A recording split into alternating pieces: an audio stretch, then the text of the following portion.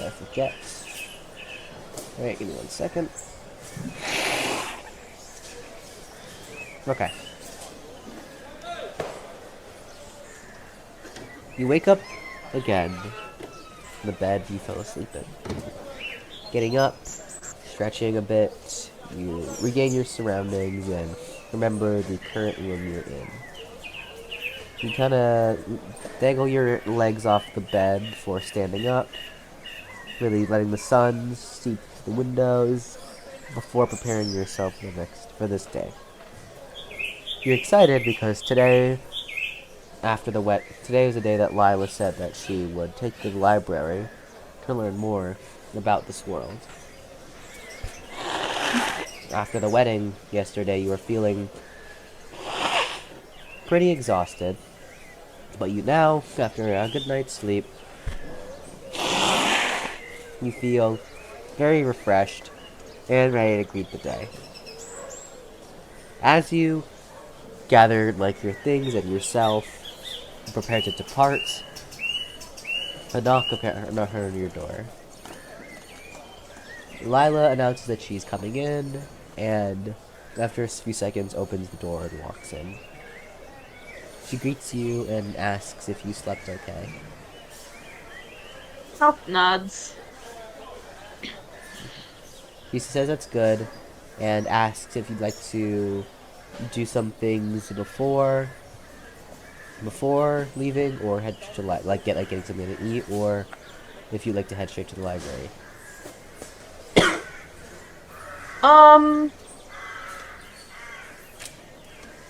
Maroth shakes her head at doing anything before they leave. He says, "You sure? You don't need anything to eat?" Maroth shakes her head. She can honestly, I'd probably just go a little bit outside the city and oh, hold on. There we go. They do have a dock. They have a docks here, right?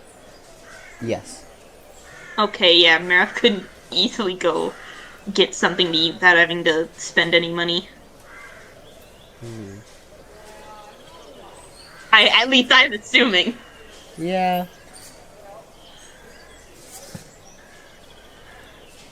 But yeah, Maroth nods. Okay. So, alright. But if you do start feeling hungry, just let me know.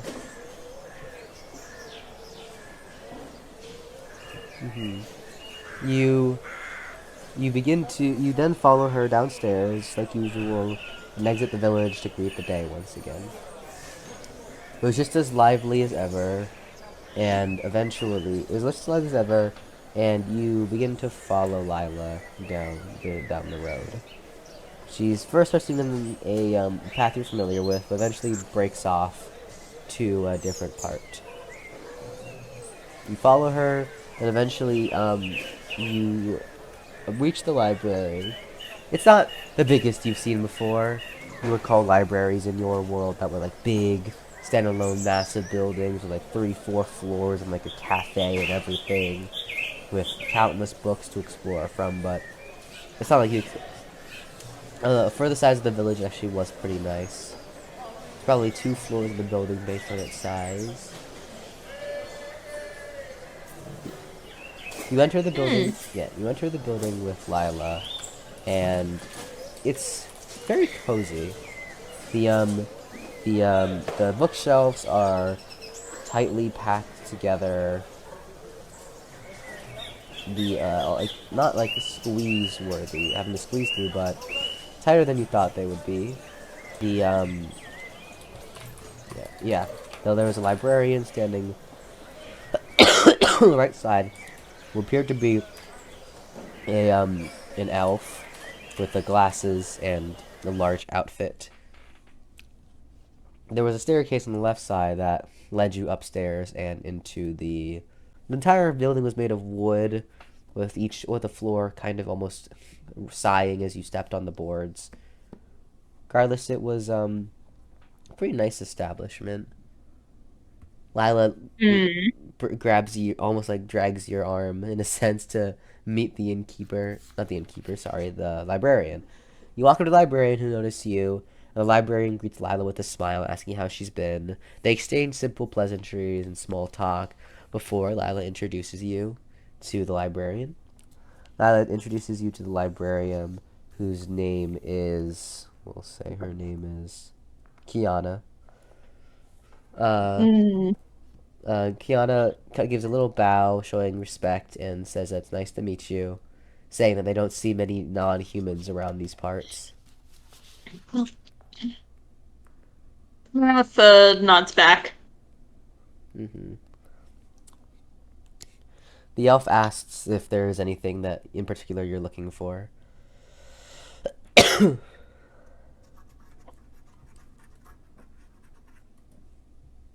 Maroth nods and kind of tugs on Lila's sleeve a little bit.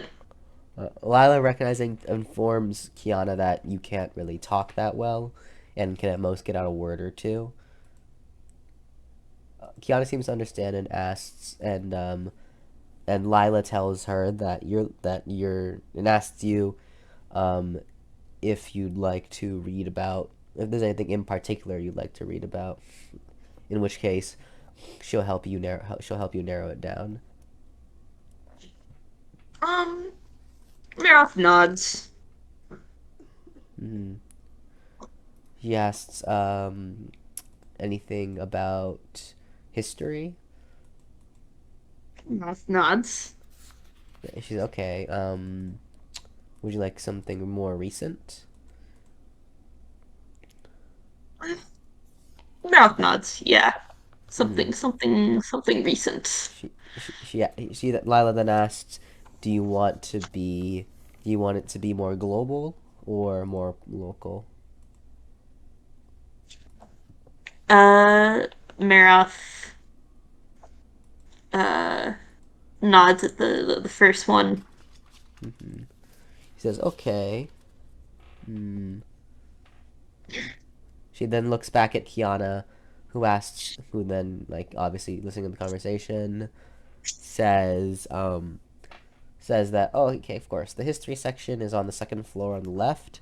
You can, and then it's sorted by date. It's sorted by authors, so you might have to look a bit, but it shouldn't be too hard to find something. Maroth nods. Kiana says that since there's someone else in the library, she can help you find something to look for, and she steps from around her desk and leads you up the stairs.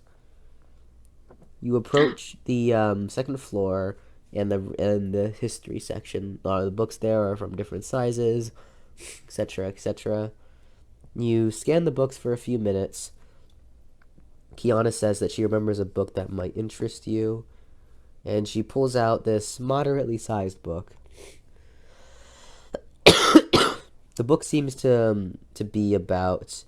um, seems to be about the imperial. It seems to be a book called the Imperial Age: A History. Kiana explains that the A History series is a very prominent and well-known series in across the world. Each of their books there is 1, 2, 3, 4, 5, 6. There's 7 books currently, and they each cover the different ages. She said there's one for the Origin Age, the Mythical Age, the Human Age, the Development Age, the Monster Age, the Imperial Age, and the Peaceful Age. Kiana briefly explains that they're currently in the Peaceful Age, which started about 500 years ago. And there are some books on that, but because it's more recent and still continuing, it's not that long. Lila explains that the Imperial Age stretched from 1,500 to 500 years ago and is the most recent age besides the current one. And especially in the case of Dalhaven, the continent they're on, it is like is was Dalhaven was the most affected continent during the Imperial Age, and so, So there although were 7 ages currently, right? yes,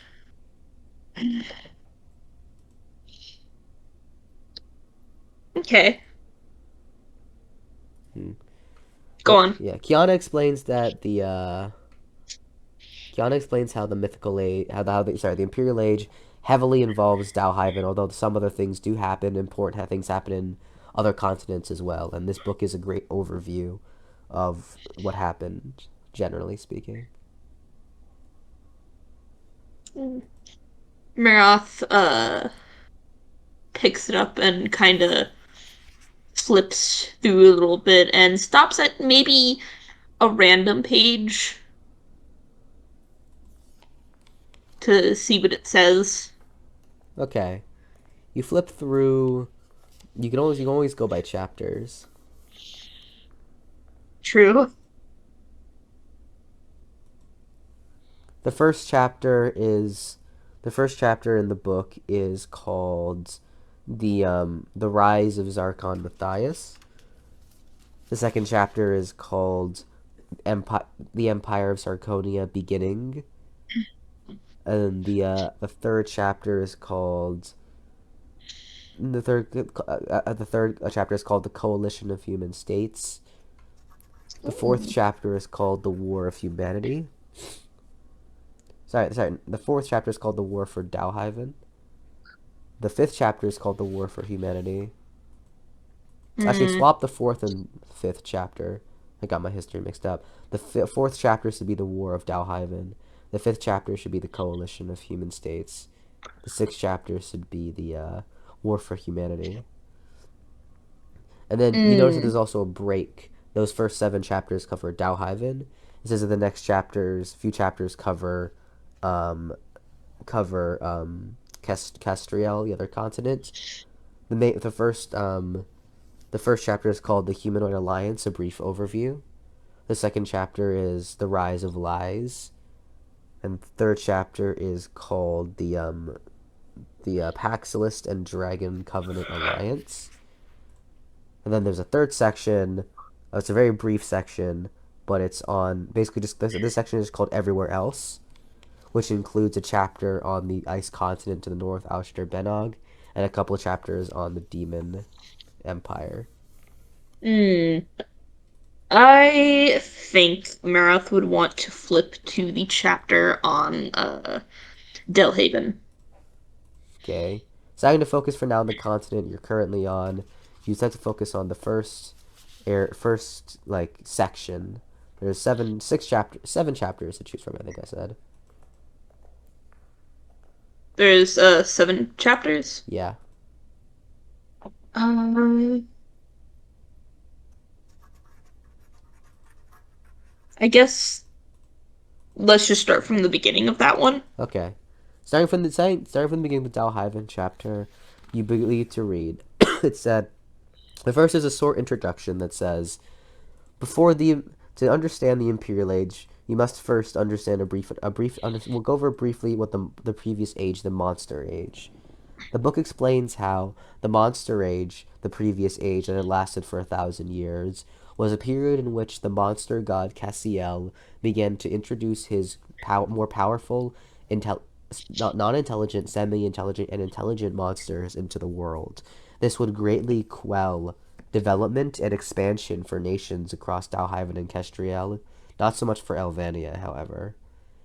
Eventually, once humans and other humanoids began to learn how to counter the monster successfully, would eventually quell the monsters. The official date of the Imperial Age would begin at the birth of the soon-to-be Emperor Zarkon Matthias. And then that's the introduction. The first chapter, The Rise of Zarkon Matthias, is the next. The chapter, generally speaking, reads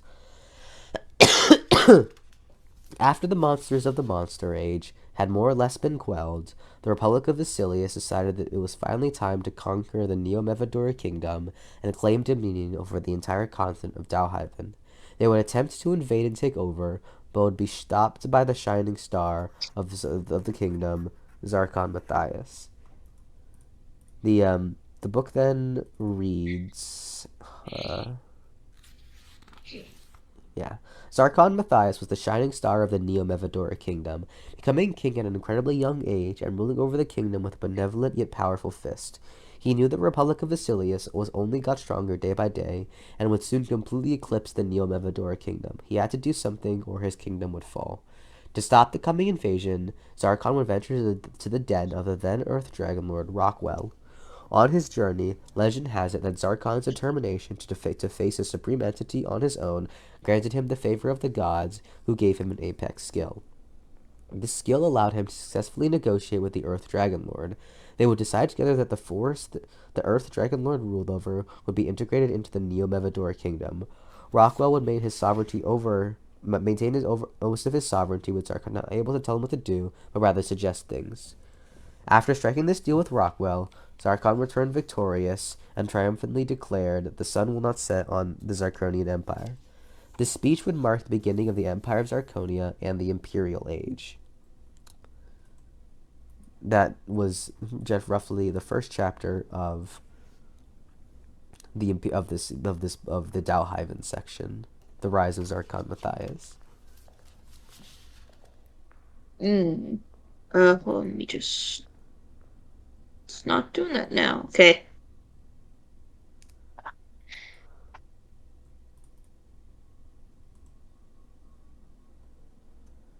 Okay. Maroth's gonna continue reading. The second chapter says that it was about the rise of the Zarkonian Empire. Immediately after its establishment, Zarkon used his newfound power to bolster Zarkonian infrastructure and massively discipline his armies.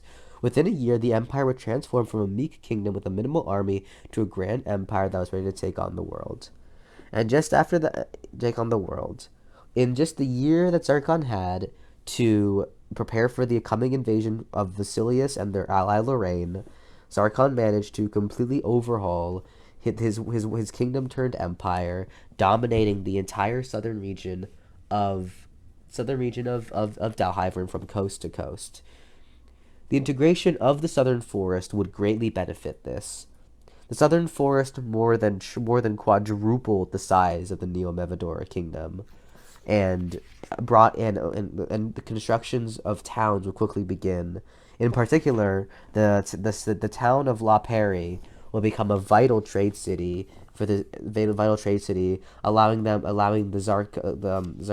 Empire of Zarkonia to control all trade coming from Kestriel, Elvania, and Akron. Towns along the habitable parts of the forest would also be established, with Lamard, Lavila, and La Pole, named after the rivers they followed, also established. Being able to cultivate the forest massively increased being able to cultivate the forest with the permission of Rockwell would massively increase the power of Zarkonia. Along with Zarkon's natural intelligence and newfound apex skill, all of these factors combined would lead to a increasingly powerful empire that Vasilius and Lorraine would only learn about once it was too late. That was the second chapter.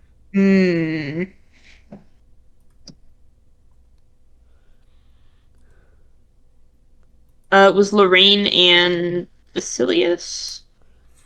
Two allies, yes.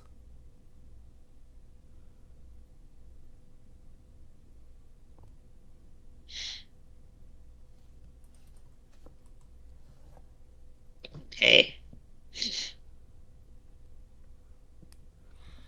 The next chapter was called The War for Dalhaven. It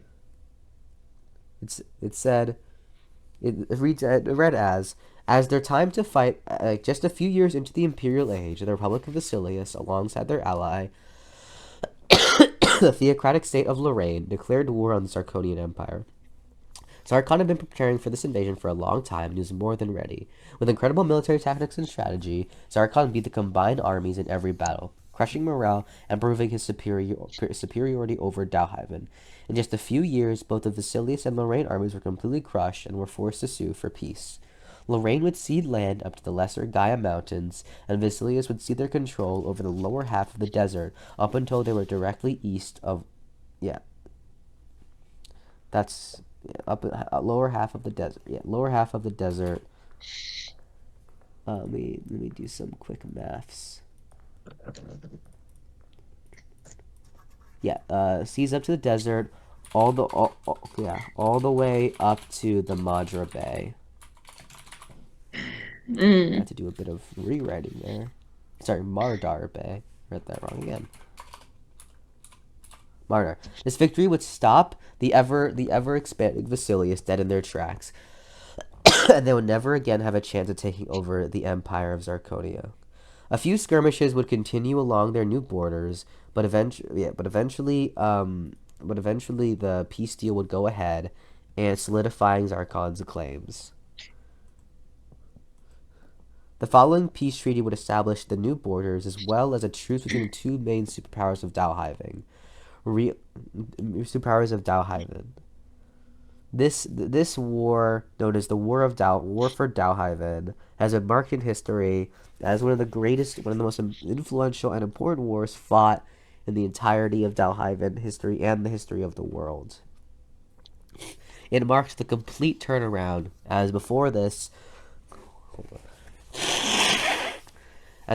war, Vasilius seemed unstoppable in their conquest across the northern parts of the world, seemingly with no one able to stop them. But the rise of Zarkon as a supreme entity would completely change that. Now, the once minor kingdom of Neo-Mevadora had completely superseded the other two countries on the main continent and became the new dominant power in just less than a decade. And that is the chapter on the War for Dalhaven.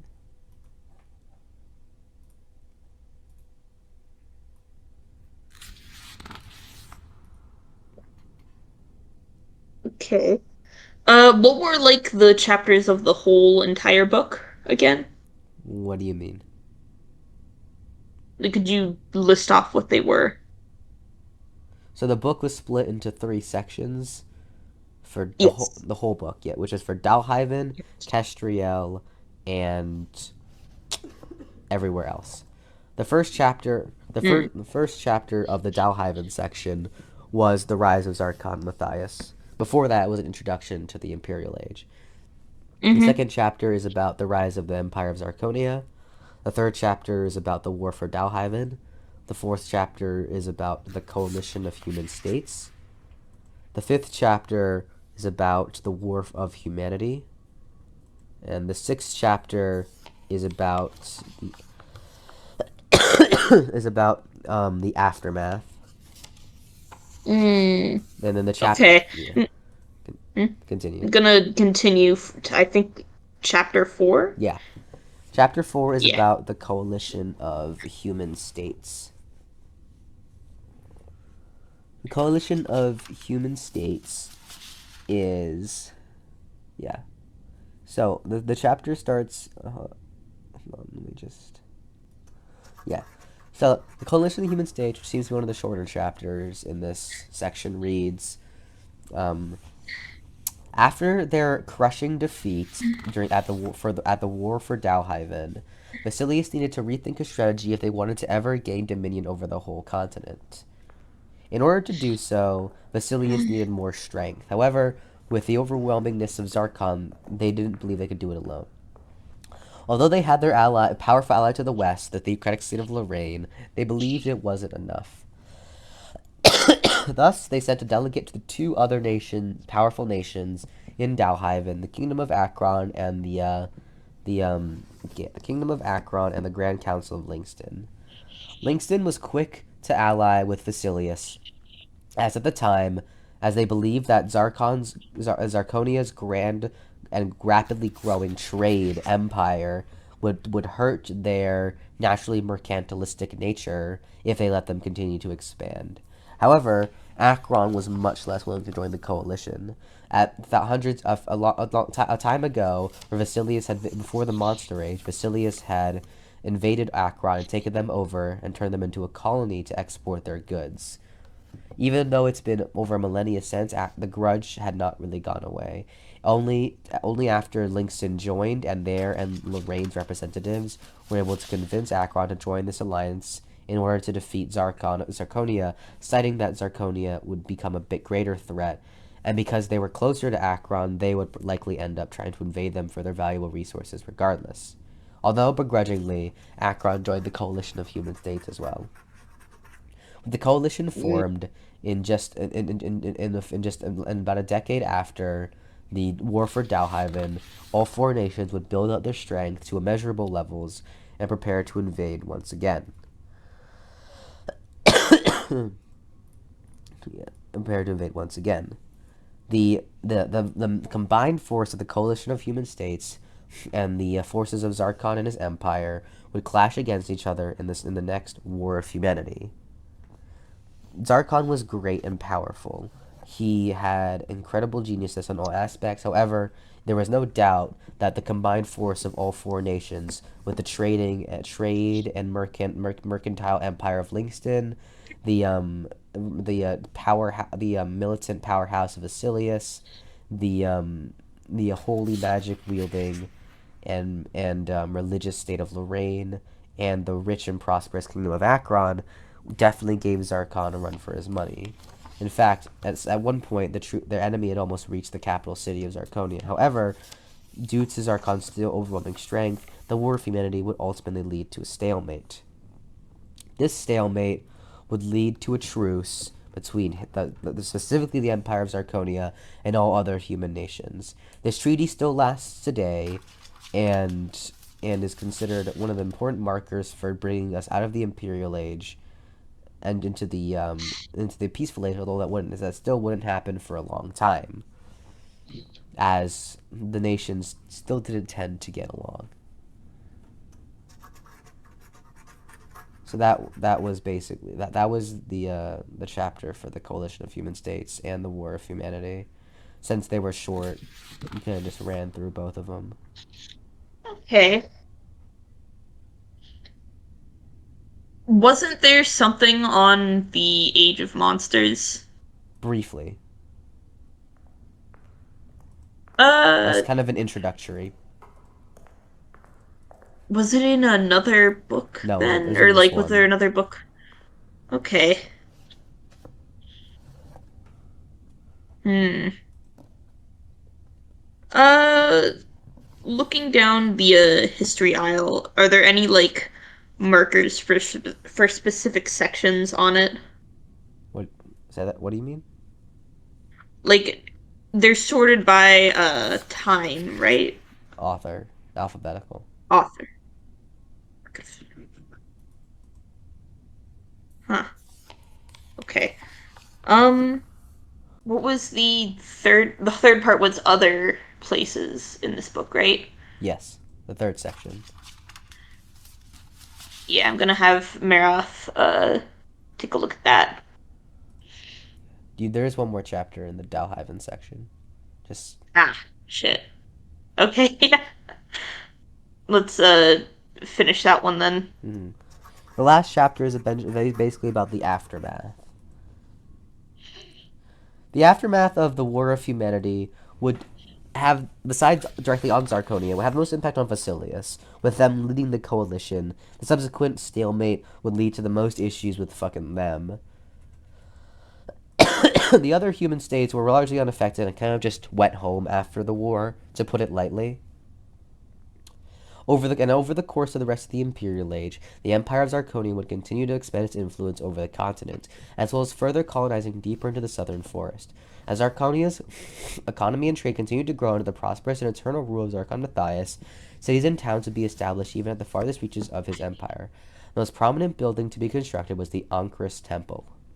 It would be the first grand temple ever that would provide churches and places of worship for all religions. It is a massive complex of temples, cathedrals, and churches with priests from every faith. Many consider it the religious hub of the world, and hundreds of thousands of religious followers visit it every year. Other towns and cities would be established along the coast of the southern forest, taking advantage of the natural resources and trade that flowed through these regions. An incredibly powerful trade route would be established by the town of La Perry, built next to the multiple rivers conjoining into one supermassive one that flowed from the greater Gaia Mountains. The trade route would allow goods produced in the capital city of Zarkonia to be transported at incredible speeds to the sea and to other nations around the world. Equally powerful as well, a trade route would also be established along the Jivan River that flowed through the greater Gaia Mountains. The city of Zarkonia directly bordered this river, which allowed for an incredibly easy flow of trade in and out of Zarkonia. These rivers are crucial to the Empire of Zarkonia's economy and are what make them so rich. Meanwhile, the capital city of Zarkonia itself is one of, if not the most grandiose city in all of Dalhaven. With buildings made of the most pristine wood and marble, even the most common folk live in luxury. This is all a result of Zarkon's many policies aimed at boosting the standard of living of his people, because he understood that his reign could only stand if the people supported his eternal rule. The palace in the center of the city, something like anyone has ever seen before, is beyond elaborate and is a testament to Zarkon's absolute rule and power over his empire. And it also says to the world that if the Empire of Zarkonia is one of and will remain one of the most powerful nations in the world.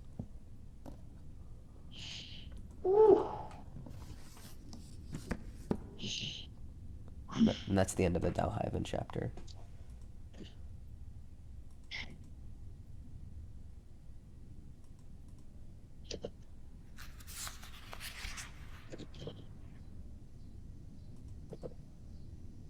Okay, let me just. Okay. I kind of want to skip the middle section and go to the third. I'm kind of curious what you wrote about this, but also I think the fact that it's labeled everywhere else would kind of be interesting to begin with. Mm-hmm. All right. You decided to skip the second section for now. You jump straight to the third section called Everywhere Else. The first chapter is called Alchter Benog, A Changing of Times. The chapter opens in reading as the far northern icy continent of Alchter Benog doesn't get much historical discussion. This is likely because of its faraway nature and natural and inherently static existence due to the lack of major cities, major nations, and really much trade outside of their own borders. The most important thing that exists in Alsterbenog is the home of the Ice Dragon Lord. When the first settlers arrived in the continent, they made a deal with the nation of Ebonfruit made a deal with the first Ice Dragon Lord that would establish a, although fragile, peace between the two, allowing for the people of Ebonfruit to exist in peace, whilst the Ice Dragon Lord doesn't have to deal with them meddling in their affairs. However, the Imperial Age would see the death of the first Ice Dragon Lord, and the ending of the treaty between the nation and the supreme entity. The rise of the second Ice Dragon Lord would see a massively strained relation between the two and a very fragile peace within Austerbenog, with the second Ice Dragon Lord believing that the inhabitants of Ebonfruit and people living in the continent in general were inherently inferior and should all bow to them. However, the culture built in Ebonfruit is that the Ice Dragon Lord was on a natural standing and agreement with Ebonfruit that they both shared the continent in equality and wouldn't get involved in others' affairs. Ooh.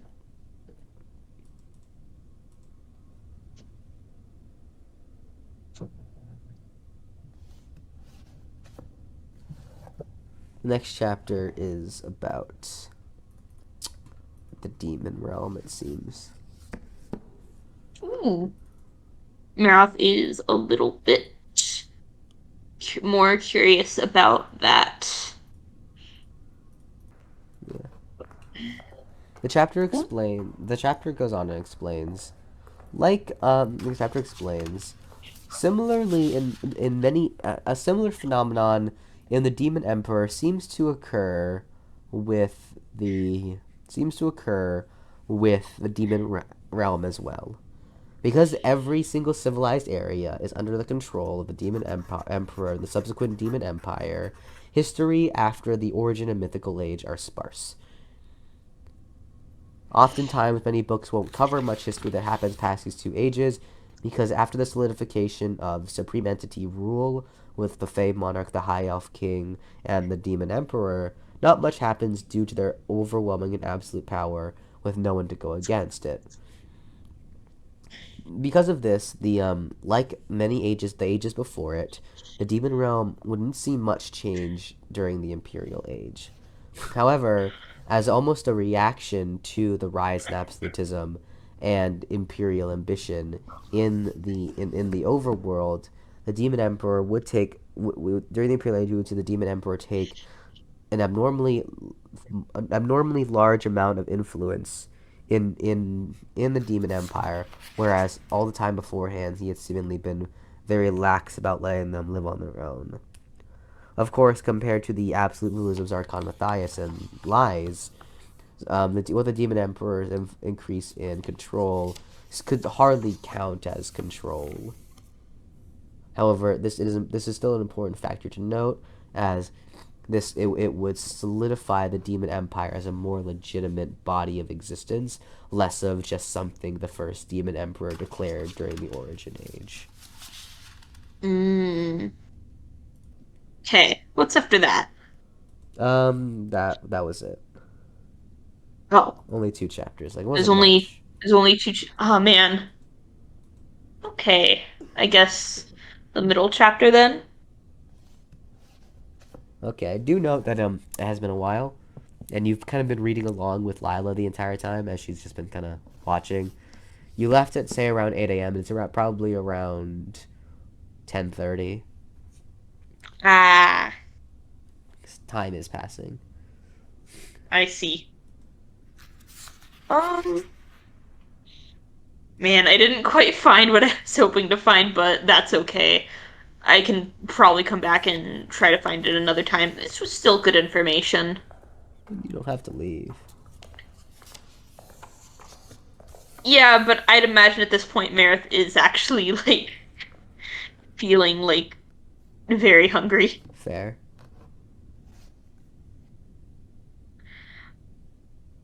Uh, Maroth is gonna kinda lean closer to Lilith and kind of whisper, uh, "Can we eat?" in a kind of hoarse tone. Lila looks at Maroth, smiles and nods, and asks if there's anywhere you'd like to go to eat. Maroth kind of taps her nails on the table a few times before whispering again, uh, fishing? She says, "Oh, sure."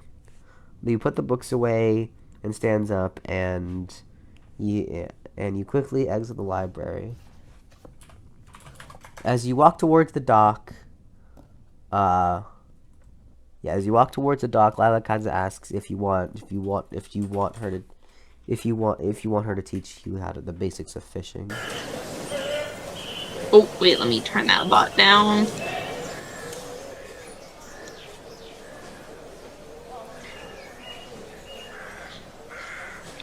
Maroth shakes her head and kind of does like a grabby motion with one of her hands. Lila, although a bit confused, asks if you really want to fish, or if there's something else you're going to be doing. Maroth nods. She does want to, just... Although a bit confused, Lila doesn't question it, and eventually you reach the docks. Lila says she's going to go fetch a fishing pole, and asks if, and assumes that Maroth doesn't want one. Yeah. Yeah, Maroth nods. You wait for Lila to return shortly with a bait and tackle box with a full fishing rod. You find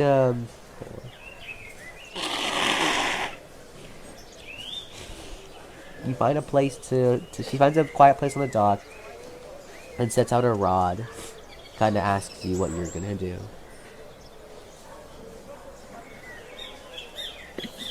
Maroth sets down most of her things, including the spear, kind of making sure it's not gonna like roll away or anything. It's a little bit important to her now. Uh-huh. It's very important to her now. And she kind of goes to a different. She. How wide is the dock? Uh, Or at least this area. does it matter? I'm just wondering. I don't know if I have a football field. Okay. Well, Maroth is gonna kind of step away from where Lila's gonna be, fishing, and in a deeper area of it, just dives in. The way she would have dove when she used to, when she used to be a human, very, like, almost a no splash, just kind of slides in. You dive into the water and you only barely notice Lila's fucking surprised face. You're now underwater. Yeah, Maroth's gonna begin swimming out a little bit, but she is gonna be staying close enough to the surface to for Lila to be able to see her. And she's just gonna begin uh trying to catch a fish the way she has in the past. Uh-huh. You quickly noticing some fish. You you swim towards them, catching them with ease and devouring them quickly. After about 4 fish, you feel satisfied enough. Maroth swims back up and pokes just her little head out of the water and begins swimming back to where Lila is stationed. Though a little more relaxed to not scare away any fish from the area. Poking your head out of the water like a fucking little dog after getting the little bouncy toy thrown into the water. You swim back to shore, and Lila's still very confused. She asks you what you just did. A little louder than usual, Maroth just says, "Eat." Lila kind of looks at you, slowly realizing what you mean, and kind of asks, that's not what fishing is, you know. Maroth is her arms, sort of leaning back in the water, and nods her head like, "Yes, it is. This is a type of fishing." She said, and looks. Lila's kind of sighs and says, "It's not. It's just hunting."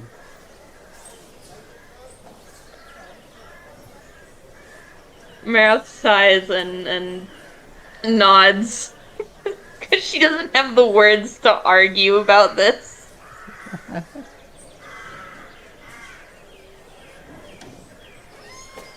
She asks if you're. But she does. Lila kind of looks at you and says, "Well, I guess I win by default," almost like just joking around, and then asks Maroth if she's gonna come back out of the water. Maroth nods and swims up to the edge of the dock and hoists herself up to just sit next to Lila. You climb up out of the water and sit next to her like a little fucking dog, happy they got the frisbee out of the water. After sitting there for a few minutes, Lila eventually manages to catch a fish.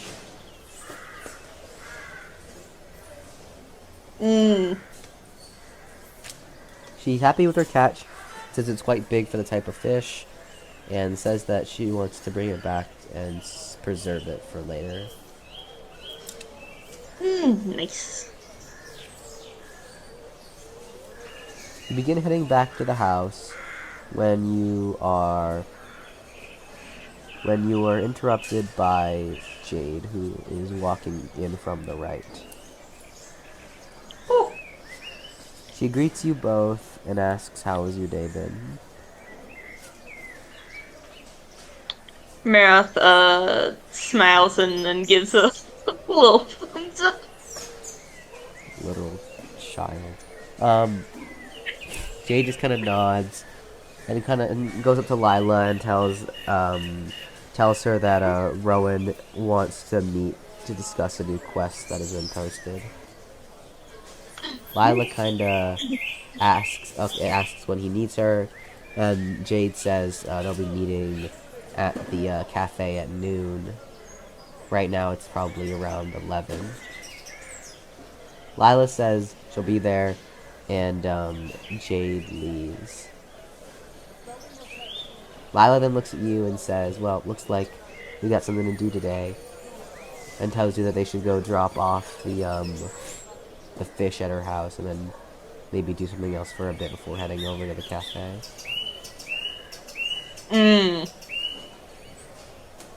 Yeah, Maroth nods. That's probably a good idea. You return back to the house quickly and drop off the stuff.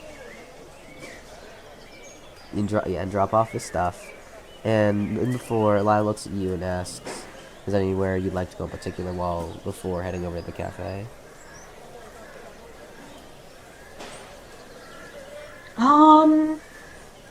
Are there any places that Maroth has seen that we just haven't been to yet? Not particularly.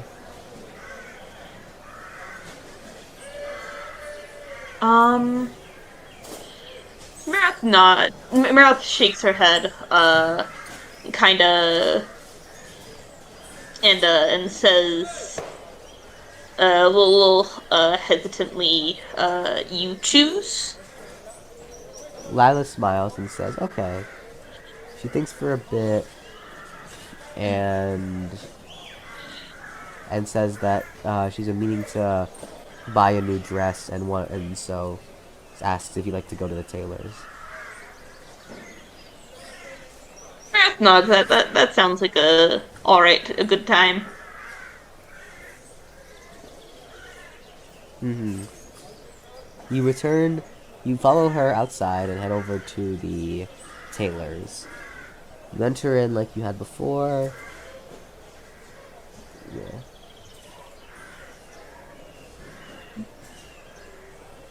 Hold on. Yeah. You enter the tailor before, and the tailor once again greets you two. You follow Lila around as she looks for a new dress. She explains to you that they've been adventuring for a while, and because of that, she's been wearing mostly mage clothes, stuff that looks okay, but it's mostly about protectiveness over anything else, really. She says she hasn't really gone around to buy something like to wear casually, so is looking for that. Ooh. You follow her around, and eventually she comes across this nice-looking lavender dress with a frilly top section and a almost skirt-like bottom. Lila likes it and kind of takes it off the off the hanger, and kind of like puts it up, does a thing. You obviously hold it over yourself so what it looks like, and she looks at you and kind of asks what you think. Oh, hold on. Oh, shit. I accidentally almost unplugged my headphones. Maroth looks at it and kinda... I'm assuming she's holding it sorta in front of her. Say that again? Maroth, she's kinda holding it in front of her like you would to see how you might look wearing it. Yeah. Yeah, Maroth stands back and kinda... looks at it from that angle and nods. I think it would look pretty good. Lila, A little. She looks a little happy over that. little child.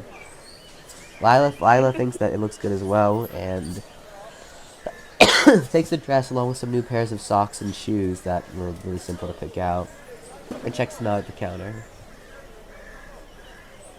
She says that Lila says that they still have a bit more time to kill, and so she was going to return home and put the clothes on and asked if you'd like to just wait for her at the cafe.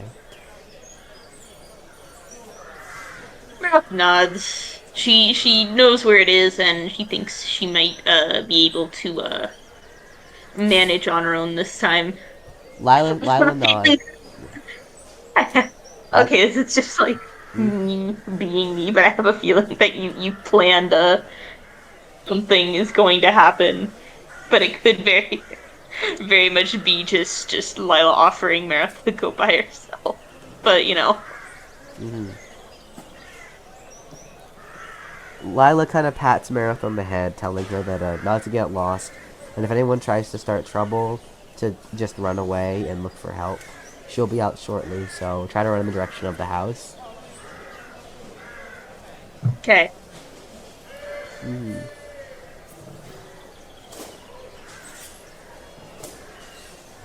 Yeah, Maroth is gonna start heading towards the cafe.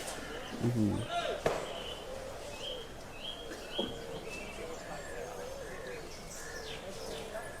Mm-hmm. Yeah, you just walk alone and you watch Lila walk back to the house, and you kind of get to appreciate the scene of the village for yourself for the first time. It's nice and peaceful. Of course, your appearance is still a bit different than others are used to.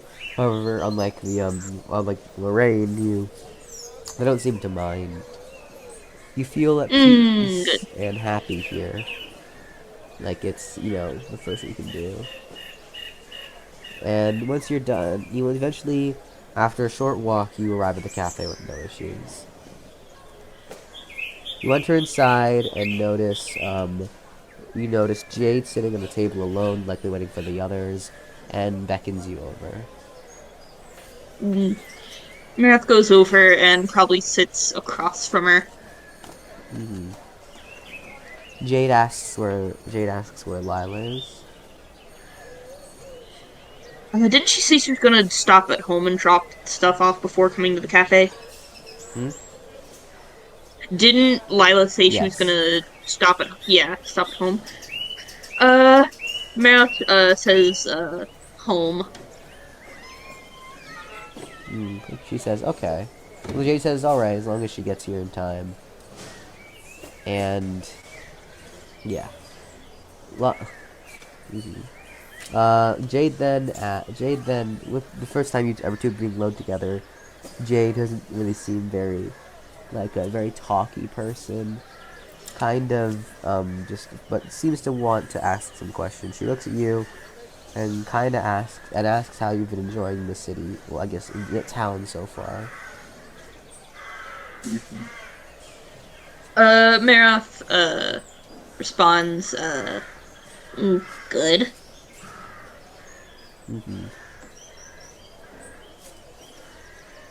Jade kind of lets out a small smile and says that that's nice. She's glad that even non-humans are able to enjoy it here. She asks if you have any plans for the future. Maroth looks a little stumped at that and shakes her head. She says, oh well. You'll be welcome here as long as you want. Jade kind of looking at you. She kind of asks, what if you, she said that she saw you heading to the library earlier, and asked if you're trying to learn more about the world. Maroth nods.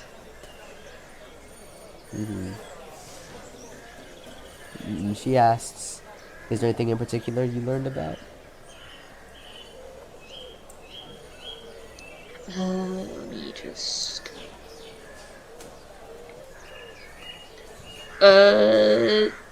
She responds, Zarkon.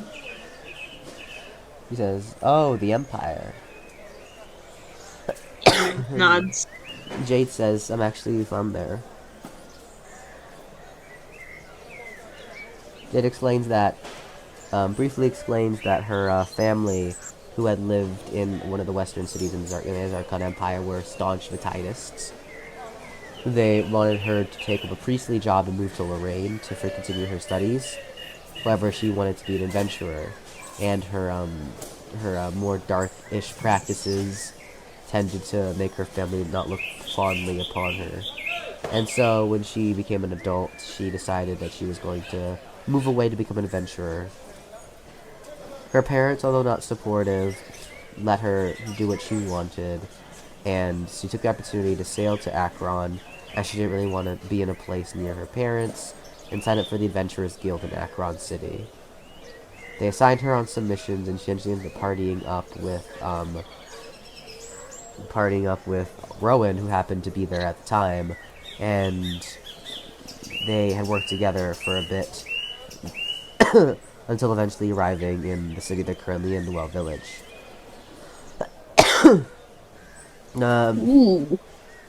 Yeah.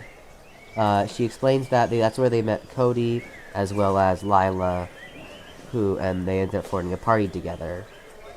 She explains that Cody was there, like them, on a quest. However, the hominess of the village, as well as the brightness of the people living there, encouraged them to stay, and so they've been living here ever since. Well, it's nice. Jade asks if you're interested in visiting Zirconia.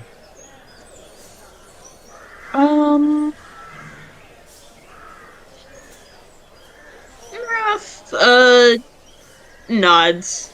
It might be someplace she might go to in the future. Mm-hmm. Yeah. You enter, yeah. You... Alright. Yeah. Seemingly interested, Jade explains that it's a very beautiful place. And she definitely recommends visiting the Ancrest Temple and obviously the capital city. She explains that while you're at it, you might be interested in visiting Vasilius and Linkston too one day.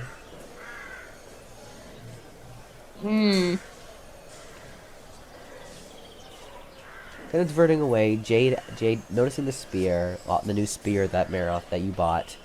Jade kind of asks if you're asks if you like using the spear. Half nods. Jade kind of nods and what bit as well, and asks if you're able to use magic. Maroth shakes her head. She asks, "Do you know if you have any magic affinities?" Maroth kinda again looks a little unsure, but she shakes her head. As in no? Yeah, no, she's not sure. I mean, you do know, though. Right? Shit. But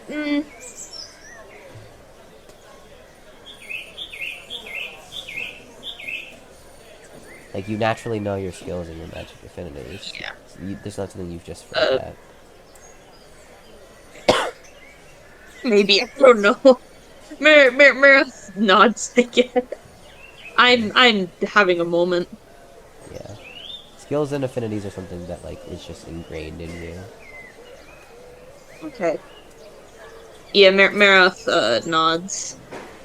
Suddenly, Jade's eyes seem to, like, light up a bit, and asks if you know what set affinities, if you could tell her what set affinities are. I'm looking at my... Wait, what? What are the fucking... I see the skills, but what are the affinities? Yeah, I just realized you never wrote them down. I didn't? No. Shit.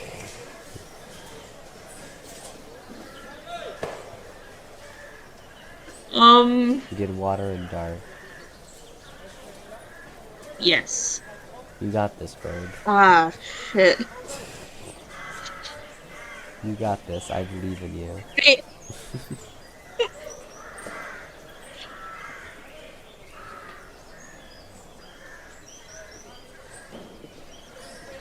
You got this, bird. I believe in you. What if you keep saying that?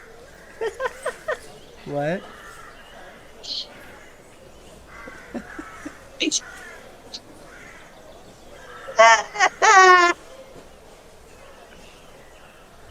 Oh my god. And skills, isn't that just... That's just your skills. Yeah, that's just the stuff below. Yeah. Okay.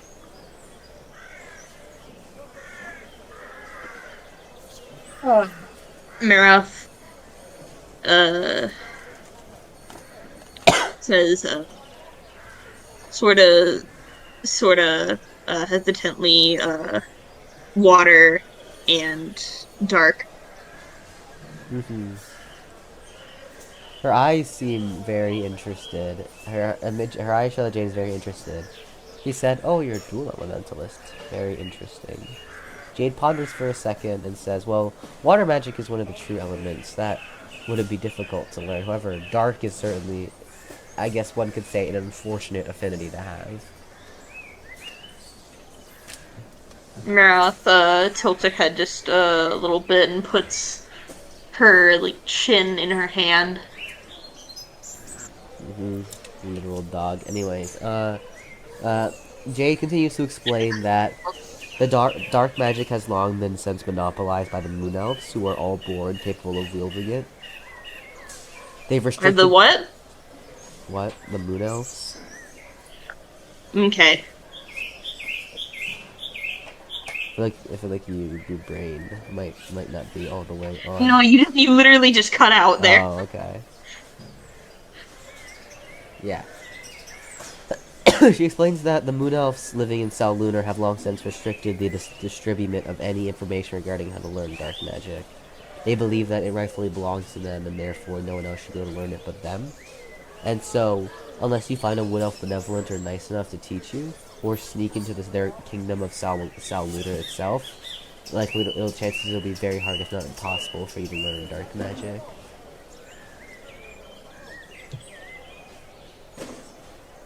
Jade explains that How do you spell Luna? Sal Lunar.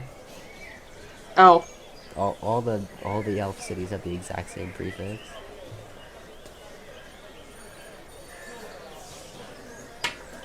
Sal Kyrus, Sal Melodia, Sal Evictus, Sal Phantus, Sal Lunar. It's all SAL. Okay. It's 2 words. Yes. Okay.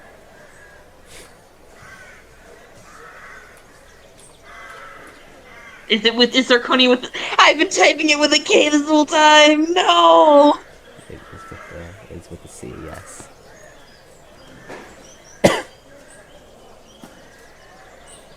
Okay. Go on. Yeah. She explains that, whilst there have been stories of a few benevolent Moon Elves who disagree with their country's policies, by and large, it's very difficult for people to learn it. So much so that, the amount of people born with dark affinities is actually slowly dwindling over the decades, because of the fact that no one is learning it.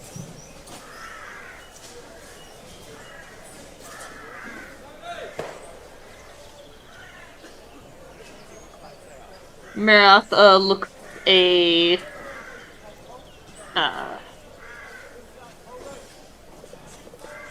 she looks a little crestfallen at that. Jade continues saying it's not impossible to learn it. I'm sure they could probably find someone who will sell you a book on it, or someone to teach you on it. However, she says that the library should have rental books, the books you can rent about magic, and they'll definitely have books on water magic if you would like to learn. Maroth, nods, realizing she probably should have done that earlier. You don't say. Jade smiles, and as you talk for a bit more, Rowan arrives about 5 minutes beforehand. Soon after, followed by Cody and Lila, wearing the new dress. Maroth kind of puts her hands together, all happy that Lila's wearing the dress. Literal baby. Like the little child you are, you like clap your little hands together like, oh, so pretty. They all sit down, and Rome begins to explain why he called them all. From what you gather from Lila and Jade, these four have been in a party for maybe probably a few years now. Roman explains that whilst they've been making good money and making a good living, enjoying living here in Noel Village, Rowan says that he wants to make a proposal. Everyone, including you, start to listen, and he says that the city is great. He enjoys the time here. However, at the end of the day, at least very least him personally, had never planned on sticking around for too long. He said that when he was younger, he became an adventurer to explore the world, not just fight in it. From the looks of everyone else around you, you can kind of tell that they all knew this about him before. He tells the others that he wishes to return to Akron Island. He wishes to return to the Akron city, set up a bit there, and then eventually, and then from there discuss a new country to explore and to visit. Ooh. As you listen, Cody is quick to agree, saying he'll follow Rowan wherever he goes, and Cody kind of briefly explains he's always been an outlander. His family unfortunately died of natural causes. He was born very late, and so he was an only child, so he doesn't really have any family to go home to. So at this point, the party's kind of become his family, and so he's willing to go wherever Rowan wants to. Jade shares a similar story, as you learned from her, having to just get away from her parents because the life they were trying to force her was very stifling. She seems cool with the idea. However, you could tell all three of them were worried about Lila because naturally she was the only one here who was actually born here. Lila kind of looks down in silence, and you kind of look at her face, and she seems a bit sad, but also a bit indecisive. You try to reach out to comfort her, but beforehand she kind of looks up and takes in a deep breath and explains how she feels. Lila says that although she was born here in Noel Village as the chief of the daughter of the former chief, and that she basically knows everyone here. She says that she's always loved life here, and hopes to see it prosper forevermore. However, she also explained that being an adventurer with them telling her the stories of their past, she has come to love the adventuring life very much so. And although she would like to have a goodbye party to everyone she cares about, with a smile, Lila also tells the rest that she wants to explore the world as well. Oh shit. The other three seem very happy and are really glad that they won't have to see their party disbanded because of conflicting ideals. And with that, Lila kind of looks at you and looks at you and realizing almost like she almost caught up in the moment, she really forgot about you for a second, but looks at you and kind of gets down at your eye level and asks that since you don't really have any particular plans and don't really have anywhere to go, she asks if you would like to join their party. Meryl has these big wet eyes, and this very very small blush on her face at being asked that, and she nods. The other three seem excited, as they also seem to have planned to ask you that as well, and they all welcome you to their party. Happy that things turned out well. Rowan then gets down to the logistics and tells Lila that, Lila explains that her father should be home later today, and she'll tell him about what she wants to do, and they'll likely plan a going away party the next morning. Rowan explains that in the meantime, he'll prepare the carriages for the journey. The journey to Akron City, explains to you, thinking that you might not know, is not that long. And they have more than enough funds to afford an inn there or a hotel or whatever. In the meantime, Rowan leaves with Cody to prepare their individual things and pack. Jade does the same, and Lila kind of looks at you, and because obviously you have like by far the least amount of belongings, with you two just alone. Before Jade leaves, she also whispers to Lila about teaching you magic, since, you know, she is the mage of the party. And Lila kind of nods before Jade leaves. Lila then looks at you, and currently, it's around noon. A little later than noon. We'll say it's around 1 a.m. 1 p.m., sorry. Lila once again thanks you for joining their party and says that she's really happy you want to come along with them, and gives her a hug. Oh, Maroth hugs her back.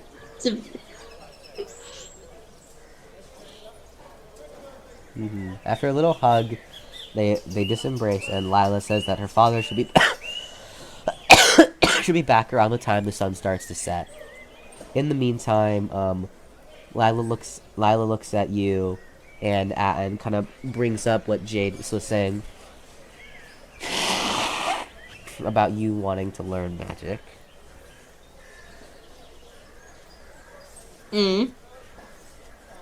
Lila explains that Jade told her about you having the water and dark affinity, and explains that whilst she has them, that explains that she uses a wind catalyst, which is she explains that catalysts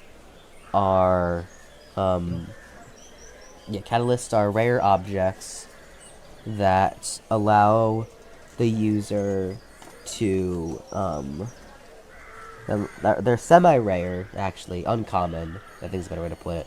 He says they're uncommon magic artifacts that are manufactured to allow people to use magic. She explains that she is a wind mage and shows you her staff and how there's a big orb of wind, of constant wind. Ooh. And she says that this is what she uses to cast magic. However, she says that because you're non-human, you were born with some magical affinities and won't need a catalyst to use it, unless you, of course, wanted to use magic not of your affinities. Right. She says that that they can head over to the library first to rent a book on water magic and get you started on some basic spells. Maroth nods, very excited about that. Yep. You yeah. You follow hold on. You follow Lila back to the library and meet up with Kiana again. Kiana asks if there's anything you need, to which Lila explains the general situation. Kiana smiles and looks at you and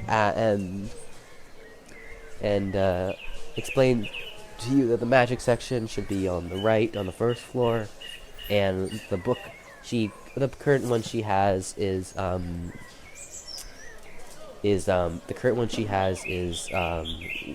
Water 101 and the Mage's Guide to Water. She explains that generally in the mage community there are 3 types of books. The first is the 101 books, which cover with the true elements, they cover the lesser and basic, and then the Mage's Guide to Elements covers lesser, basic, and greater, and then there's the everything you need to know about blank magic, which covers lesser, basic, greater, and super tier spells. Hmm. She explains to you that they only have the first two in stock, and says that normally she would recommend using Water 101. However, considering your circumstances and your seemingly high mana tolerance, she says that it wouldn't be a bad idea for you to start with the Mage's Guide to Water and learn a few greater spells along with some basic ones. Okay.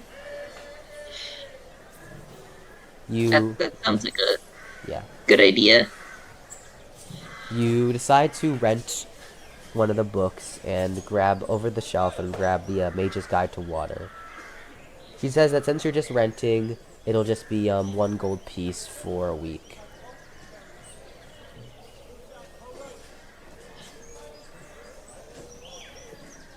Um, before Uh, before you can say anything, Lila kind of asks if she could shorten that because they're going to be leaving in a few days.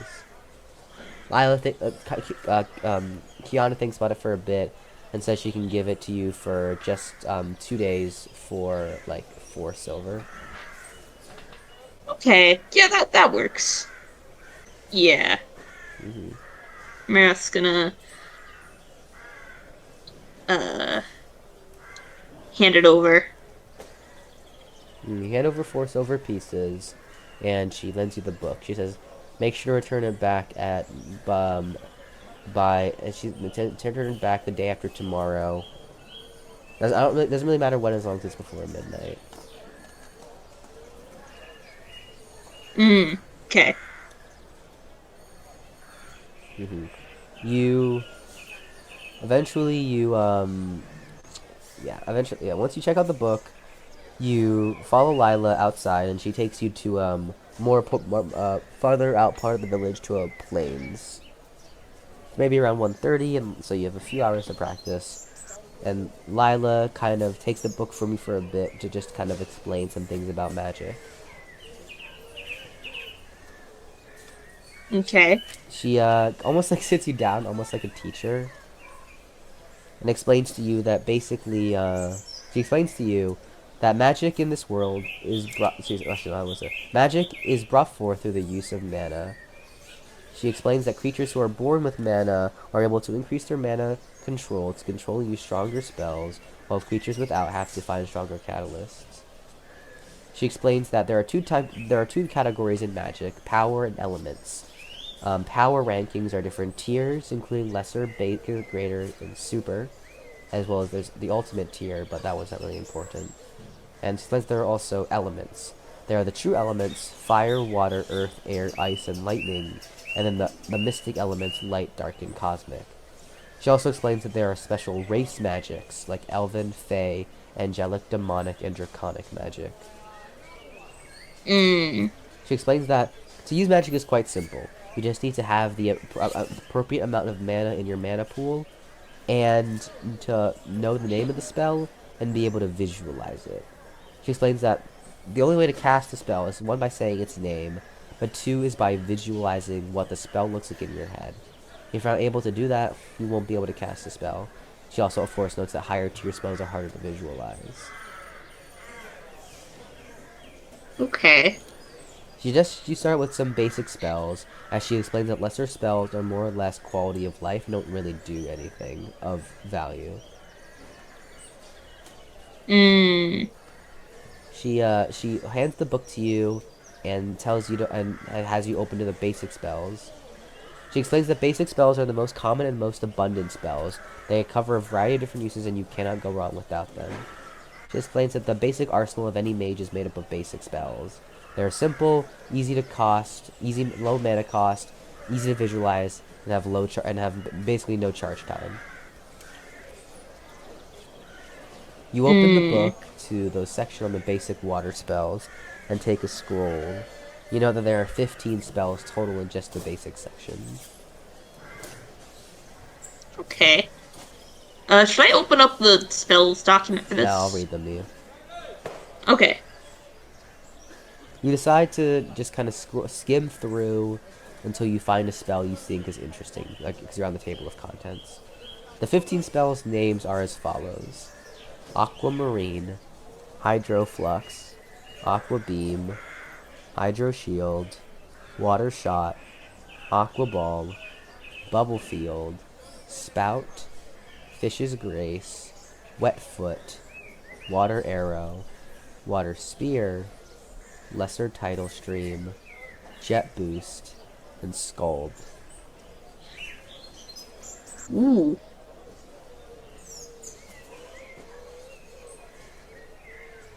Okay.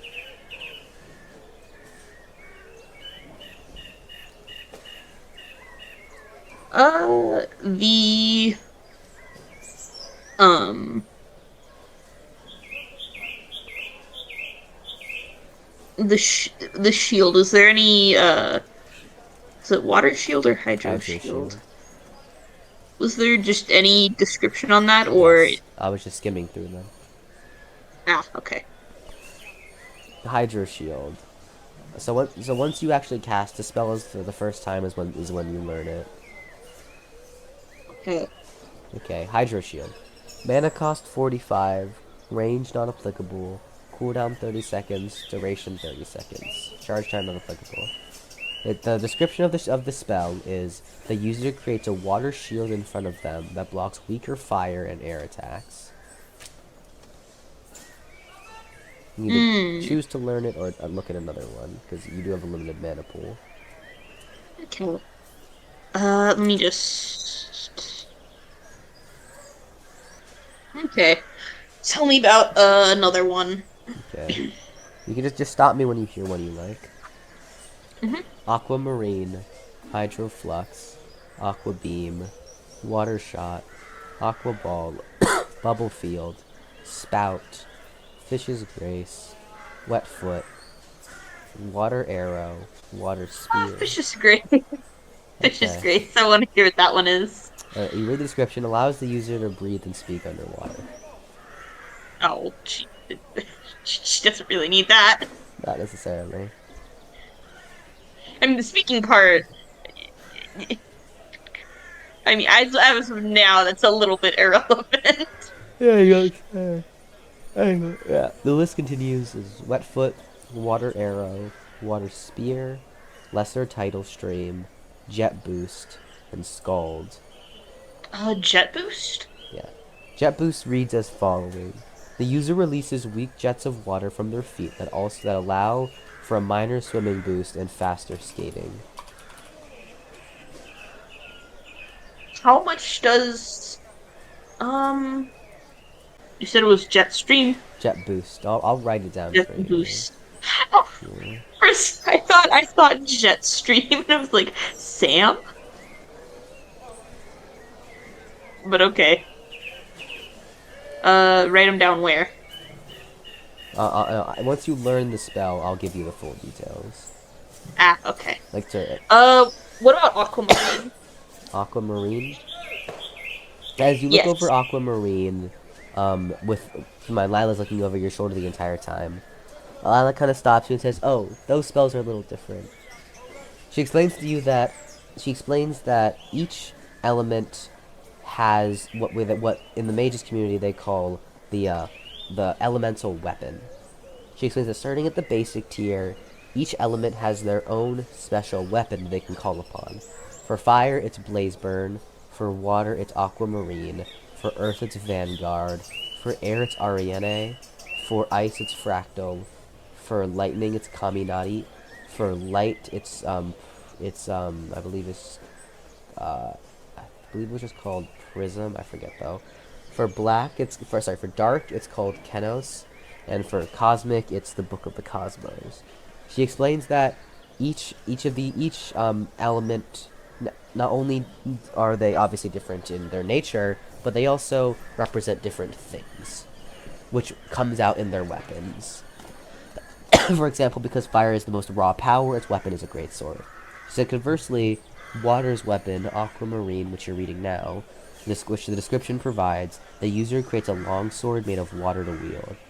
She explains that water magic is the most fluid and most consistent of all the magic types, and as such, the traditional long sword although more basic compared to the others, is a reliable weapon, has fluid in motion, cuts quick, but also hits hard.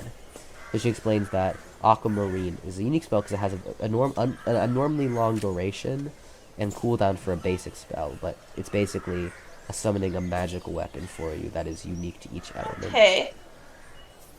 Okay. So I guess that's something I'd rather not think about for a hot second, but let's go through some of the others. Some of the others include Hydroflux, Aqua Beam, Water Shot. Hydroflux. Okay. Well, what about Hydroflux? What's that one? Hydroflux reads as following. The user shoots a big spiraling beam of water from their palm that can essentially disorientate and push back people. That sounds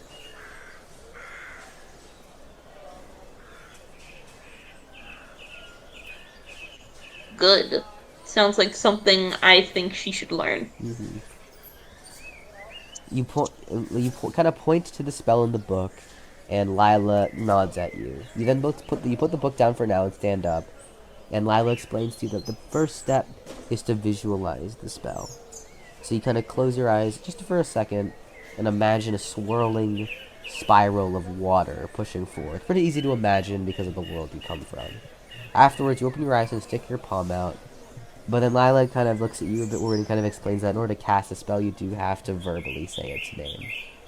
Damn it.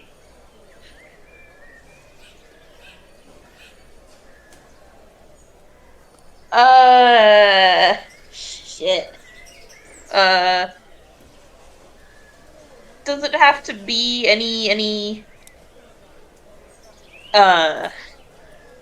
it just has to be said? Yes. Does it have to be at any specific volume? Nope.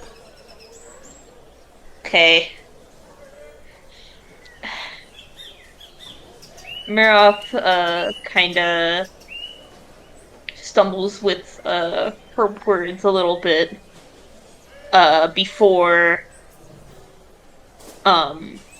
whispering it, I guess, to herself.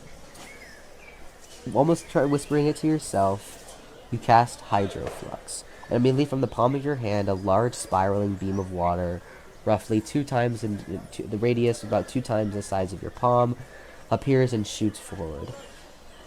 It goes for about 20 meters and before dissipating after not really hitting anything. Lila looks really happy, clapping her hands together, saying normally it takes people a few attempts to cast their first spell. And that's very impressive that you were able to do it on the first try. Maroth, looks very happy with the praise. With that spell down, it's now been much more. These become a lot more known to you. Okay. We're gonna put a section on the profile for that. No, Oh. they stay in your memories. They stay in memories? Yeah. Okay. Because the profile and your skills are things you always inherently know. It is possible for you to forget spells. Oh.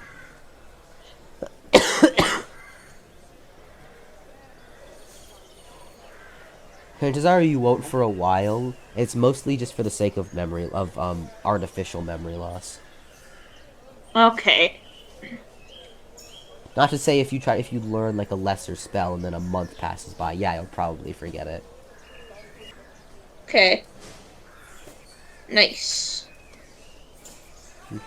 With the first spell, after finally learning a spell, you feel a lot more confident, and you still got a lot of time beforehand, and so you decide to go through a few more basic spells. The ones still you haven't looked at include Aqua Beam, Water Shot, Aqua Ball, Bubble Field, Spout, Wet Foot, and Wet foot, what's that?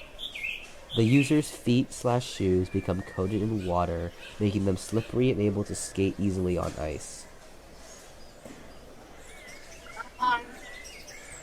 Nah. Go over um You kind of bubble field, was it? yes. Bubble field. The user creates a field of bubbles around them that protects them from physical and magical attacks. Yeah, I think that one too would be pretty good.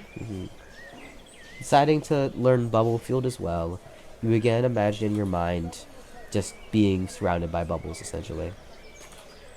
The thought quickly comes to you, and you cast silently to your whispering to yourself bubble field, and you're suddenly surrounded by a large field of bubbles. Again, Lila seems very impressed by this and says that people aren't able to learn spells that quickly. And she kind of tells you to stand there to demonstrate. And she basically throws some punches at the shield, and you note how whenever a punch approaches, the bubbles concentrate together and basically stop the punch. Lila basically explains this is Oh, generally how it works. ooh, okay,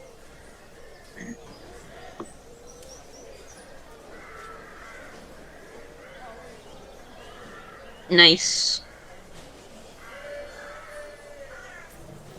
with this one learned, there are a few more else that you have yet to really go through.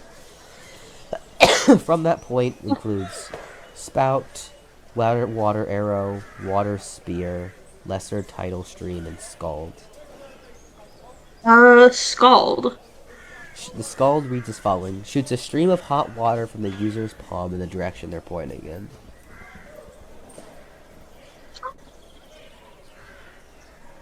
How does it differ in like? How does it differ from hydroflux other than hot water? Hydroflux is just room temperature water. Scald is boiling water. That's it. Yeah, and also has it. Damn. It also has a higher cooldown, shorter range, and doesn't spiral. Mm, Also doesn't have as large of a radius. okay. Also, I'm pretty sure it's cheaper. It's cheaper. Maybe. Let me check. Yes, it's cheaper by 10 mana. Um, okay. One of the other ones was spout. Yes. Spout was... The user lays their hand on the ground, causing a spout of water to appear.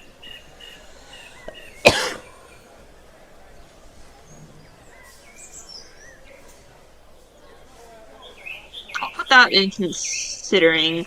What about a water arrow? Water arrow reads, will only work if the user has a bow drawn. If they do, they will summon a water arrow in place of an actual one. Oh, Maroth doesn't use a bow. Water spear. The user creates a spear of water in their hand that they can throw. Doesn't explode on contact, but pierces armor and other materials better. You know what? Fuck it. That one as well. You decide to also learn water spear. You close your eyes and think about it for a bit before casting water spear, and a big spear of water appears in your hand. Unlike the spear that you currently have, this one is a lot lighter because it's fucking made of water, and you're actually able to throw it a pretty considerable distance, around 15 meters. Hmm. Uh, I added a 15 meters max to the range. Yeah. Okay. What are the ones that haven't been explained yet? From the top down, I would include Aqua Beam, Water Shot, Aqua Ball, Lesser Tidal Stream, and that's it. Lesser tidal stream. The user rapidly fires 3 small balls of water from their palm that each explode on impact.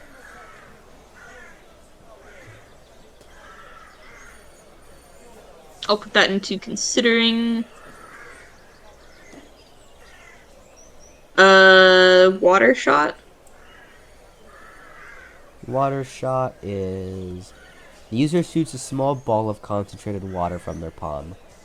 The main thing about this spell, you notice it's really fucking cheap. With a mana cost of just 20 and a cooldown of only 3 seconds. Sure, that one would probably be pretty useful to learn for like in a pinch. Water Shot comes to you rather easily, and you are quickly able to learn it. Yeah, you're quickly able to learn Water Shot. And as you cast it, yes, it shoots a small concentrated ball of water from your palm. You notice that a part of you is able to feel your mana pool. You note in the beginning when you picked your race, you had a mana pool of 500. You're about 210 down to about 290 left. With a good amount of spells learned, Lila looks at you and asks, now that you've learned both a good amount of both defensive and offensive water spells, she asks if you would like to look at some of the greater spells. Maroth nods. Lila smiles and flips open the parts of the greater spells. She explains that greater spells are the more advanced form of magic, that this tier is considered the best overall tier for its versatility, power, and cost. However, this is only true for people who can learn this form of magic successfully. This section only has 10 spells, learned the 15 before. The spells are as follows. Aquamarine Greater Tier, Tidal Stream, Hydrojet, Water Lance, Shark's Grace, Jet Propulsion, Aqua Body, Aqua Assassin, and Blast Burn, and as well as Fissure. Not to have a Jamal moment, but Aqua Assassin. Yes. Yeah. It says, the user enters a brief state of liquidation, making their body move like water. In this state, the user slashes the sky, releasing up to 3 X slashes towards where they're aiming. Once all 3 slashes are released, or the duration has passed, the user will exit the liquidation form. How much is the cost for that one? 190. Oh, shit. No, you have about 290 left in your mana pool. Yeah. So go over what are some of the others called? From the top again, Aquamarine Greater Tier, Tidal Stream, Hydrojet, Water Lance, Shark's Grace, Jet Propulsion, Aqua Body, and Blast Burn, and Fissure. Jet Propulsion, I'm assuming is a better version of Jet Boost? Yes. The user shoots jet streams from their feet and palms, allowing for incredibly quick travel underwater.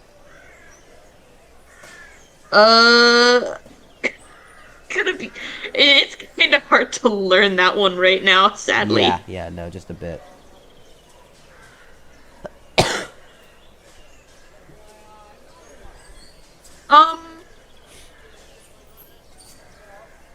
Maroth would like to learn that one, but obviously she can't really do it right now, so... Yeah. I guess I'll put it under, jet propulsion, right? Mm-hmm. I'll put it under there for now, and I guess we can do it once we get back to town, because we're gonna be near the docks. Or maybe in the morning. Mm-hmm. What are some of the others? From top, Aquamarine Greater Tier, Tidal Stream, Hydrojet, Water Lance, Shark's Grace, Aqua Body, Blast Burn, and Fissure. Aqua Body. Aqua Body. The user coats their body in water, allowing them to move more fluidly and smoothly both on land and in sea.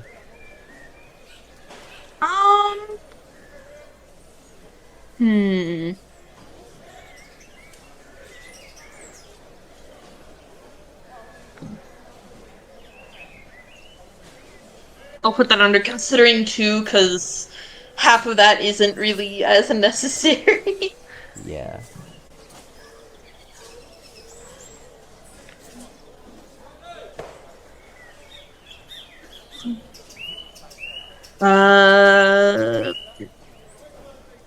What about the better version of Scald? What was it? Blast Burn? Yes. The description is short. It's simply, The user sprays a ray of incredibly hot water. The range is doubled, however, compared to Scald, and you note the difference between stream of hot water and spraying a ray of hot water. And what's the mana cost? 170. Fuck it, we'll learn that one too. Alright.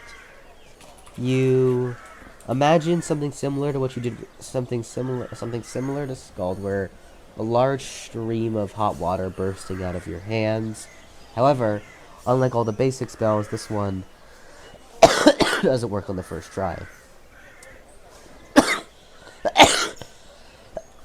Fuck.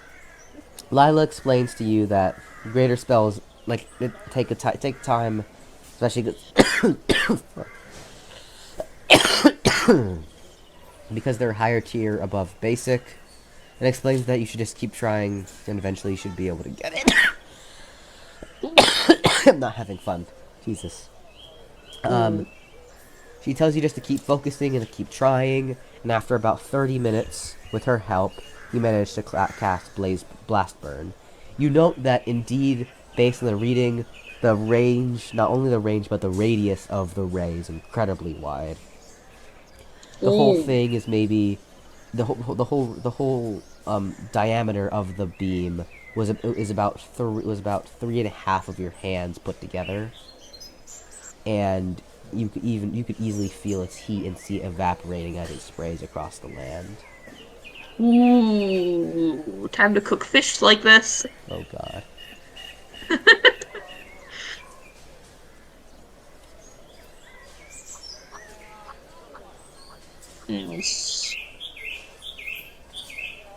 After using Blast Burn, you're down to just 120 mana, and like we decide to call it a day for now.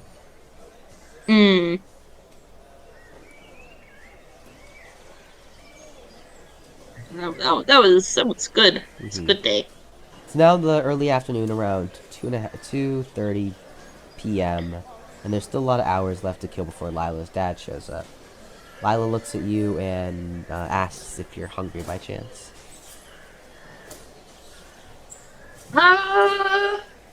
Probably, yeah. Maroth nods. She looks at you and kind of smirks and asks if you'd like to go, quote-unquote, fishing again. Maroth has this, little angry chihuahua-like face, but it's not really that serious, and she nods. Lila stands up while patting her and, like, I'm just messing with you, and picks up and reminds you not to forget your book, which you pick up. You then head back to the docks, and basically a repeat of what happened last time happens. Although this time Lila just sits at the water and waits. You eagerly dive in like the little gremlin fish you are, and are now underwater. You don't really have enough. Yeah, you left the book up top, but note that there may perhaps be some spells you wanted to try that you couldn't. Yeah. How much does jet propulsion cost? We have like 120 left? Yes. And how much does jet propulsion cost? 150, so not enough currently. Damn it! Okay, she can just try learning this in the morning then, but she is gonna just swim around. Yeah, because I actually... What about jet boost? How much does that one cost? Not as much, I'll tell you that much. Let me check. Because I feel like knowing both might actually be pretty good. 45. Yeah, let's fucking learn jet boost. You decide that since you have the mana for it, you might as well learn jet boost since you're underwater. You think about it for a bit and are quickly able to, although it takes you a bit longer without Lila's help, you're able to cast jet boost and shoot jets of water from your feet. Although not much, you do note that whilst swimming them, for this short 3-second duration, you were able to move maybe 2 times as fast as you were underwater. Oh, jeez. 2 times. Only for 3 seconds. Shit. Well, yeah, but that's still, Yeah. you know, there's a cooldown of 15 seconds. Yeah. So, Lila said that uh, fuck it. Lila said she really likes, Luffy's, right? Like what? The Oh, the Luffy? fish. Yes. Didn't she say that was like one of her favorites? Something like that. But I need to fucking find its name in the goddamn encyclopedia of animals I've created.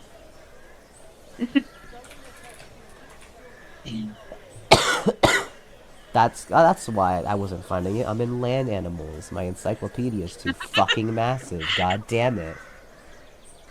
Uh, Curse my massive encyclopedia of animals. Okay, yes, Lofis. They're flatfish, the rest of the bottom of the seafloor. mhm. Which you recall. Yeah, so, Maroth's gonna swim closer to the bottom of, the seafloor and begin, like, kinda, uh, trying to see if she can spot one. Hmm. You remember what, You remember that what Lila told you that there it's into camouflage underneath, but you've seen flatfish before. And you go down to the bottom of the seafloor, and whilst and it's almost like a not really like it's yeah, and although they are pretty well camouflaged, they're really camouflaged to trick fish, and you are quickly able to spot them. You see one, and you try to get close enough without it swimming away. Realizing it actually, you get close enough and it likely doesn't care about you because it thinks it's camouflage, which allows you to grab it. Oh, you now have it, and it's like just basically flailing in your hands. It's probably gonna get away soon if you don't do something about it. Uh,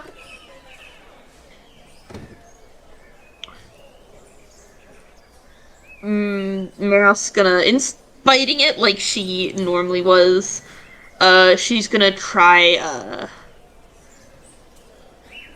grasping it, just grasping it, sort of like digging her, hand into its back. Hmm. You stab it in the back, severing its spine. Well, I guess spinal bones, one could say, and kill it with minimal damage to the actual fish. Maroth is gonna swim up and bring it to Lila.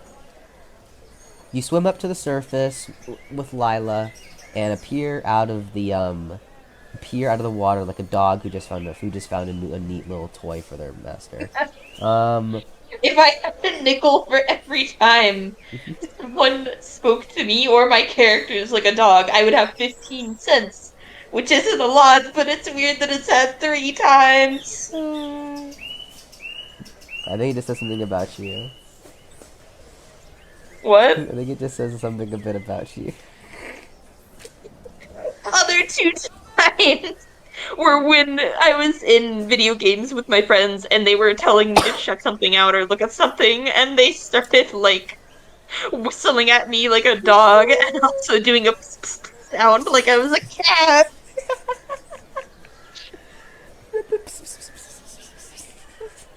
Yep. I mean, I don't blame them. Damn it. I mean, it fits you pretty I mean, well, admittedly.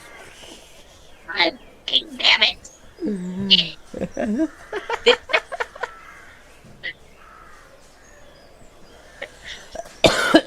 Anyways, Anyway, I'm yeah. just gonna kind of Yeah. hold up the fish. You hold the flatfish to Lila, and she gets really surprised, asking how you managed to catch it. Meryl kind of shrugs. It's not like something she can really explain. She just kind of did it. You can't explain anything because you can't speak. Anyways, brushing it off, Lila Hey, go on. Lila thanks you for the fish and says she'll take it back to the house. You follow her briefly back to the house as she puts the fish away for keeping, and as you're at the house, it's around probably around 3 at this point. And she kind of looks at you and asks, with all the swimming you've been doing, she asks if you'd like to take a bath.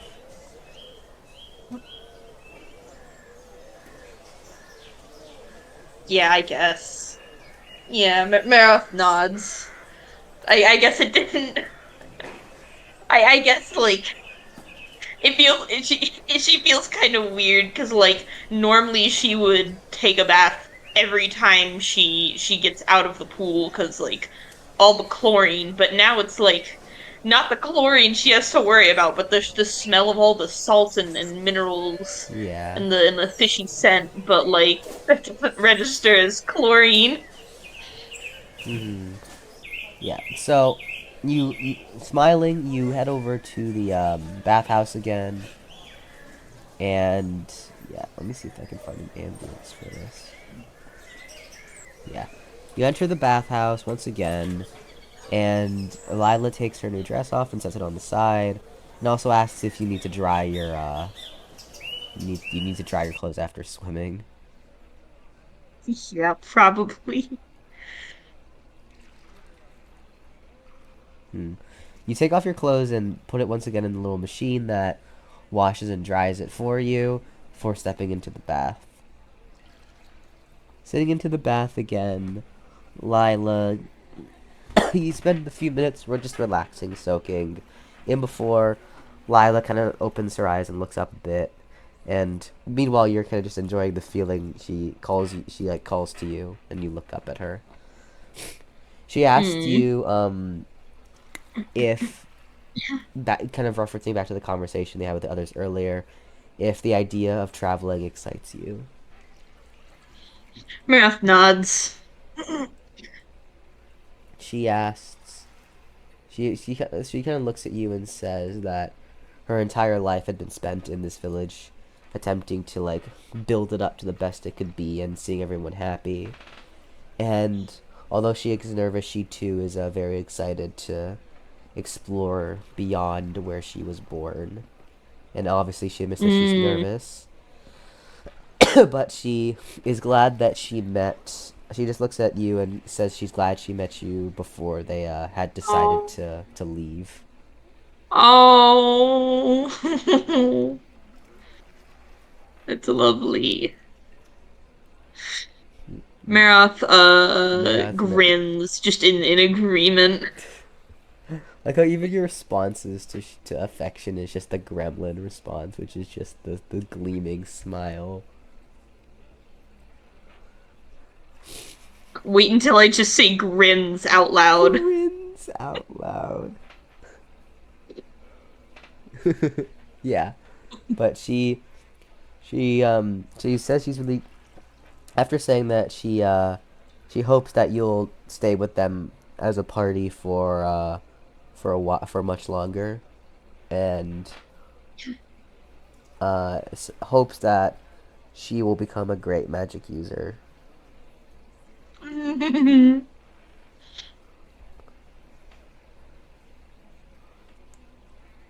Lila says that Rowan, that they're not really sure where they want to go, but Lila kind of looks at you and asks if for future reference, if you really had any place in particular you wanted to visit.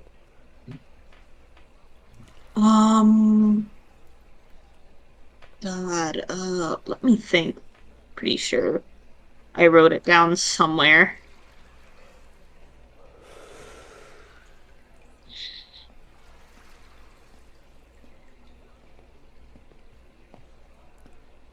I wrote down a place that Maroth might want to visit, unless you deleted it. I don't do that until after the session. Fair. No, I wrote it down like a session or two ago. Oh, if it was last, Uh, if it was the first session, then yes, I might have. um,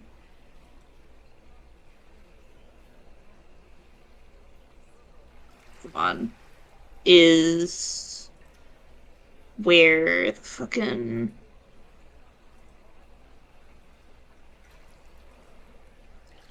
uh There is. Oh man, maybe it did get deleted. Shit.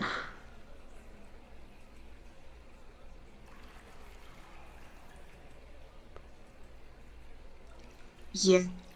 I think it's gone. Maroth nods her head, having forgotten one of the places that she heard from the docks. Oh, that? I don't believe I touched that. Um.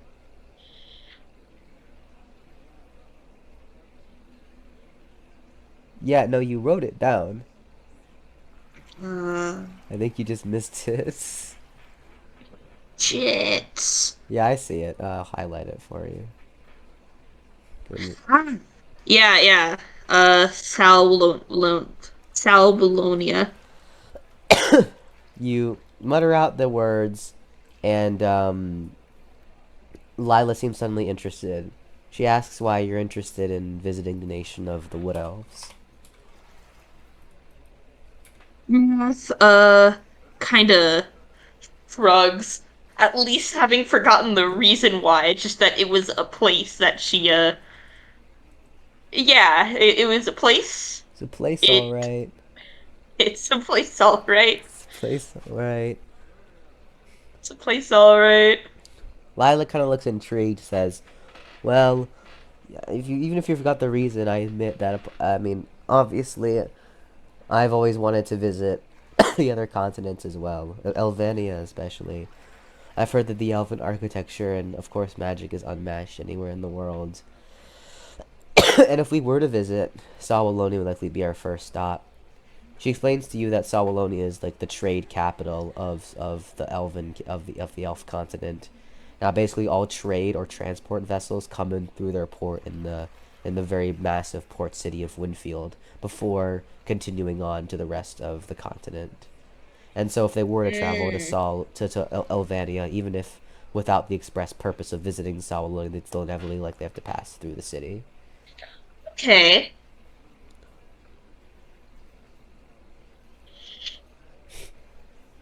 This brings back to you, and that likely explains more as to what they were doing, what those envoys were doing there. Regardless, Lila looks at you and says, "Well, we can discuss with the group later, once we reach Akron City, or maybe on the journey there, about where we want to head off to next. But I'm glad to know that you have interest in the Elven continent." Mm. Before they do finish, I think Meryth's gonna kind of ask uh she's gonna kind of say your father. She asks, "My father, what about him?" Um, she did say he was the former mayor, right? Yes. Um,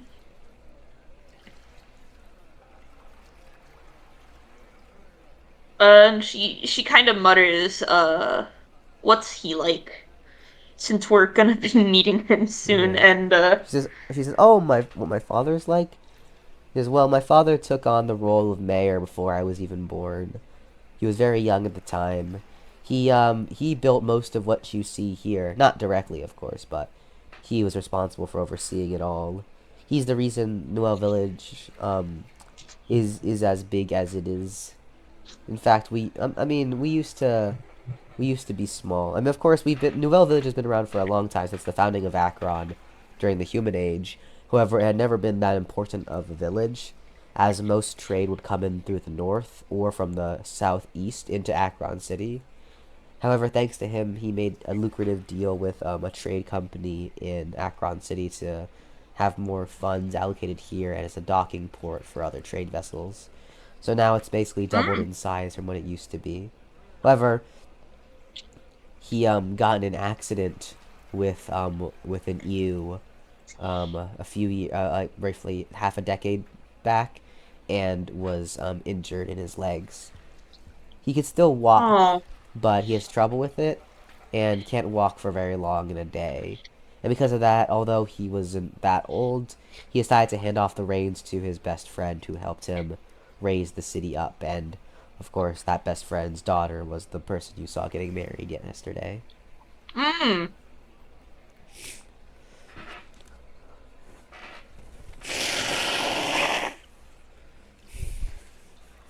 She explains that my father himself is a very nice man. He can be a bit stern and a bit stubborn and arrogant at times, but aren't all fathers. She explains that, Kind of nods in agreement. yeah. She explains that her father is a caring person, even if he doesn't show it, and not only cares deeply about her, but every single one of the people. And even though he isn't the mayor anymore, he still protects his people and his village like he is. She explains that he was on a Mm. business trip to Akron City to discuss what the trade company made a deal with and should be back this evening, like I said. Mm.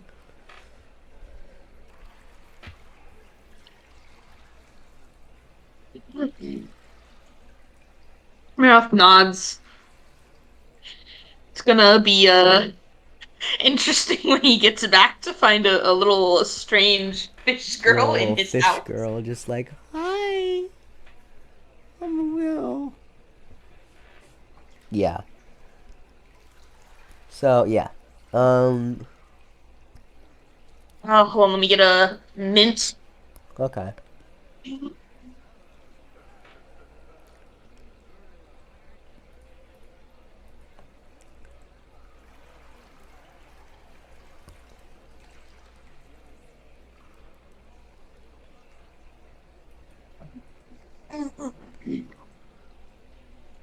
Ooh, okay, there we go.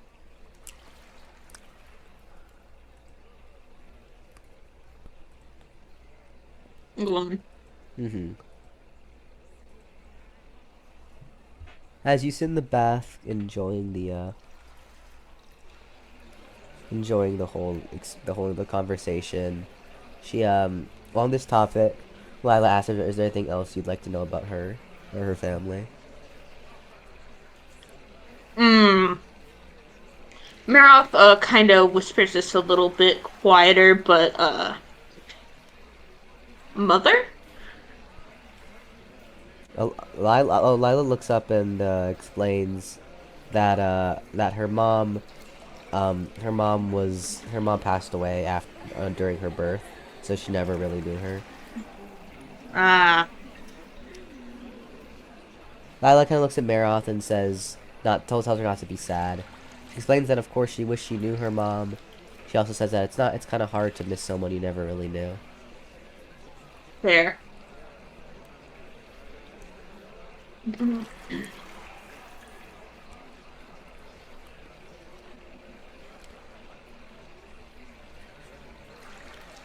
Hmm.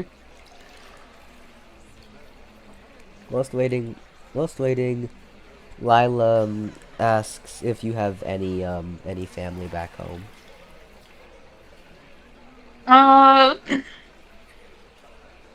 Maroth kind of shakes her head. Mm-hmm. Uh, she asks if you knew your parents. Maroth shakes her head. Lila looks kind of a bit sad about it, but still keeps her smile and asks if you'd like to maybe find out who they are one day. Maroth shakes her head. Lila just kind of goes like, I see. Lila then asks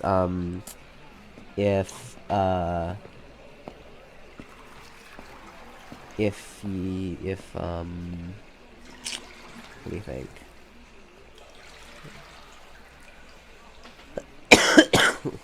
Hmm.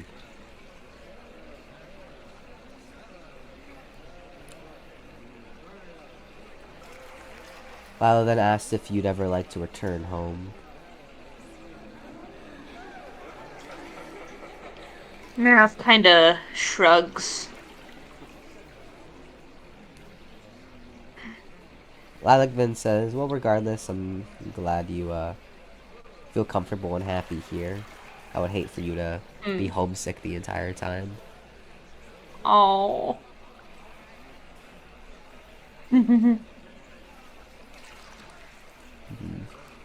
After a bit more, you both eventually get out of the bath, not wanting to prune too much. You get out, and by the time you drive, get all your belongings, get ready. It's about 5 p.m. She says that her father should be back in about an hour. About an hour, Mm.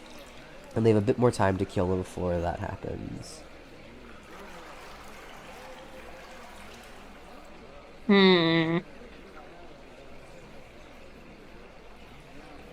Lila thinks for a bit, and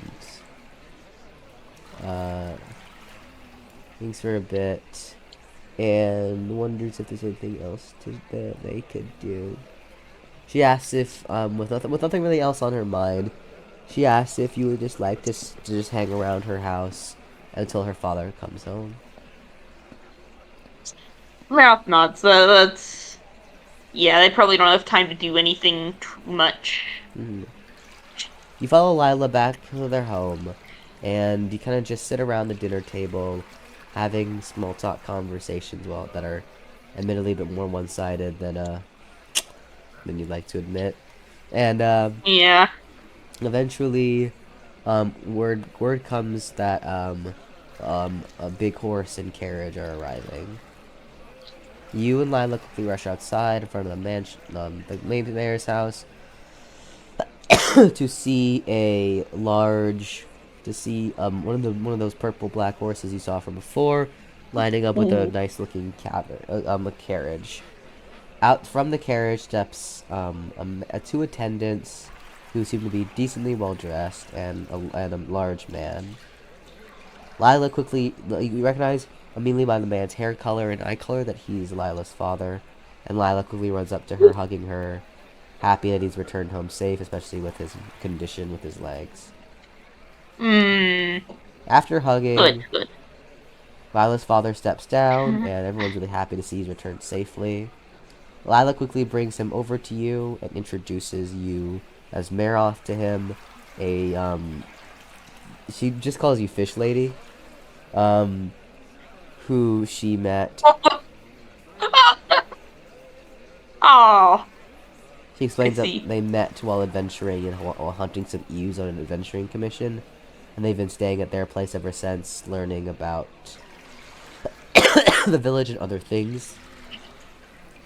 The old man smiles slightly and introduces himself as Gerard, saying that it is nice to meet you, and that he's happy you've made friends with his daughter. Uh,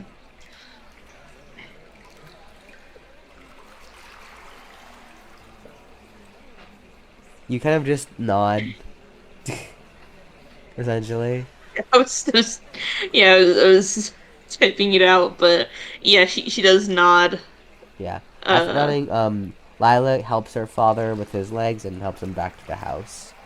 After finally sitting down, he sighs, and Lila then sits down and tells her father he needs to tell him something.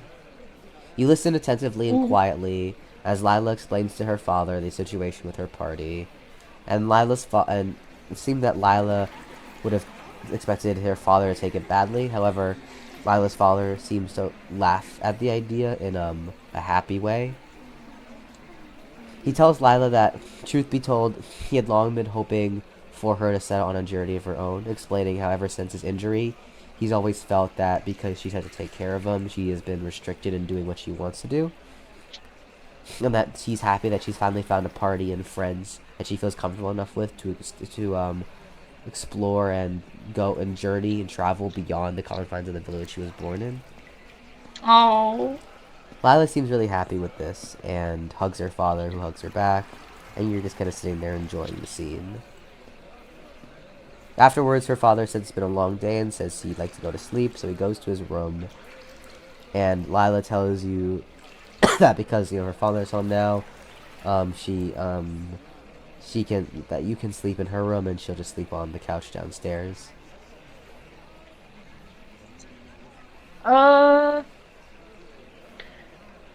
Maroth seems a little bit unsure, but she does accept the offer. Mm-hmm. It's gonna be only for what, 1 or 2 more Just one days? day, yeah. Okay. Lila seems happy that her father agreed so nicely and was happy for her to actually move exploring the world. and she, before her father goes to sleep, she also makes sure to inform that she would like to set up a going away party, and her father agrees to do that before he goes to sleep. Okay. Afterwards, it is Lovely. now around 7 p.m. Lila asks if you'd like to go out and get dinner.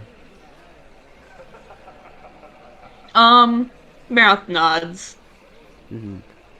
You exit the house, and Lila then asks if you would like to go to one of the restaurants in the. Yeah, Maroth nods. Unlike the cafe, Lila takes you to a place nearby. She explains that this is not a cafe; it's more of a restaurant. You walk inside, the receptionist greets you and brings you over to some seats. They hand you a rudimentary menu, and you look through, focusing mainly on the meat dishes. Yep. You don't recognize the names of the animals that are provided. However, you notice the cuts that they list. They have different cuts of red meat from possibly the sheep you find out, as well as fish. There are some other side dishes and other things, but they're all vegetables and other things, so you kind of ignore them. Mainly interested in the meat. Yeah. Uh, she's probably gonna order, like, some sort of, boneless cut of lamb. Looking through the list, you decide just to have one large boneless cut of lamb, and when the waiter comes by, Lila gives her order, you give yours, and the waiter asks if you like anything else with that. Mash shakes her head. Later then, although a bit startled that you want just meat, she doesn't really mind, and returns to the kitchen. Whilst you're waiting, you and Lila have some small talk about the village and the restaurant and how much she enjoys their food, and she's kind of going to miss it for a bit. But the food comes out, and you enjoy a good meal. While you're eating, Lila talks to you a bit more, talking about the journey and saying how it really is her dream to ultimately go to every nation in the world and Ooh. explore all of it. Even though some may be a bit more harder to get into than others, she giggles nervously. She explains that regardless, the more she's able to see of this world, the happier she'll be when, at the end of it. You continue to eat your food while she talks to you casually about medicinal things. Eventually, you finish your meal and the sun is beginning to set. It's around 8:30, closer to 9. She tells you that after you finish eating and stuff at the restaurant, that you should probably get sleep early because the going away party is going to happen early in the morning before they leave. Okay. You return home with Lila and go upstairs. You go upstairs to her room, and she tells you to have a good night while she sleeps on their couch. You enter Lila's room, and it's very, very different from her dad's room. Much more decorated and is customized. Some like magical stuff, some poster stuff. A lot of things about like the world and exploring and adventurer things. You lay down on her bed, and laying there, you're really happy that what's happened here, and you can't wait to go adventuring with this party. And and explore the world with new friends. Mm. Those thoughts are the last things on your mind as you eventually fall asleep. You wake up in the Uh, Hmm? I do have one question. So, were there two that each character is meant to have, like the realizations No, just thing and one. something else? Just the one? Okay. Oh, wait, 2 moments? Two moments. I remember you talking Yeah, about it, and I the wasn't other one sure. is the guild moment, where you register with the Okay. Adventurers Guild and realize, holy fuck, you're much stronger than you thought you were. Yeah. That'll happen once you reach Akron City, believe me. Okay. You waking up at the basically the crack of dawn. Remembering what Lila said about having to get up early, you quickly got up, got dressed, grabbed your belongings and your book, remembering you still have to return it, and you headed downstairs. Lila greets you. She's already gotten ready. She says that her father's been up for a bit now preparing the going away party and that she should meet up with the others in the center of the town. Okay. You follow Lila outside, quickly rushing over to the center of the village, where Rowan, Jade, and Cody are already waiting. You meet up with them, and they wave to you, happy to see you. And Cody asks how you slept last night, how you both slept last night. To which Lila responds, "Good." Mm. You just nod, I assume. Yeah. Yeah. She'll be able to fully talk eventually, but now it's not that No, not eventually. that time. Yeah. After waiting for a bit, basically the entire village gathers around the town center, with Lila's father and the other mayor standing around. Um, Lila's father announces to the village that his daughter and her friends and companions will be finally taking on a journey of their own to explore the world beyond the village. That this is this that they're going to say goodbye to them all and wish them the best of luck on their journeys. The villagers all wish. Afterwards, the crowd kind of groups in. There's a lot of partying and talking as as music starts playing, and food and drinks are handed out, of which you take a bunch, and everyone's saying goodbye to the group of adventurers. Not Mm. much happens for you during this because you aren't really directly part of the village community, and you kind of just stand on the Right. sidelines, smiling and eating a lot of the food as the others say all their goodbyes. With Lila even having a teary-eyed goodbye to the recently married Oh. woman. Oh. That's After so sweet. after about 2 hours, the festivities die down, and Lila's father brings over the carriage that brought him to Akron City. You all get inside. It's a pretty nicely made carriage, and before the doors close, all the villagers are waving goodbye. Lila, with a few tears in her eyes still, waves goodbye to all her friends and her family, and the carriage takes off.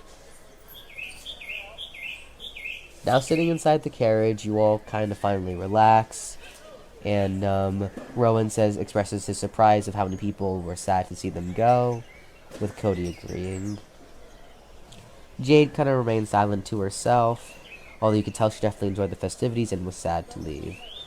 Lila, of course, being the most Oh. emotional, taking a handkerchief to wipe a few stray tears from her face, saying that it was hard to say goodbye, but she's happy to embrace this new future they're having. Oh. Sitting in the carriage, Jade looks at you and the way to pass the time and asks, how was your magic studying going? By the way, canonically, you did give the book back to the librarian during the party. It's uh, Maroth just gives a thumbs up, though she does mutter out, it was good. Yeah. But it's just so you did hear that. Yeah, canonically, you did give the book back during the party because Yes. librarian was there as Yes. well. Okay. Yeah. Yes. Yeah. Jade smiles and says it's good that you're learning magic, as it's a very versatile and powerful tool. And Cody agrees, saying that he wished he had a catalyst. Mm. Rowan then smiles and says that he's happy that you're becoming more, that you're striving to become more powerful, and that he'll support. And if you ever want to learn more about swordsmanship or how to use physical weapons, that you can talk to him about it. I'd like that. Lovely.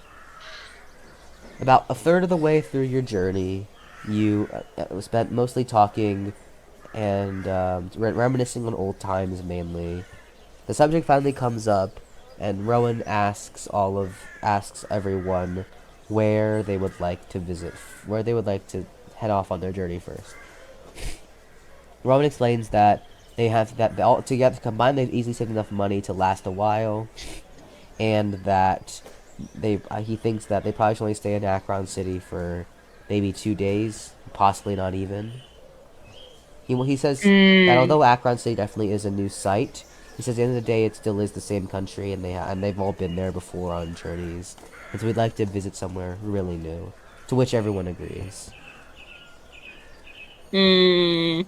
Cody is the first to speak up, saying that he thinks that he would like to visit the northern parts of Zarkonia, stopping by the Mevadora Plains and the villages there, setting up shop. Um, Jade says she would like to head directly around the southern forest and all the way into Zarkonia, the capital of Zarkonia itself. Meanwhile, Lila, thinking about it, before she says her answer, she looks at you and asks you if you have anything you'd like to add. Because the only thing that she was, I'm assuming that Althvinhaim. God, did any of them say Althvinhaim? I just kind of No. So, blanked there. Cody and Jade both want to go to Zarkonia, just in different spots. Hmm. Right. Okay. It's the only place then I guess is a little farther where Maroth nods her head, shakes her head. Okay. Well, Jade, blanking on name, fucking, Lila? no. Why am I, Lila, Rowan? I just blanked on his, I've been saying it for so long, its name has lost me. When you say a word so many times, that it just, Yeah. blah. Yeah. Lila says she would like to sail up north and visit the Highlands before taking the road down into the capital of the Republic of Vasilius. Rowan, kind of thinking about it, decides that he would like to visit Vasilius as well. And so now they all look at you to break the tie. Oh my god. Um, since she did learn a little bit about it, Maroth is gonna say, uh, Zirconia?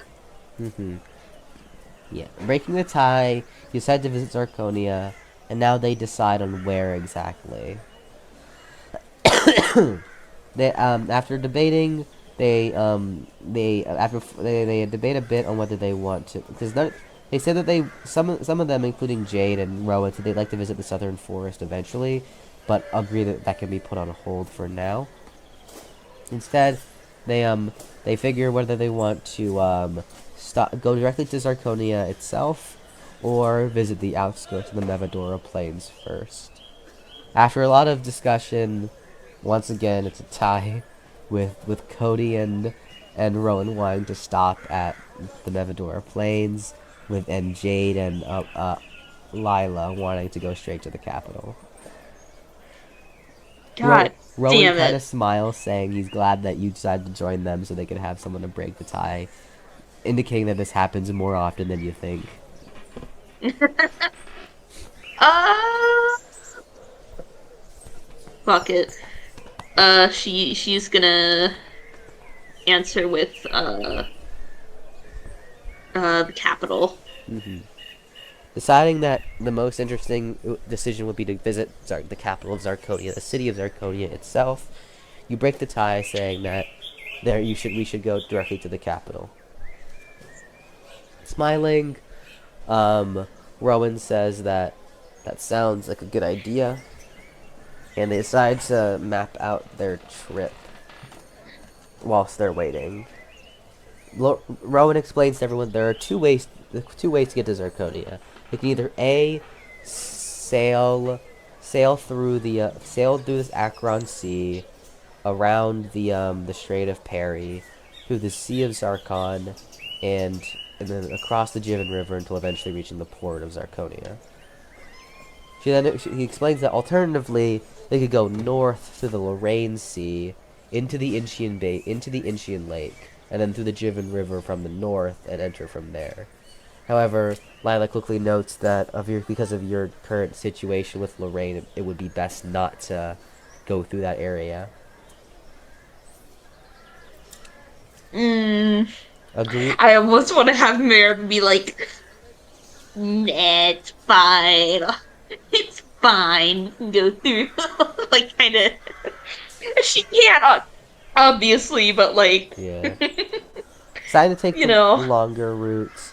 Drone explains that a non-stop trip from Akron City to Zarkonia, from going underneath, would probably take them. Let's check something. We'll say that the journey itself will take. Let me check something actually. I need to do some map referencing.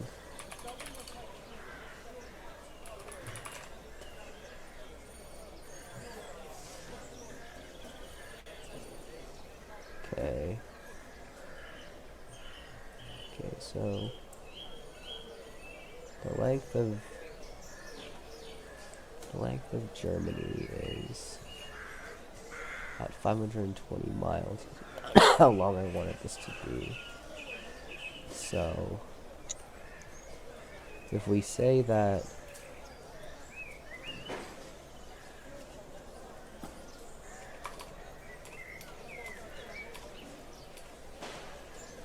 why delete these? Okay, if we say that the distance would be like let's say how long would it take to go around London?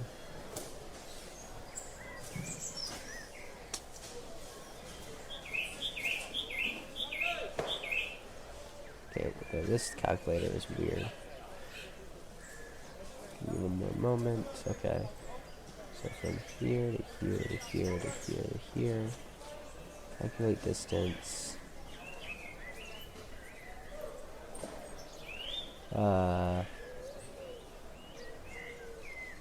Okay, this is a bad calculator.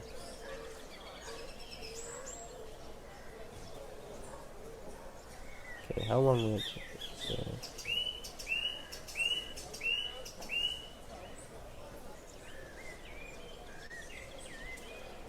distance that is 2,000 kilometers.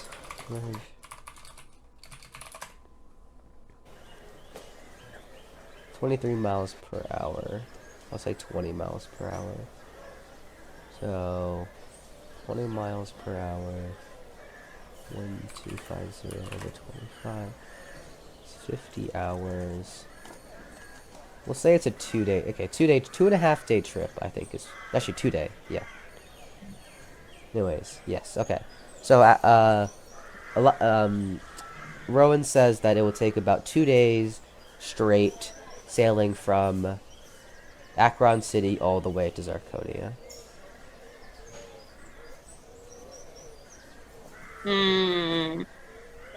He says that I think the best plan is to recuperate in Akron City, get our stuff settled, for a day, fill up, and set sail the morning after.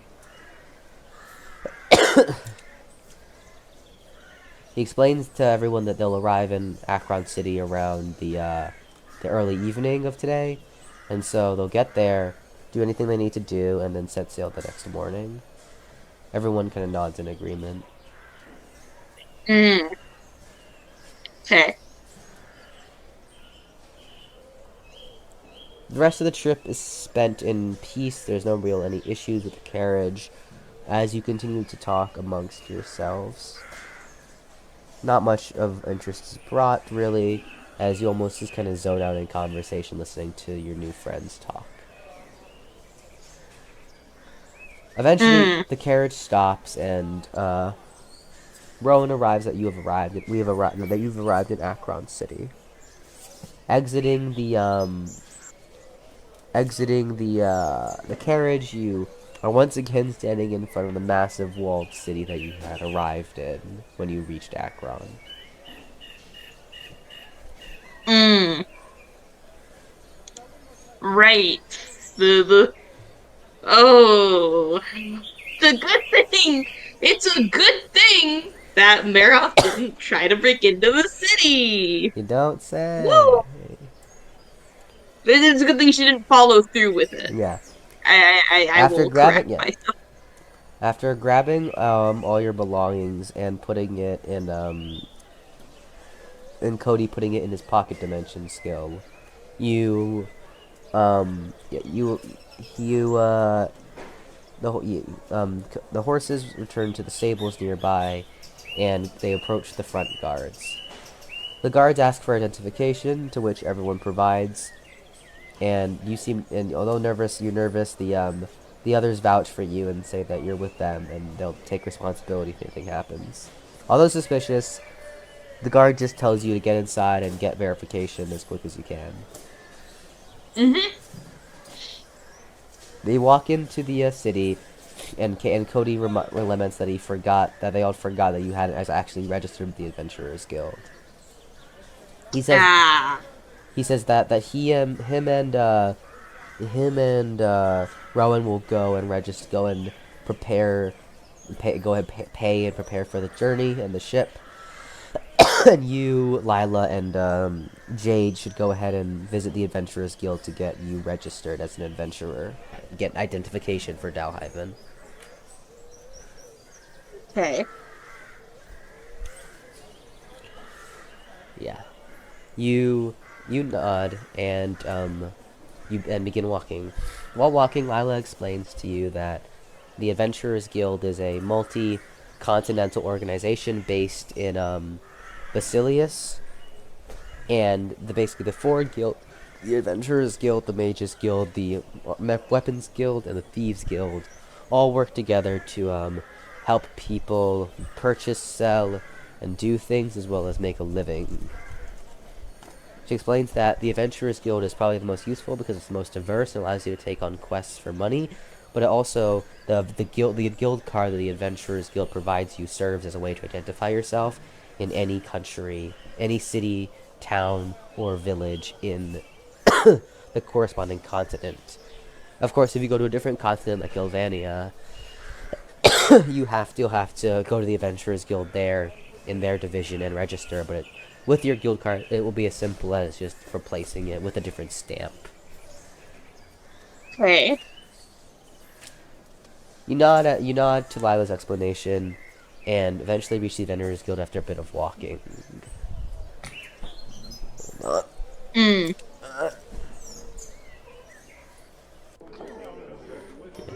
You enter the guild and approach the front desk. Approach the receptionist. As you walk through the Adventurers Guild, you note its fair uniqueness. It's a bit rough and shabby around the edges, but what's really standing out is the amount of people here. Unlike the village you were in, where it was basically all humans besides the librarian, there were a lot more diversity of races here. They came in all different... Feeling I think in the city, feeling a little bit more safe. Maroth is gonna just let her hood be down for most of the time she's here. You enter the adventure. Yeah, you notice that. Yeah, there's a wide variety of races, many different shapes and sizes, with different weapons and armor. You would find it interesting that because of this variety, no one even seems to see you as a standout compared to your human companions. You approach the receptionist's desk, and Lila and the receptionist asks how she can help you today. Lila explains that she would like to have you registered with the guild, and so the woman looks at you and asks and says, "So you get that started." Before doing that, she explains to you the basic process. She explains that registering with the Adventurers Guild is a means of being able to take on quests to make money and also to identify yourself. She explains that the guild card she'll just need to ask for some basic information to get your card done, and that all adventurers start at adventure rank E. You get it goes up alphabetically from D to C to B to A. There's also S and double S, but those are for like the extraordinary of the extraordinary, and the pinnacle is generally considered A. She explains that as an E rank, you can only take on E rank and D rank quests. However, if you're in a party of 3 or more C rank or above adventurers, you can also take on C rank quests. However, this rule only limits yourself to 2 ranks above you. You can't take on B rank quests even if you're in a party of B rank adventurers. I see. Through this interaction, you also learn that Lila, Jade, and Cody and Rowan were all C rank adventurers. The receptionist, the first thing she does is ask for your name.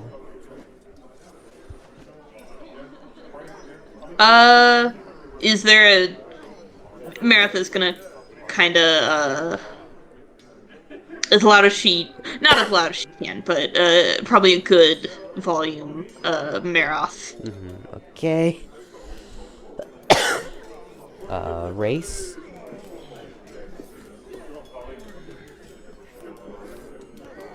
Tiefling. The receptionist seems a bit surprised by this, and her facial expression changes to one of like seemingly indifference to one of almost curiosity and a slight bit of confusion. Regardless, she keeps going and asks age.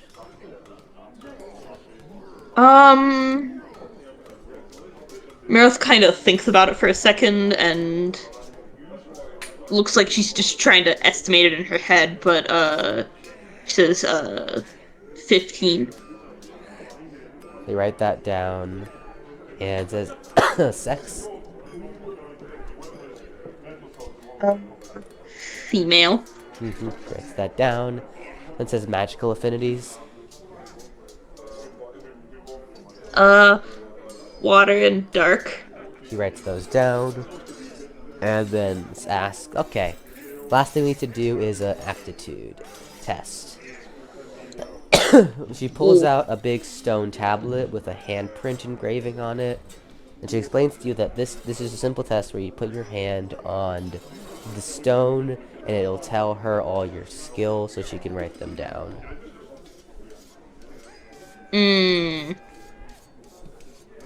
Maroth, slips her hand onto the stone. You put your hand on the stone, and the stone glows a bright light blue for a bit before the skills appear in front of the receptionist. Immediately upon seeing your skills, she almost falls back in surprise.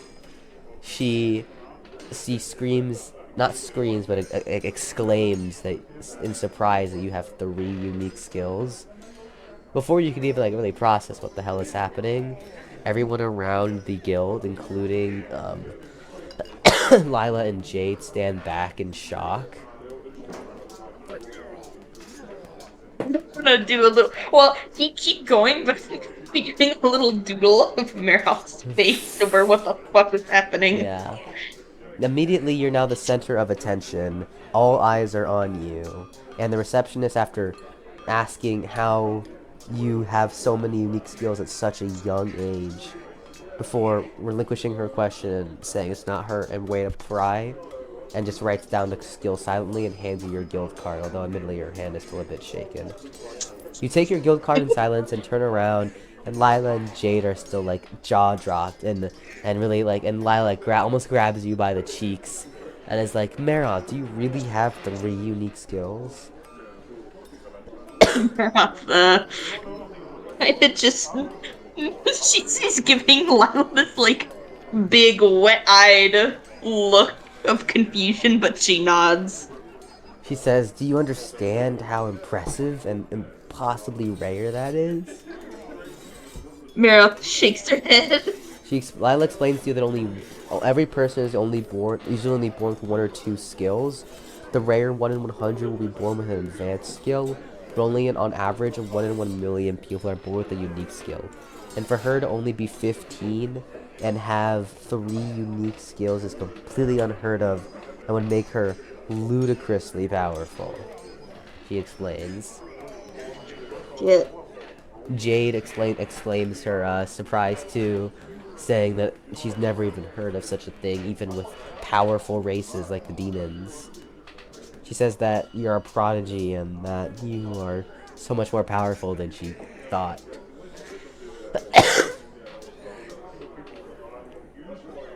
Eventually, the two calm down, and the eyes on her eventually fade away. Although the tears in yours are only beginning to form.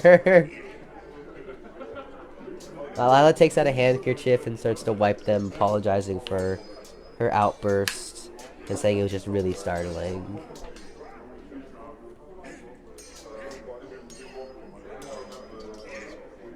Maroth still looks so incredibly like confused, wide-eyed.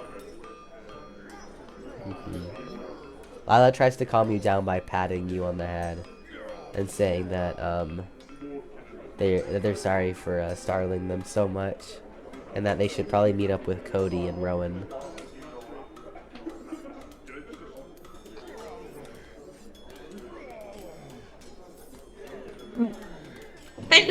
Nods in agreement.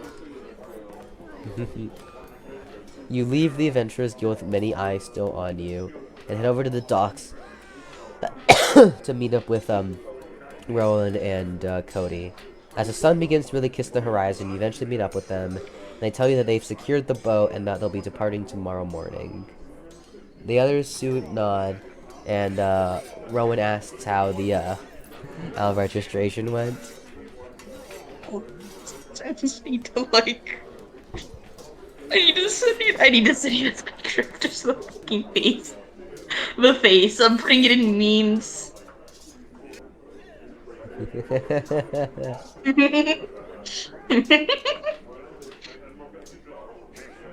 That's all. That's all.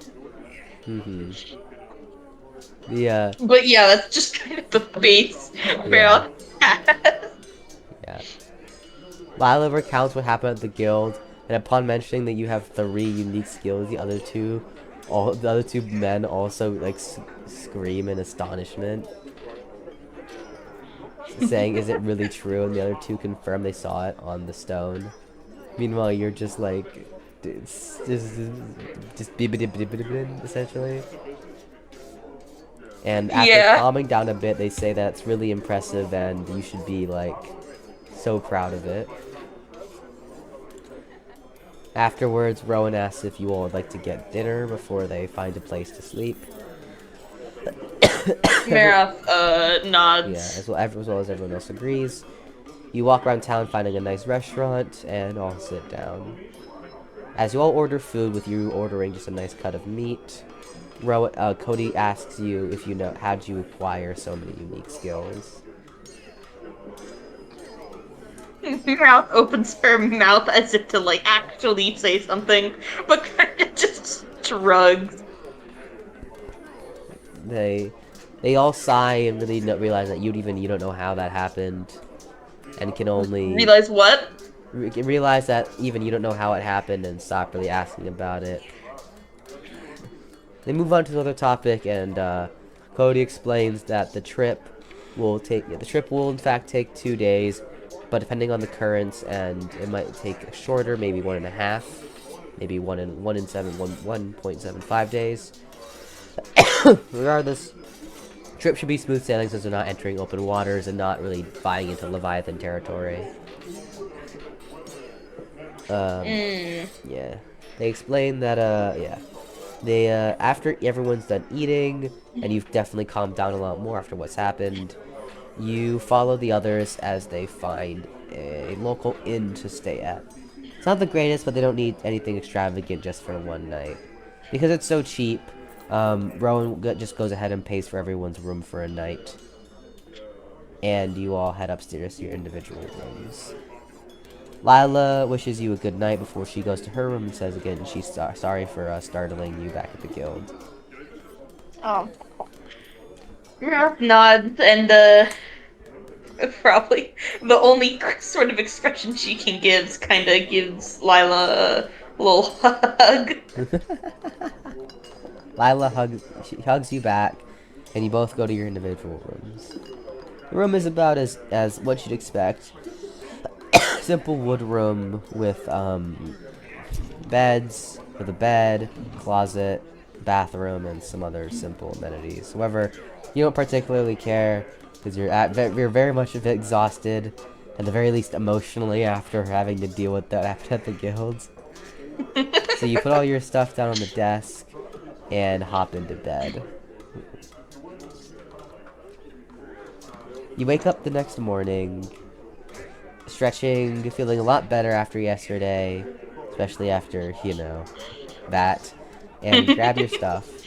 You leave the room at the same time Cody does, and says he was just about to wake the others up for breakfast before they head out, and says that you can just go downstairs and wait for them. You go downstairs. I will be. Hold on. Give me just a second. I will be right back. Hello. You are back. I am back. Are you though? No. Yes. Yeah, anyways, yes. Okay. So yeah, you headed down the stairs on Cody's instruction to wait for the rest. As you stood next to the stairway, you looked at the inn and noticed, you know, the amount of different peoples here. It feels nice to not have to like be like the only non-human animal surrounded by humans. Although people of the village were very kind to you, being able to sit in an environment where it's just like you're basically just one in a crowd is enjoyable. After a few minutes, the others come down and ask if you're ready to head out. Actually, sorry. Maroth. They cut down and said if you're ready to ask if they're gonna get some breakfast and then head out. If that's good. Maroth nods. They exit the inn and head to a restaurant nearby, closer to the dock. Head inside and order some breakfast. You sit down with them. They talk about their night, how they slept well, and the coming journey. Lila expressed some nervousness about the journey and how she is a bit scared because it's the first time she's really ever traveled on a boat on a large journey like this. But the others reassure her that everything will go fine. You eat your fill of meats, kind of missing hunting, quote unquote, actually quote unquote fishing and quote unquote in the ocean. But you're fine with the meat here as well. You board the eventually afterwards you exit the restaurant and head towards the dock. You walk just fine. Eventually reach the big entrance that was once locked by a large gate the first time you arrived. Now open and with countless people moving in and out, you walk under them and into the harbor. Rowan points out to a very large illustrious boat on the far left side of the dock and saying that's the one they'll be boarding. She explains that it has separate rooms for each of them, bathroom, amenities, kitchens, and even some games to play. It'll just be like not a traveling large inn. It Nice. costed a bit extra, but for how long our trip's gonna be, he figured it would be a good idea. It also explains that it comes with extra magical defenses and things, they even less risk of getting attacked by anything under the depths. Nice. Following Rowan, you and the party eventually reach the board and meet the guy who's managing the ships. Rowan hands in the tickets he purchased yesterday, and you all get on board. Boarding the ship, you admire how massive it is and how much it reminds you of the ship those elves came on.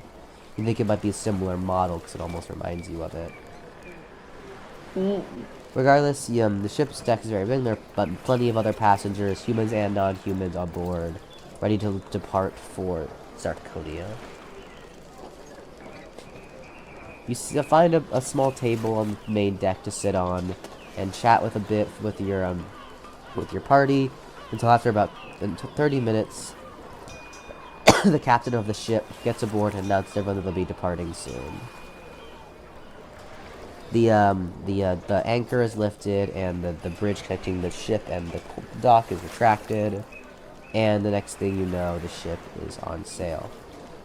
Although you've been on ships before in your old world, it's your first time really experiencing this kind of traditional, very medieval kind of wooden ship with sails journey. You're used to cruise ships, modern ships, things that are much more modern. So it's definitely a new experience for you as you sail along. The ship takes off quickly, and you soon watch Akron City disappear behind you, as well as Lorraine from the north disappearing. After being in this world for essentially around a week, you are finally found a place to call, I guess, quote-unquote, home, and friends to call companions. You are now on a journey, headed to some unknown land. At the very least, hopefully, won't be as persecutory towards tieflings and demons as your previous experiences have been.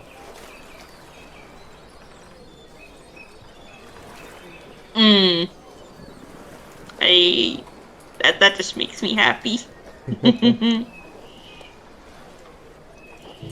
Yeah. You stare out at the waves for a bit, still kind of taking in the whole sights, until eventually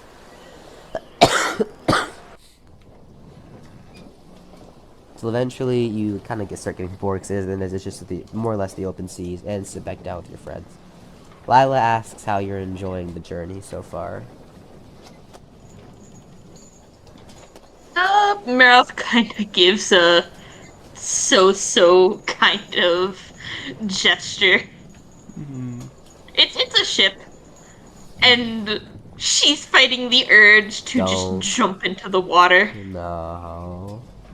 Bad Yes. burb. Yeah. Iris says she's happy that you're not having any troubles. And she says she's still a bit nervous sailing on such a ship for such a long time, but she's feeling better with her friends around to comfort her.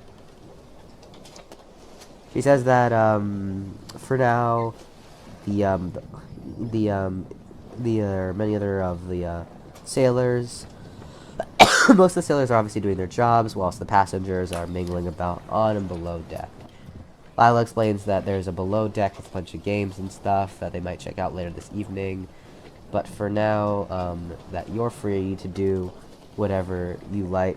However, almost as if reading your mind, Lila looks at you and says, no jumping in the water.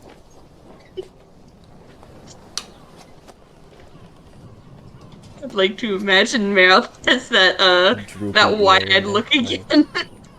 That wide-eyed look again. But just, she can't jump into the water. Lila looks at you and said, the ship is massive, and there's no, and for you to get back on would take a very difficult time and a lot of rope and a lot of explaining to the captain. You understand? Maroth nods. Pinky promise. Yes. Good.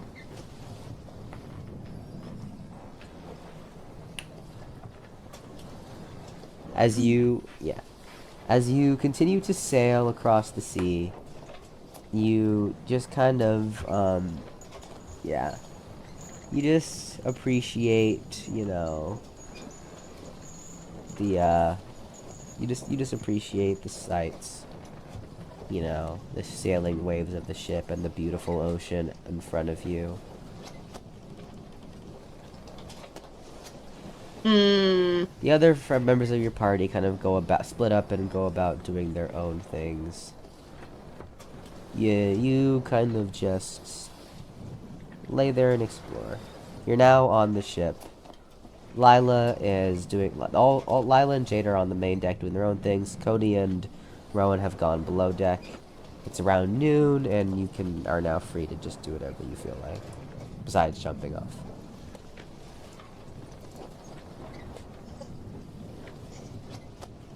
I think Maroth would at least kind of look at the ocean from like the railing, because I mean she hasn't really seen these oceans from the railing yet.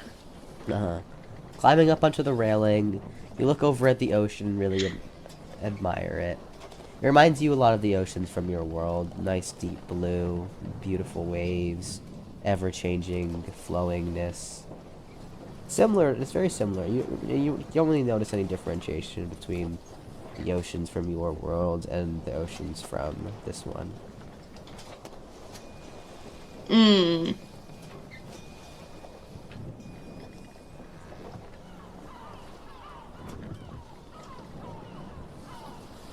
Kinda.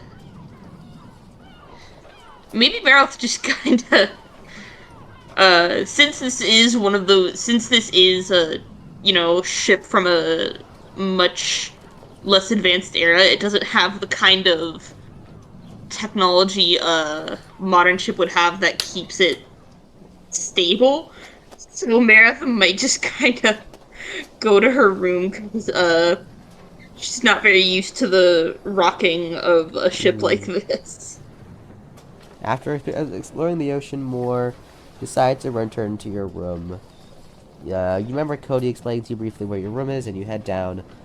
While walking down the stairs, you note the first floor and see Cody and Rowan playing games with other shipgoers. So you go to the third floor and head and find your room.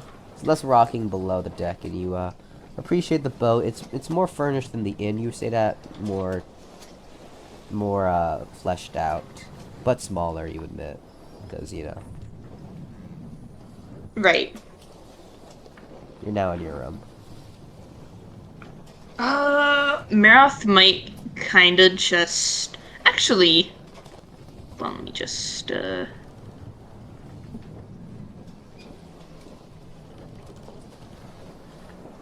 Hmm.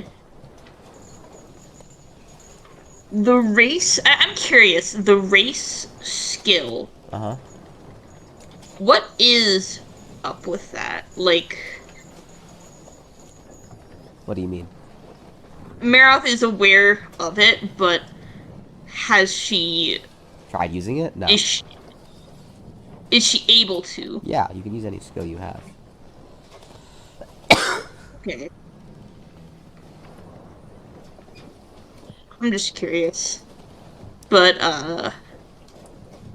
Maroth might actually try to sleep through the trip because I think after a while, especially because she's been spending so much time in the ocean where she's like much lighter and able Yeah. to more easily stabilize herself. This is walking around on the land was already a little bit weird, but this is just ooh. Yeah. Yeah, no, fair. Okay. You, decide to, with all, like, you must be more tired, not having any ocean to swim with, one could say, and decide to, just sleep through the rest of the day. You fall asleep, you fall asleep for about 6 hours, until eventually you're woken up around the evening by a knock on your door.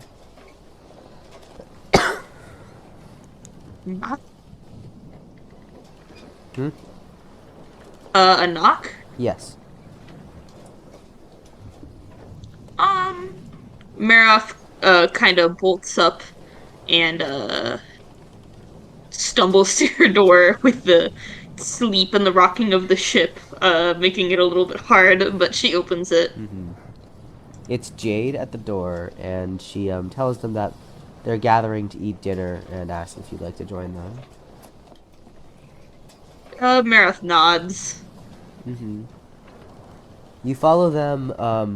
You follow them upstairs to the dining room, and you meet the other adventure party members at the table, and sit down where Lila had already ordered something for you, which was just more meat.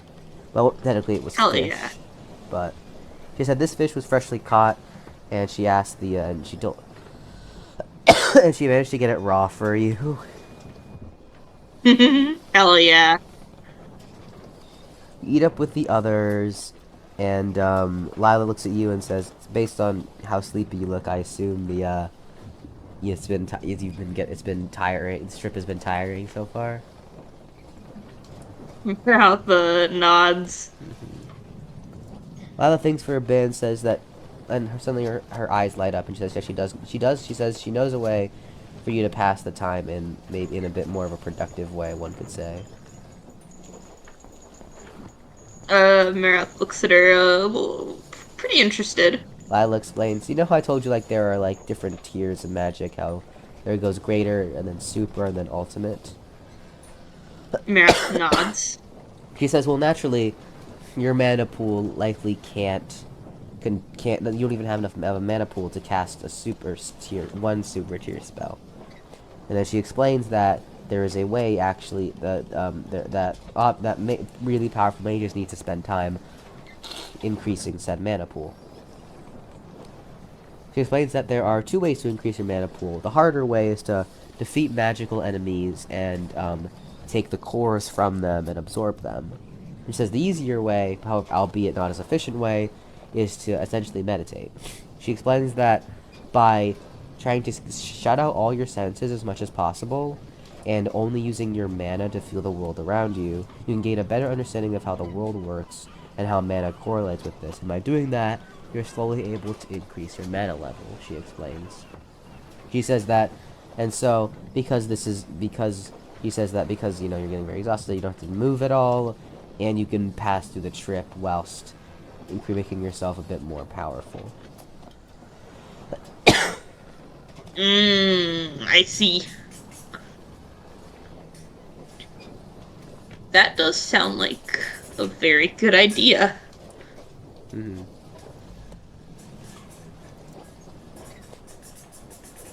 After finishing eating, you decide to thank Lila and attempt to try it by returning to your room. You're now in your room and you can decide how long you want to try this meditation for.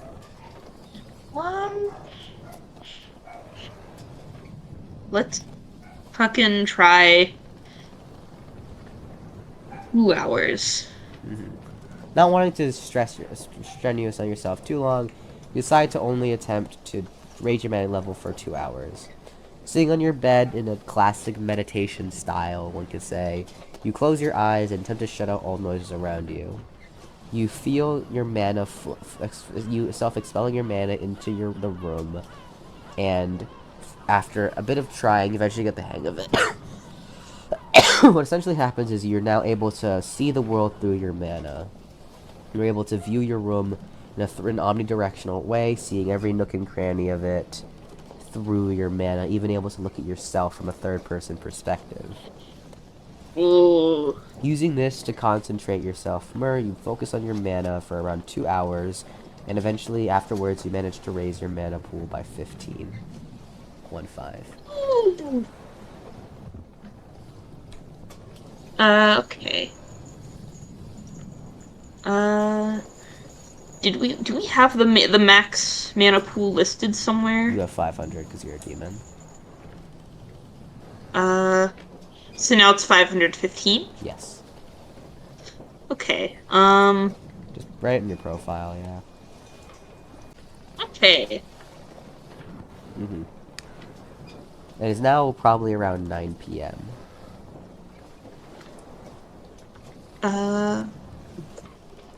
Okay. 9 p.m. Uh, Maroth might just kinda, uh, wait a little bit till it gets a little bit darker and less bright. What do you mean by darker? Like nighttime? Yeah, because I know I know that, like, actually, no, yeah, 9 is when it usually gets Yeah, dark, when it even gets in the dark. summer, I Yeah. guess. Even in the summer, okay. And I besides, guess it's the wait spring. for. It's Castiera. It's the third month of the year. Okay.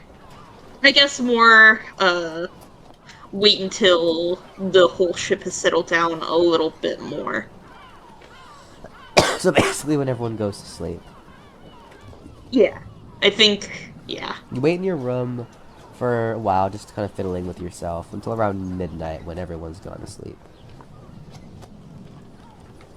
Math is gonna kinda, then go out onto the deck, Don't do it. to properly just kinda look. I'm not jumping in the water. I'm not jumping in the water. You get on deck. But Yeah. she's gonna, look up, uh, at the sky, kind of being able to actually see the night sky, not from underwater, for probably one of the first times. Mm-hmm. You head up to the dock and appreciate the night sky for the first time in a very long time. Seeing the stars clearly above you, with the subtle rocking of the boat and the ocean waves as the main sound.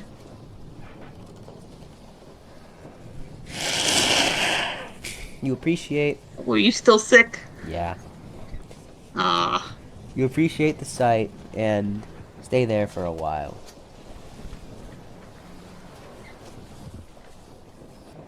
Okay, yeah. So you were looking up at the stars. Yeah, just seeing the sky from a not underwater point of view this Mm-hmm. time. as you lie there, listening to the sounds, you're listening to the sounds of the oceans. You hear, the mm-hmm. However, as you listen to the oceans, you hear the sounds of the waves almost shifting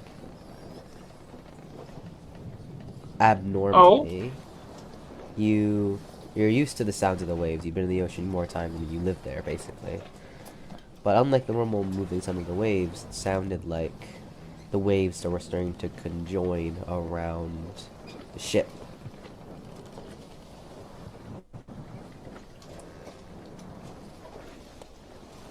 I see.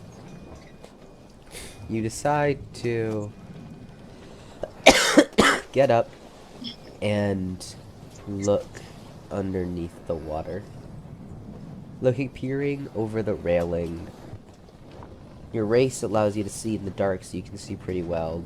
But you see, to the left of the ship, facing forward, facing towards the mast, you see the waters just off your boat for a few, maybe 20, 30 meters away, stirring up. In almost a whirlpool sense. It doesn't seem to be Sorry, say that again. Say that again. from where. Uh, a whirlpool force? Yes, that's where I swung. Okay. Okay. Yeah. It seems to be like a whirlpool, maybe 30 meters off the starboard. However, you don't know, it doesn't appear to be strong enough However, suddenly, the sound of the boat getting rocked violently to the right. Something has just rammed into the left side of the boat. You hear you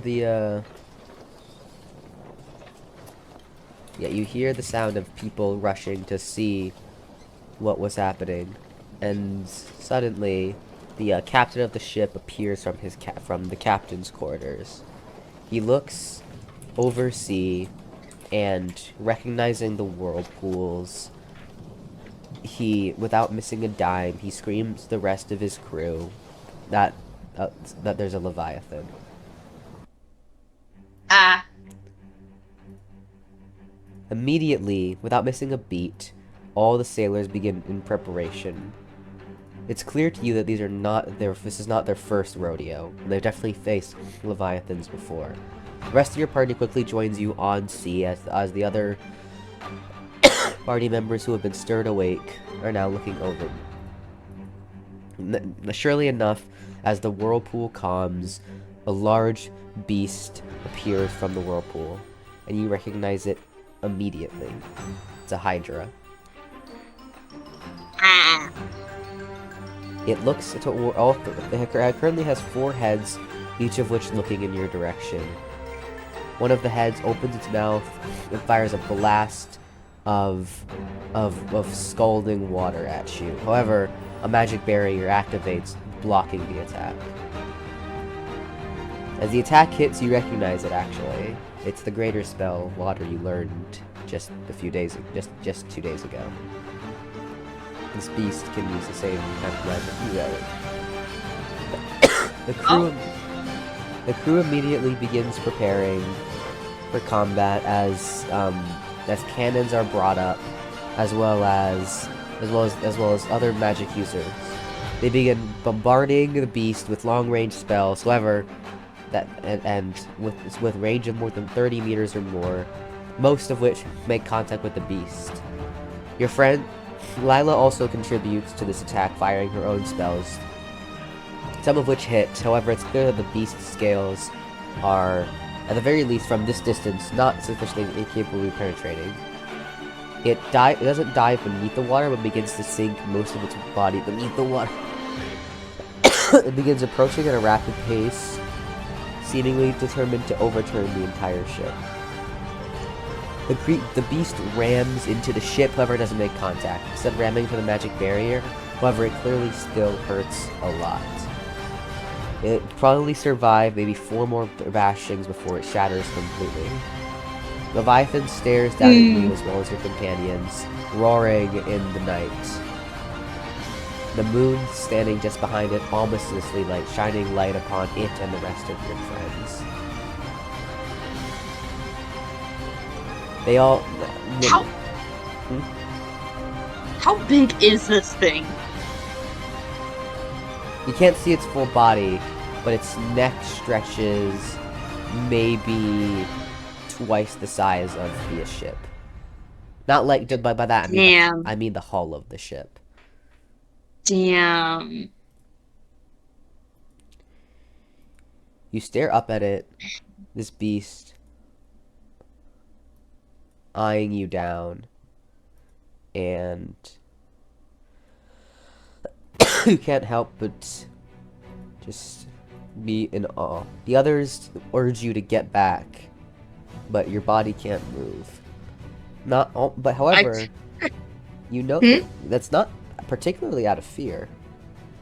You just don't want to. Lila, eventually pulling on your arm, managed to pull you to the other side of the deck, where the others, clearly in panic, understandably so, Rowan asks what they should do. Cody screams at him, saying if there's anything they could do against the Leviathan. The best thing they said... I feel like during that, stare down, Maroth almost looked like she was a little bit aggressive towards it. Either, purposefully or just out of instinct of this is another water creature, and it is encroaching in my space. Mm-hmm. I don't know. The creature continues to bombard the magic barriers when, and you sit down and discuss a plan. They don't really know what to do. However, and you think of any way to help. You think to yourself, and suddenly these things begin to float around you. They appear to be orbs of fire, but not like fire, but fire. They seem to be appearing in many, many different colors, of all different varieties. One comes up to you and actually speaks to you. And it looks at you and says, "You called?"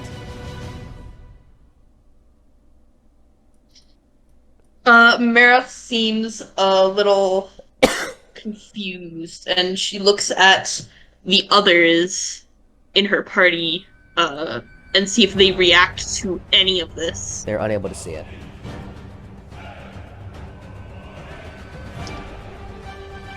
The one of the weird orb things asks again, "You needed us?"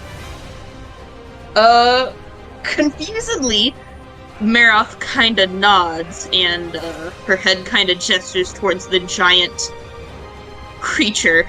The orbs seemingly turn around and say, "Ah, a Hydra. Four-headed one, no less. You need our help dispatching it?"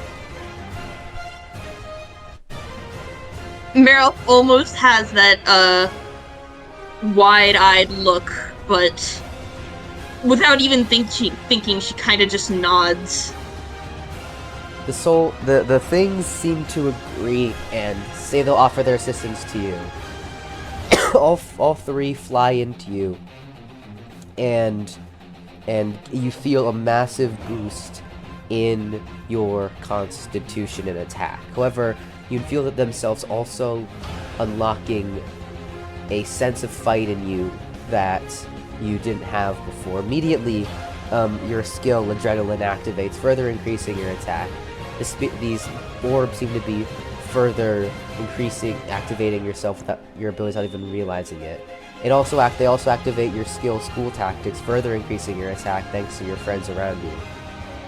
They also seem to activate your race skill without you even trying to, and then at the end you feel almost a connection with someone being applied. A great ancestor is called upon that you don't even know, and you feel the magic surge in you greatly, and your physical power even more so. You could feel the weird orb speaking to you from inside almost your soul, saying, "We've activated the necessary things inside of you to defeat these Leviathan. On the contrary, do not believe that we have granted you some extraordinary power.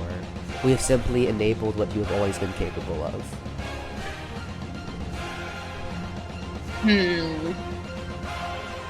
I have a question, Connor. From your point of view, would it be a wise decision for Maroth to take this onto equal ground and go into the water at this point? Oh, it's almost... What? Have I been hinting at that at all? What? No, you certainly haven't been, no. Me? No. Go fucking kill that thing. Maroth is gonna look at, Lila, and just kinda take a step, step back, and sorta, say, real quick, sorry, before, letting herself tumble, backwards off the ship. You look at Lila, and opening your mouth, you say one singular word: "Sorry." You then dash towards Leviathan, only hearing her voice calling out your name. Diving straight down into the water in front of the Leviathan, one of the Leviathan heads catches wind of you, just as your head sinks below the water. Immediately, not only that, you also feel the things inside of you telling you that they also went ahead and activated Neptune's skin and pelagic prowess to further increase your attack and speed now that you've decided to fight on equal footing with the beast. Without skipping a beat, you immediately swim towards the creature who most of its body's underwater, and you can kind of make out its feet swimming. Hold on. I had my fan on. I didn't realize how cold it made me. Whew. Okay. Maroth is gonna kind of wave her hands, trying to get the attention of just the whole thing, so it just leaves the ship alone. Attempting to distract the beast as much as you can. You attempt to pull its attention away, however, it seems to still ignore you as it thinks you're too small to be a threat. You have to drag its attention another way. Okay. Maroth is going to swim as close to this thing as she possibly can, and taking her spear in hand, she is going to try and actually, wait, shit, me. The water spear. Assuming that the water in this spear kind of separates from just any water. It is. Magic water and normal water aren't the same thing. Okay. Yeah, she is going to she's going to get at a good angle, and then throw it, aiming more for its chest. Not sure how much it'll do. Regardless, it hopefully will pull attention away. You cast Water Spear, and notice that the spear is about 2 times as large as it was when you originally casted it last time. Ignoring it, you throw it as hard as you can, and remember last time you were able to throw it 15 meters? This time you throw it at roughly 5 times the speed you threw it at last time, and it pierces easily through the beast's scales, plunging itself deep inside to the point where you can't even see the spear anymore. Shocked at the power you had in that throw, you hear the orb things inside of you saying, this is the power you have when you really take advantage of all your skills.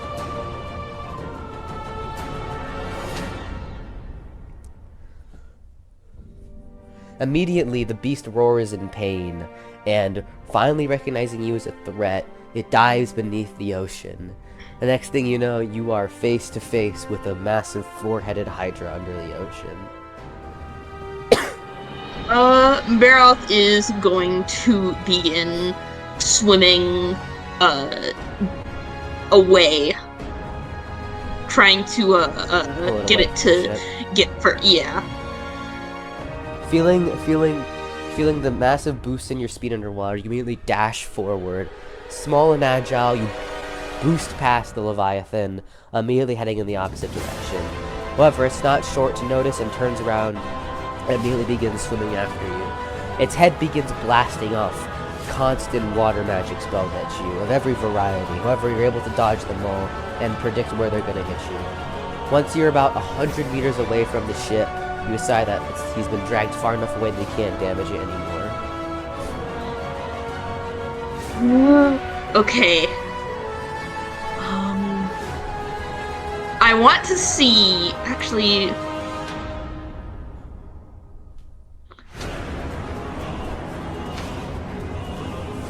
I want to... Oh, God.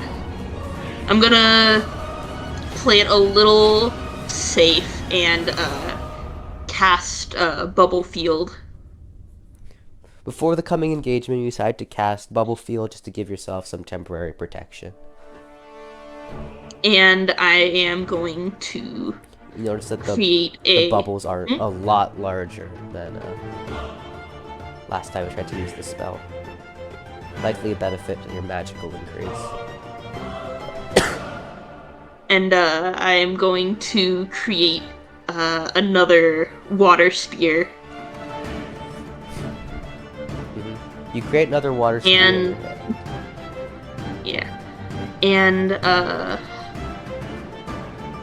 I am going to try and start swimming at an angle to try and juke this thing out. With bubble field activated, you begin swimming towards this thing with the water spear still in hand. Readying it, you attempt to move just to the left to get out of the way of its body, knowing that you can easily outmaneuver the beast in a conversation. The heads continue to shoot beams at you, and one head in particular seems to launch incredibly large berets of water balls at you. Most of them miss, however, 2 manage to strike you, but both get easily intercepted and deleted by the bubble field. Because you're not stopping your advancement for once, you continue traveling at a faster speed, and just as you approach the Leviathan, you manage to weave past it, and you're now against its exposed side that it cannot defend. I'm going to chuck the spear at its side. Feeling your full power into the spear, just like you did before, you throw it as hard as you can into the beast. Once again, the spear disappears into the beast, striking, you assume, a deep part of its body.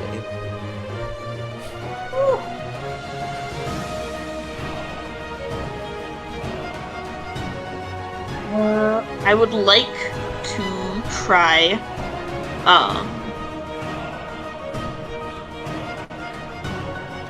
God, I need to fucking... Are you already doing the, Mana cow? Are you already doing the math for the, Mana? Yeah. Yes. Okay. You've burned through how much do I have currently? You've burned through 130. Okay. I am going to try and get, closer and, use Hydroflux. You get closer. What way? Try to get closer to its side. Swimming all the way up to its side, you press your hand basically against its scales and cast Hydroflux. It starts to attempt to face you, but the spell gets off, and with the force that you did not expect, Hydroflux actually pushes the beast back a few meters, almost turning it over because you were facing its upper half of its body, almost turning it over. It is now its belly is now exposed to you. I'm going to summon another water spear. Summoning another water spear. Yeah. You then throw it And once again. Yeah, I assume so. Yeah. As hard as you can into the beast, and like a jet stream vortex, the thing just spins through the water, striking straight through the beast, plunging itself into its stomach. The spear itself isn't that large, but you note that even a needle can pop a blood vessel in a human and kill it. You figure you just need to aim for the right spot, and as the beast lots amount of blood starts to pour from the now wound, you think you've hit something vital at the very least, or punctured something. Okay. I am going to go up to the now open wound and use Blast Burn. Swimming up to the open wound, the beast attempts to orientate itself and is still firing water shots with its head. With its bad position, it's not really able to hit you. Placing your hand up against the beast with the last remaining of your more or less the last remaining of your mana, you decide to spend it all casting the greater spell Blast Burn. Poor end.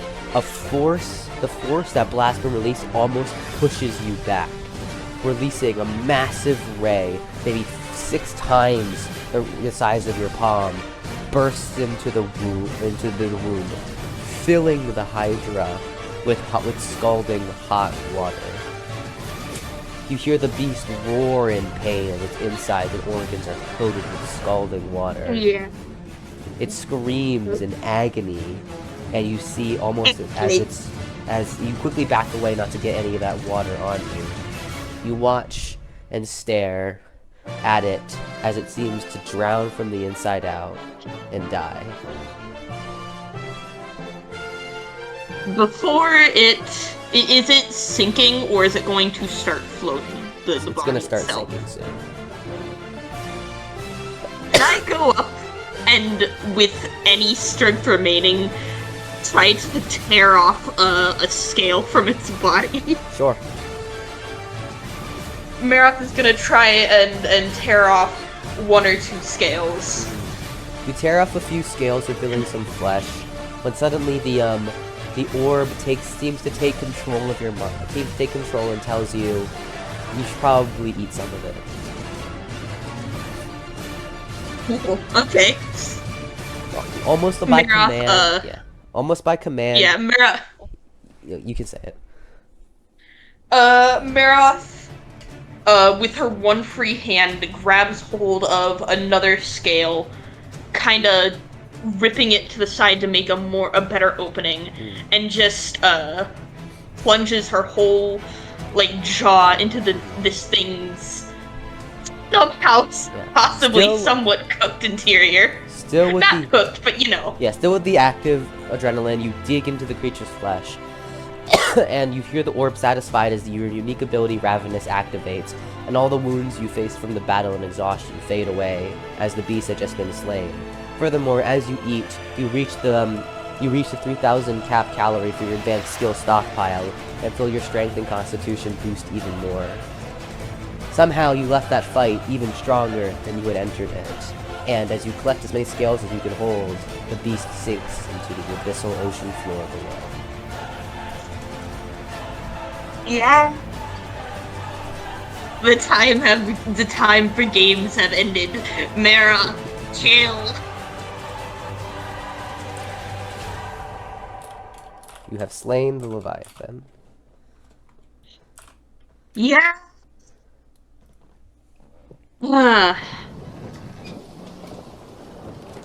Immediately, you start to calm down as the skill adrenaline wears off, and swim back to the ship. With your still increased strength, you easily climb aboard the ship, essentially.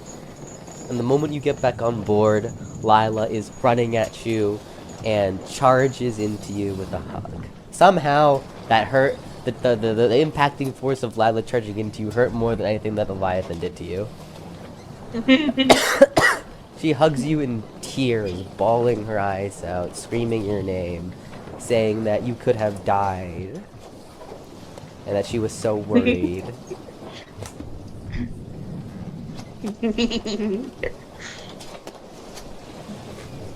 I didn't. But I did it.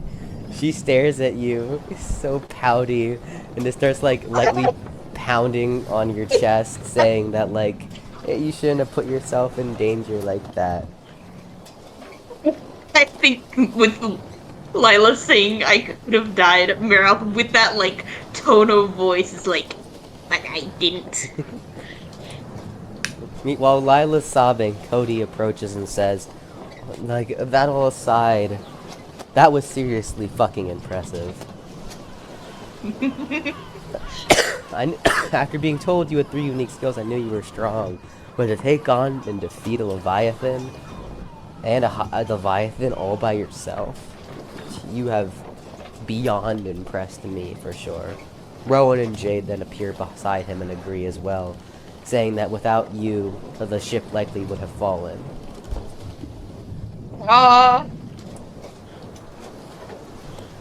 The whole thing comes to the end as the captain of the ship as well as all the crew members approach to congratulate you on such an astounding victory as well. They all offer, the captain actually offers you a drink, which you take and immediately chug down after such a fight. The rest of the night is spent, the rest of the night is spent partying at the victory of the Leviathan, as Lila continues to hug you and screams that you shouldn't have done that, but she's happy you're safe, and she admits that she is impressed that you managed to kill the beast all on your own.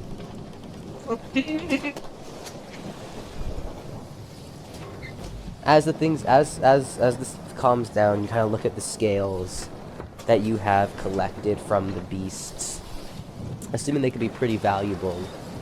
Your advanced skill harvester, you use your advanced skills. Your advanced skill harvester's reward activates, and you're looking at the scales. You can kind of think of all the different ways you could use them as you sit down. How many skills did I collect?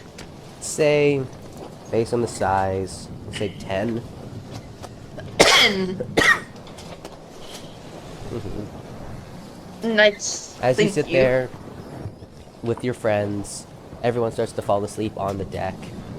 And eventually, with everyone asleep, the orb once again appears in front of you. They say in their voice, "So, was I of service?" Nods. The orb thing says they're glad, and says that they hope that they can work for her again sometime. But Maroth kinda, whispers, what are you? The orb looks at them and says, "We are beings, creatures that do not exist on your physical plane. It is thanks to your unique skill, Dark Divination, that you were able to see us. It has been a long millennia since anyone has ever communicated with us before. We have waited for a while to be of assistance to the mortal plane once again, and you have been the one to gain the ability to see us. There aren't many of us. However, we hope to be able to assist you in managing your skills and magic in the future, and I hope that this demonstration against that ghastly beast was proof of what our services can provide to you."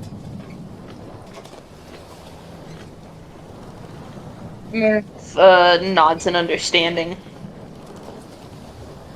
The orb does almost like this metaphorical bow before disappearing in front Oh. of her. Lovely. Now you sit there alone on the rocking boat.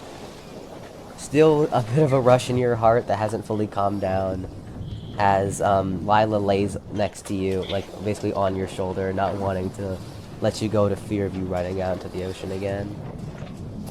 Oh. You lay there and look into the sky at the stars once again. Only this time, no Leviathan to ruin your fun. Jesus Christ. Woo. I think you now also hold the record for coolest fight sequence we've had. Thank you. Explain, please. What does that mean? The coolest fight sequence where with the whole thing. Because the whole thing, I was thinking about how, because your skills at the time when you first wrote these back in January were fine, but I'm thinking back to them now, and mainly with Dark Divination, I was trying to think, how can I incorporate that into the world and make it make sense? And so I figured, since Maroth is very confused and we fully understand her capabilities, the heinous sights ability can allow her to, these spirit things can allow her to unlock her full tactics and potentials, almost like an advisor. And so does that mean that that some of the other characters are already capable of this kind of strength? They know how to harness it? No. Oh. That's why this is most interesting to see. Because, yeah, no, I think those to see, to be able to have this assistant spirit thing, basically activate all of Maroth's skills in an order to fully harness their powers and take full advantage of aspects of it to make her basically as powerful as she could be. Because is what, and also that combined with the music and the cool fighting underwater. Yes. Made this easily the best fight. because I think it demonstrates what your Maroth is capable of when you really stack all her abilities together. Thank you. I was hoping that like once she actually got into a fight, that the things I had actually done to her quote unquote kit would stack Yeah, nicely. I'm glad they did. exactly. Okay. Yes. So, with the adrenaline finally, with the literal adrenaline finally, but non-skill adrenaline finally wearing off, you finally feel comfortable enough to fall asleep.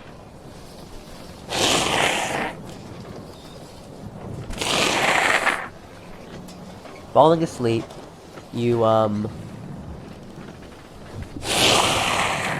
wake up in the morning to the sounds of all the sailors getting up and preparing to continue their day. Cody is already up helping them, as well as Rowan. And Rowan explains to you that they should be arriving at, according to the current schedule, they should be arriving at Sarconia in the late evening. Not before sunset, but maybe either just before sunset or just after. Mm. As you start to like wake up, Lila also wakes up. Jade had been up for a while. Lila's still like with her arms wrapped around yours, saying like, I Oh. gotta make sure you don't go diving into the ocean to fight Leviathans again.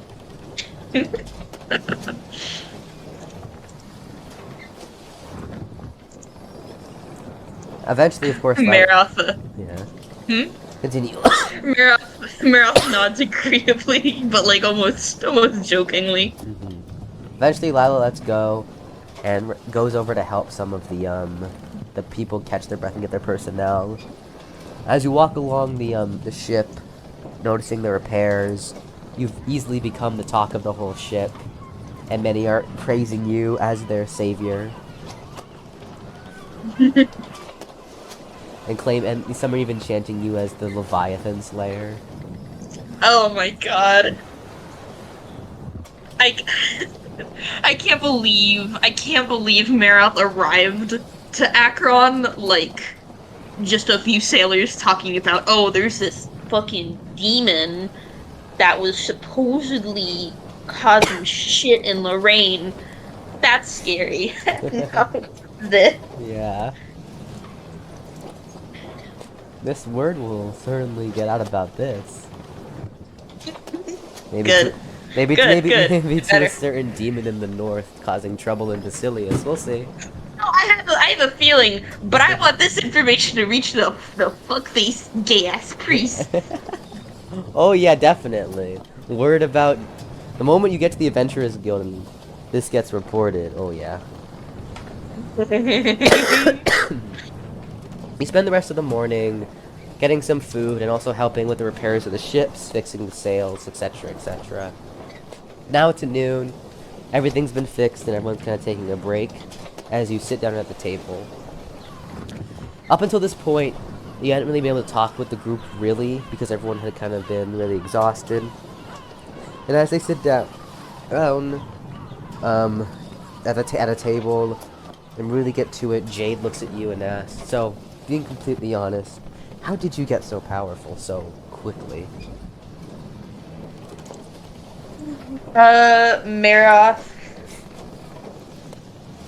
stares for a second, and she's like, God, I can't think of anything. I can't think of anything.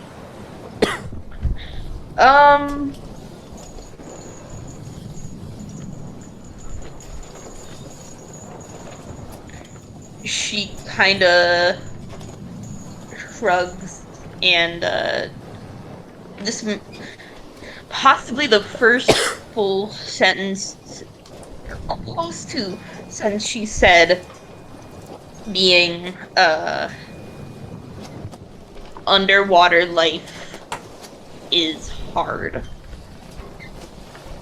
The others just stare at her and kind of just assume that the absurdity of that answer is why it might be true. Rowan kind of looks at her and asks, were you born with three unique skills?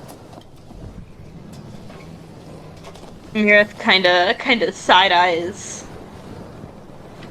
Not really sure how to answer that, so she just shrugs. They all kind of just chuckle and suppose that they really can't pry if you don't want to tell them. Lila just looks at you and says, well, regardless, I'm glad that everything turned out well. But I really never could have imagined that you'd be as powerful as the great monsters of the deep.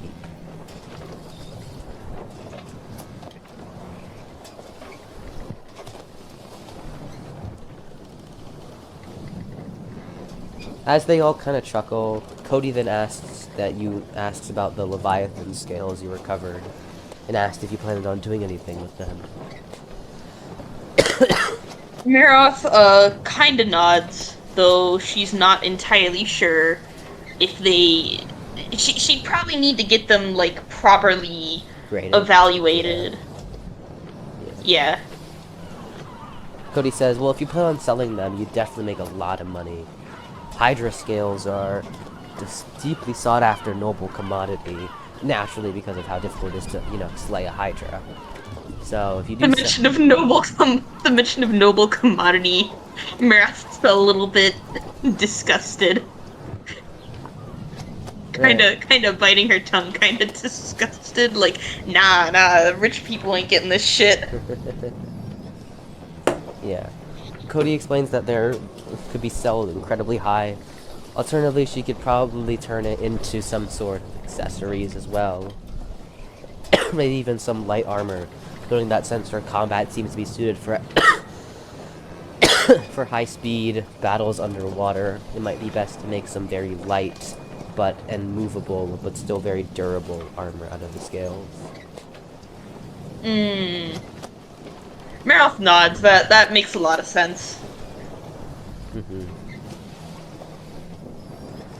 They continue to talk throughout the day, eating a bit, and you feel accomplished, taking down your first real enemy, your real foe, and it was one of the strongest beasts in the ocean, the Hydra. Makes you feel very, very accomplished.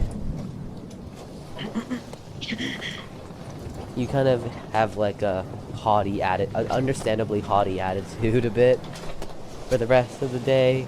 Kind of like, just, as everyone, at first it embarrassed you a bit, when like all the people on the ship were calling you the Leviathan Slayer. But as you go on, it slowly started to really started to, grow on you, admittedly. You're like, yes, praise me more. It's not even like a bratty praise me more. It's like, hold on. Hold on,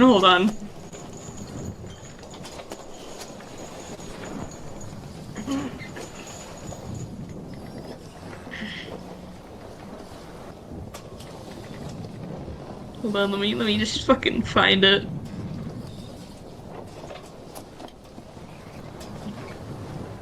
This is Meryl. No, literally. As you sit there, however, as you sit there, you suddenly hear a voice in your head. It's not like those spirits that you had summoned, but a completely different voice. It speaks to you, saying, "No, requirements have been met for skill acquisition. The user has now acquired the advanced skill, People Savior. This skill grants the user increased attack, increased damage, speed, defense, and magical capabilities. I can't spell. When defending those they care about." Ooh.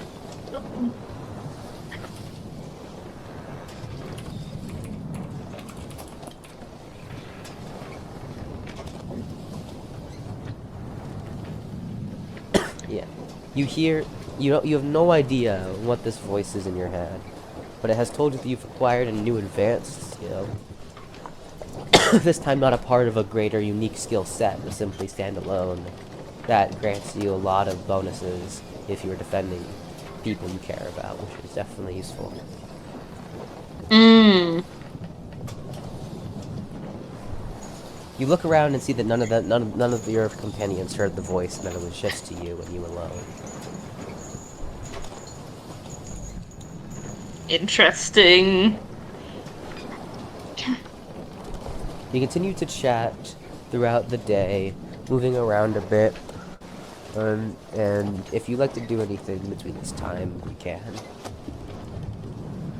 Maroth might try spending a bit of the day trying to meditate for much longer. Okay. Well, it's around 2 p.m. Maybe now. The boat should arrive around 8 to 9. I think she'd like to try meditating for 4 hours this time and see how much of an increase in her mana that gets her, if it does. You return to your room after saying goodbye bye to your companions and meditate for 4 hours. The similar process, you feel that you have grasped the concept of raising your mana level more clearly, and after 4 hours, you manage to raise your mana level by 35. Okay.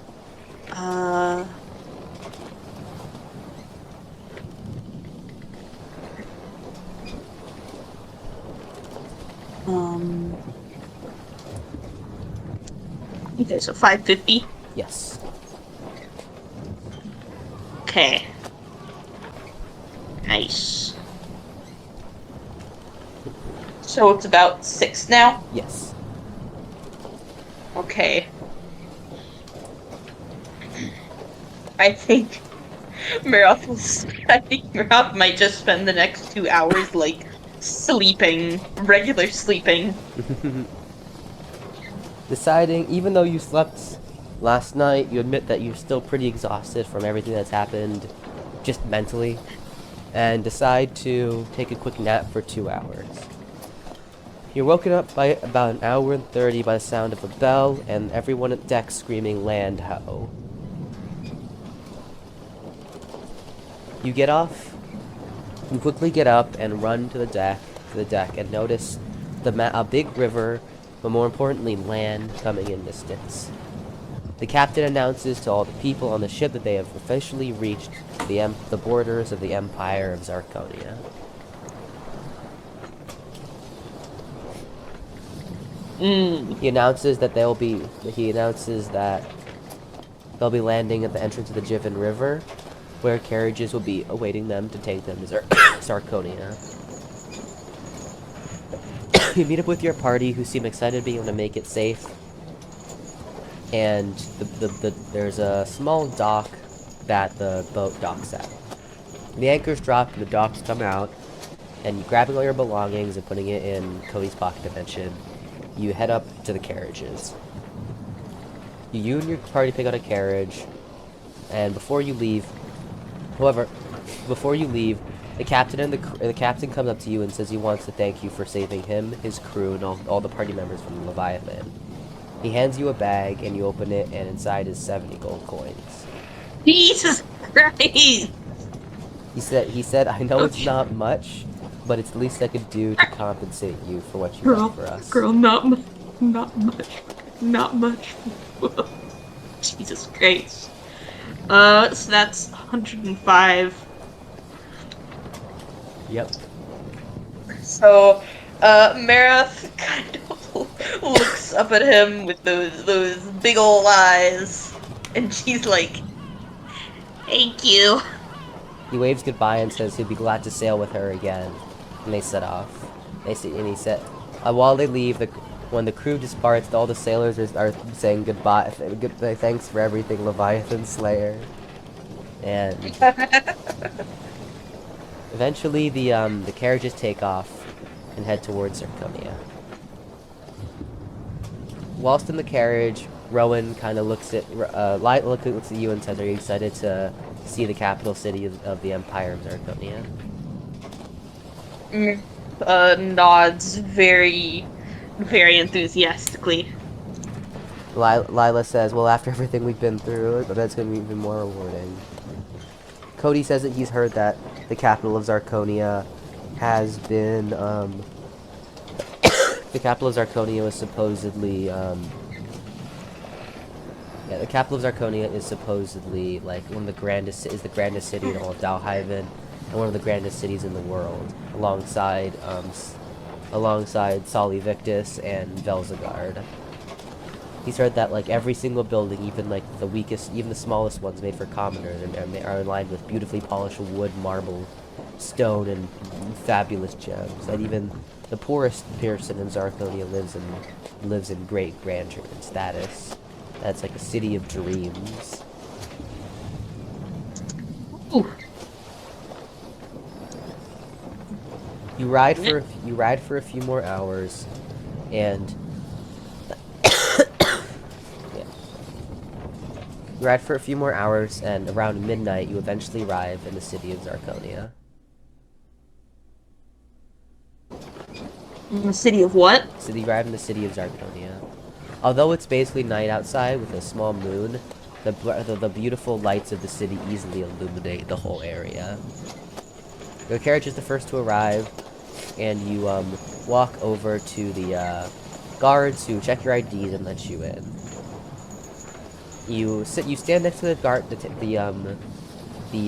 next to the gate and discuss with your team what to do. Rowan sets out a game plan and says, since it's so late, first thing we do is let's find an inn, get some rooms, get some sleep, and then tomorrow we should report to the Adventurers Guild what happened, since they were the only, since they note that, especially after what Maroth did, they don't want that to go unnoticed. Everyone agrees, and they all kind of look at you to confirm. Maroth, thinks about it for a moment. On one hand, there's gonna be a lot of eyes on me. On the other hand, I don't know. I don't know what it. I'm not quite sure what the good parts of this would be, but she trusts in their better judgment and nods that it would probably be a good idea. They give her a thumbs up and tell her don't worry, if anyone tries to harass her about it, they'll be there to help her. They then set off, and using a map that the guard had lent Rowan, they quickly find an inn and pay for some rooms and settle in. Just before everyone goes to sleep, of course, Lila comes up to you and says that at the end of the day, she's happy they're safe and happy that everything turned out alright, but she looks at you and says, promise, though you won't ever do anything that reckless again.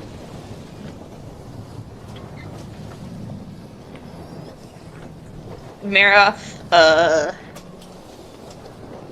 thinks for a second, looking very unsure, because after what had happened, you know, she's not, after the almost instinctual part of her kind of made her jump into the water, she's not quite sure if that's a promise she can keep. Realizing she's hesitant, Lila kind of looks at her and sighs and says, at the very least, allow us to support you if you ever try something like that again.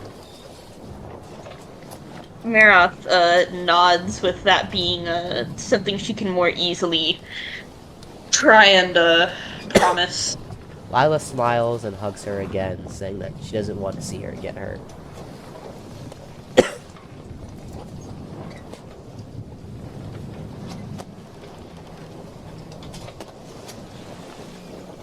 Connor? Did you not hear what I said? No. Ah. She hugs you, saying that she doesn't want you to get hurt. She just doesn't want you getting hurt.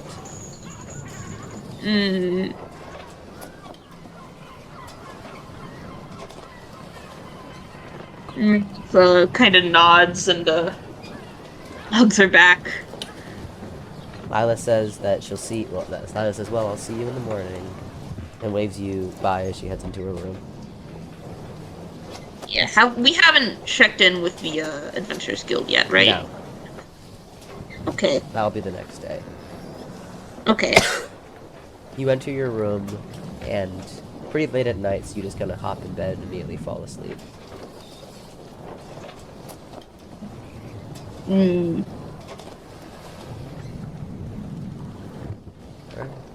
You wake up the next day, pretty late in the morning, admittedly, since you got there pretty late. Everyone else seems to be feeling the same. You know, you just arrived in Zarconia, no rush to do anything, you know. Trip's over, so let's take a break. Mm-hmm. Everyone wakes up bit groggy-eyed, and you follow them down to the main inn that's serving breakfast. It's a simple breakfast, and you kind of like, when no one's looking, kind of like push the vegetables onto Lila's plate. Like, you know, oh man. Oh my god. Yeah, hold on. Give me 1 second. Okay. Yeah. So, yeah, you eat what you want to eat on the plate while shoving the rest of the Lila's. You try to be suspicious about it, but everyone in the group ends up seeing it. They all know my terrible secret. I can't digest caramelized onions. The horror. Indeed. But yes, after everyone's eating, you all decide. Maroth looks at you and says, "Alright, ready to head off to the Adventurers Guild?" Everyone. Maroth, yeah, Maroth nods with everyone else, probably. Yeah. You exit the inn and spend a few minutes walking over to the Adventurers Guild. After reaching... Yeah. Let me just... Yeah. Entering the guild, you and your party approach, and... You and your party approach the front desk. The receptionist asks how she can help you. Roan says you'd like to make a report. She asks what you'd like to report about.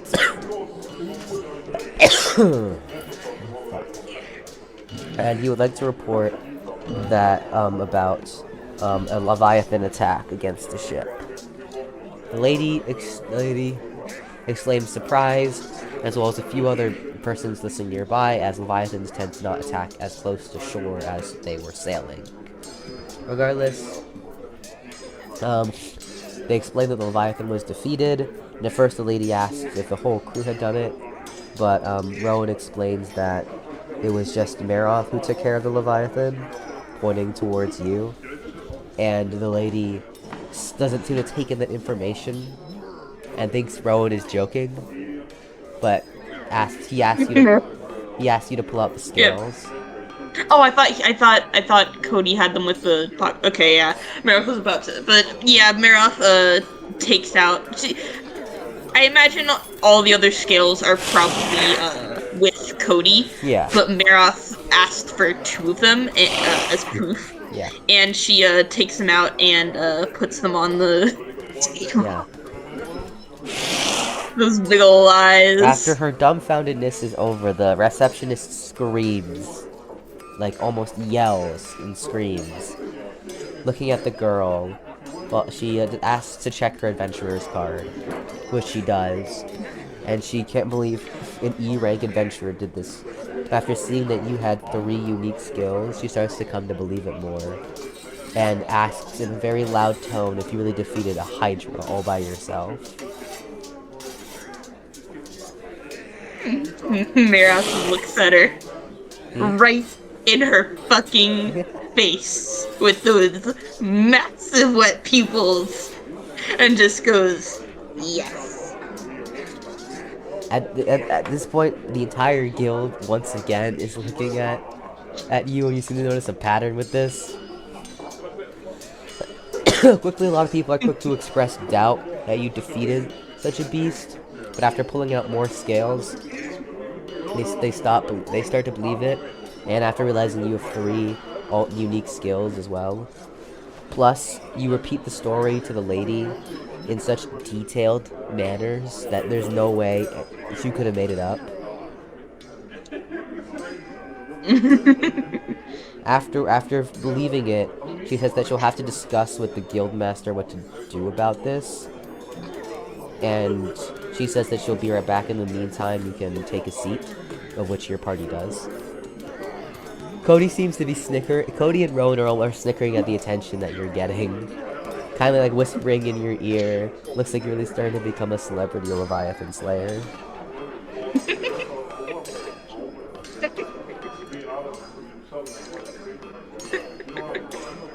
Maroth kinda nods, unsure how good or bad of a thing that this fact is, but it is something that she now will have to live with. After waiting for a few minutes and a lot of people murmuring around them, the receptionist returns and calls specifically you.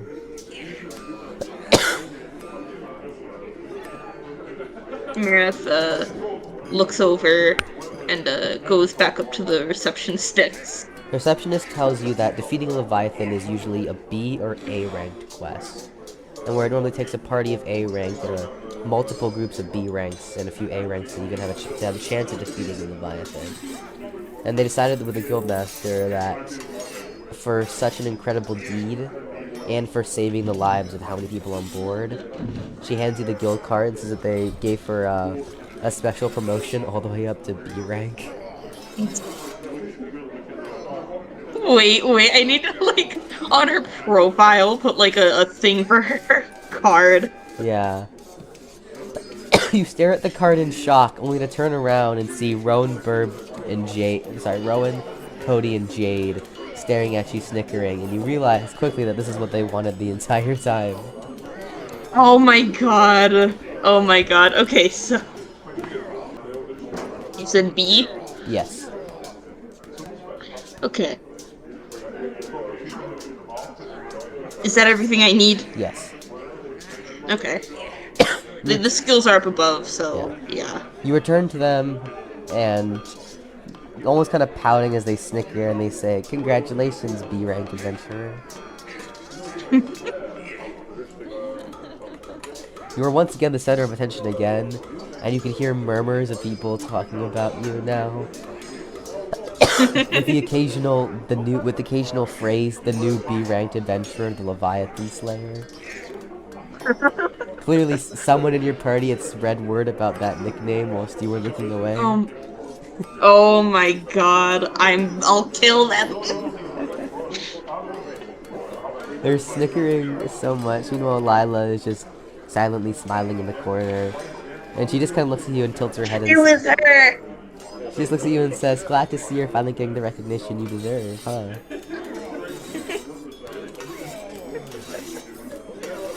Maroth nods a little dumbfounded, wondering if it was her that spread the rumor around.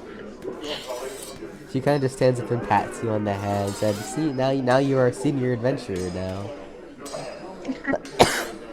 She's old. Rowan stands up and said, "Well, their work here is done, and that's only what they came here for." And then they look at you and ask if there's anything you in particular like to do with all the Leviathan scales.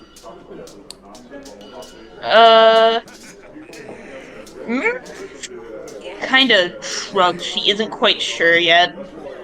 They already did earn 70 gold from the captain. And she plans to probably use that for the whole party over time. Yeah. So unless there's like a big purchase they need to make, for now, I think she wants to keep those scales, like, somewhat stashed away. One, she doesn't want them to get fucking stolen, or lost, but also, they're probably pretty big and would need a lot of room to just carry around. Deciding for now that you don't really want to do much with them, you hand them to Cody and say to store it in the pocket dimension for now, of which he does. With what you made planned for today, Rowan looks at you and says, "Well, now that that's all been taken care of, I suppose now what's left is to explore Zarconia." Oh yeah. You and the rest Ooh. of yeah. Hmm? What was that? No, go on, go on. Yeah. You and the rest of your party exit the Adventurers Guild, breathing in that fresh new air, with it smelling a bit different than the island you're so used to. Taking it all in Mm. as you stare into the grand, and with it finally being morning too, you're really able to see the grandeur of Zarkonia. A massive, complex metropolitan city with countless different artisan buildings, residential buildings, and worker buildings, all mingled perfectly in between each other. Each building polished, the roads, the infrastructure, everything. A perfect use of materials, all well handcrafted. In the center of the city, you can see the Golden Palace looming over the rest of the empire, marking the power of Zarkon Matthias. It is Ooh. like compared to Akron City, it just doesn't even compare. It just this with the morning sun truly shining over the city, you're finally able to truly appreciate the grandeur of the capital of the Zarkonian Empire. Ooh.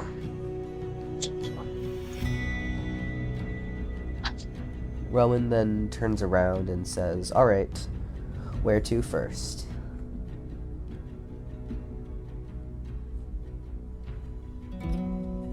I mean, they probably know more about what's going on in a place like this, so Maroth looks at them to see if any of them have suggestions.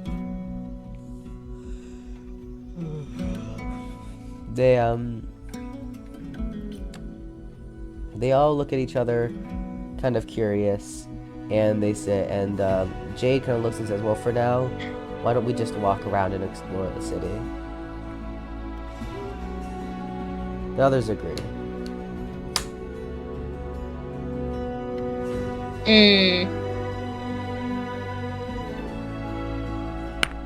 You decide to follow them, and we begin to walk around the city of Zarkonia. It's an incredibly large city, as you know, and you imagine that you could easily spend weeks, maybe even months, exploring the city and still find new places to go. You decide to just follow the main roads and see if there's any interesting places you can discover. Okay. You walk along the road, talking with your friends along the way, and while you're walking, Lila actually has an idea, and she says, "Actually, wait, I have an idea. Maroth, you still obviously want to learn more magic, right?" Maroth nods. Then Lilac almost snaps her fingers like, "Well, why don't we go to the Mages Guild and buy you some books for magic?" Maroth nods at the idea. Alright, let's head over there. You and the group decide to all head on over to the Mages Guild. However, as you walk, Cody and Rowan notice the Weapons Guild as well from across the street. Realizing that they could actually use some weapons repairs, they say that they'll meet up back here, but for now they're gonna go to the Weapons Guild to get some of their stuff fixed. Okay. You nod at them and they say take off, and you, Lila, and Jade continue to head over to the Mages Guild. What? You know what, Connor? Huh? Cody and Rowan are always finding a fucking way to be alone together. I'm okay for each other. So you walk towards the Mages Guild, and you walk towards the Mages Guild and notice Jin. Listen. I'm listening. You'll have to figure it out. Fine. Fine. Maybe catch them, when they're maybe walk into one of their rooms later at night. I don't know. Fine. Maybe you had a nightmare and wanted to go see Rowan, and he wasn't in his room, and You heard some Oh my noise god. like wrestling from Cody's room. I don't know!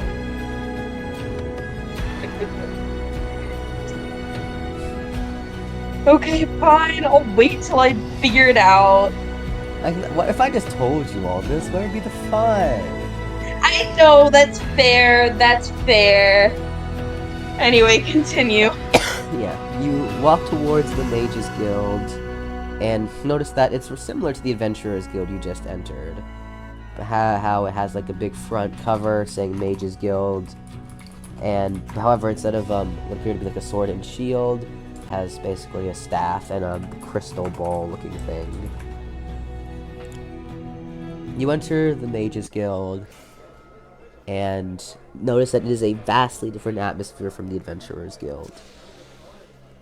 There are all mages here, some human, some not, wielding staffs and other artifacts. They are all mingling about, and they're much more refined than the adventurers. There are bookshelves, elaborate Oh, of curtains, course. stained glass, all the works. You walk up to the receptionist, and she greets you, asking what you need. Lila says that they would like to purchase a copy of the Mage's Guide to Water. To which, the lady quickly goes to the back and brings out one. She says that'll. She tells Lila that that'll be 5 gold, I believe. Okay. Now I'm at an even 100. Perfect. As all things should be.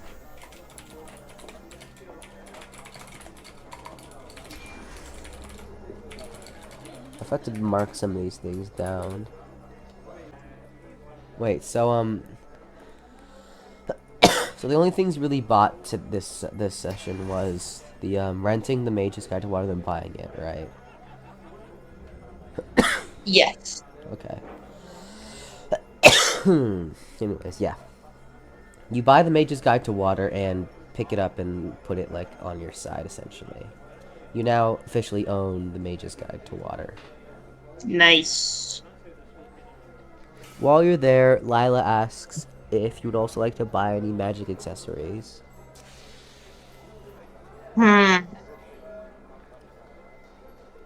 What kind of things are available? Lila explains the magic accessories increase your magical abilities, and there are all sorts of different ones. The main ones being jewelry, earrings, necklaces, chokers, rings, bracelets.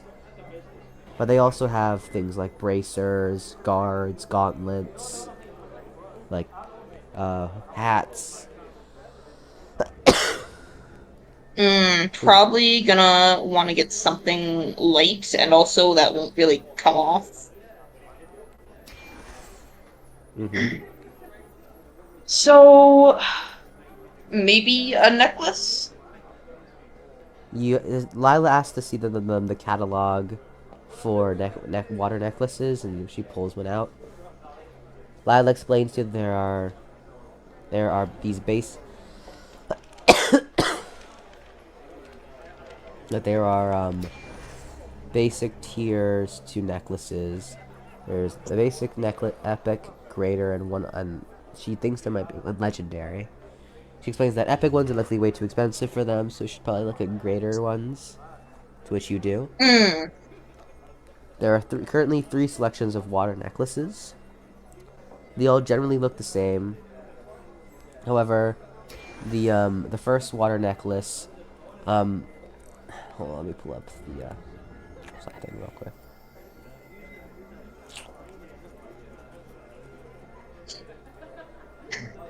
The first water necklace, you note, reduces the damage, reduces the effect fire and the effect fire and lightning has against water spells that you cast.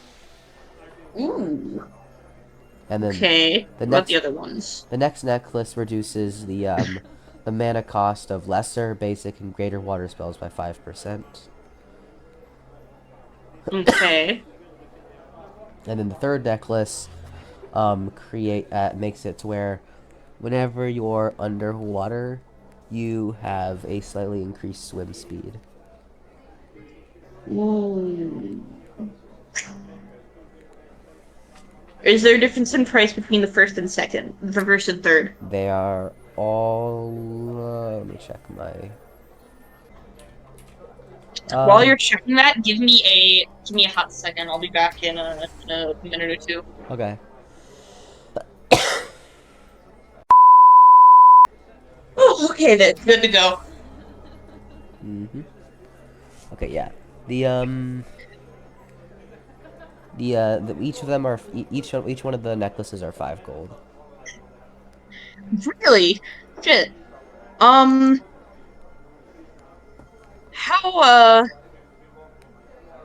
curious. What do they look like? What do the necklaces look like? Do you have any reference photos?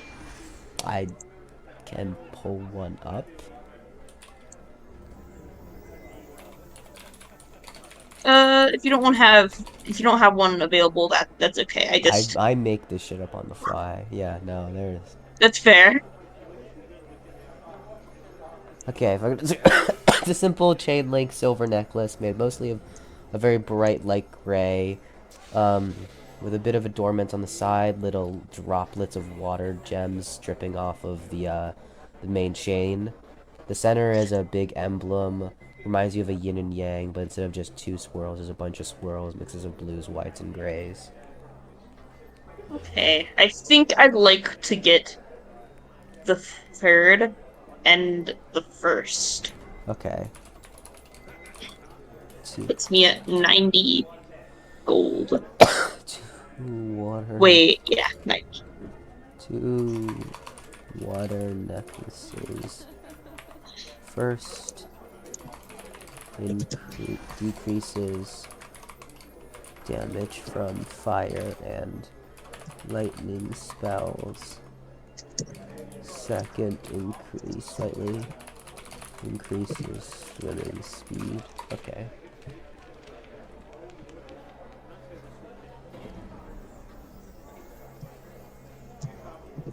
Okay.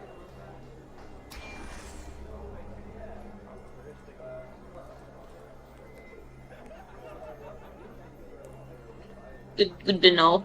Maroth slips them on and kind of realizes that her neck is becoming a little bit crowded. So she might have to find an alternative to the pearl necklace. 'Cause she doesn't want to get rid of that. Mm-hmm. It's a nice necklace. Fair enough. Yeah. So after buying the necklaces, Lila looks at you and asks if you like any other accessories or no. Maroth shakes her head. Okay. As you exit as you begin to turn around to exit the Mages Guild, you notice that funny image. You see the draw. You see the drawing. Mm-hmm. You notice, yeah. Just before you exit the Mages Guild, someone seems to stop you. It's a hooded figure. You can barely make out their face, but you can make out their ears. They're an elf. Most of their body is covered in a black cloak.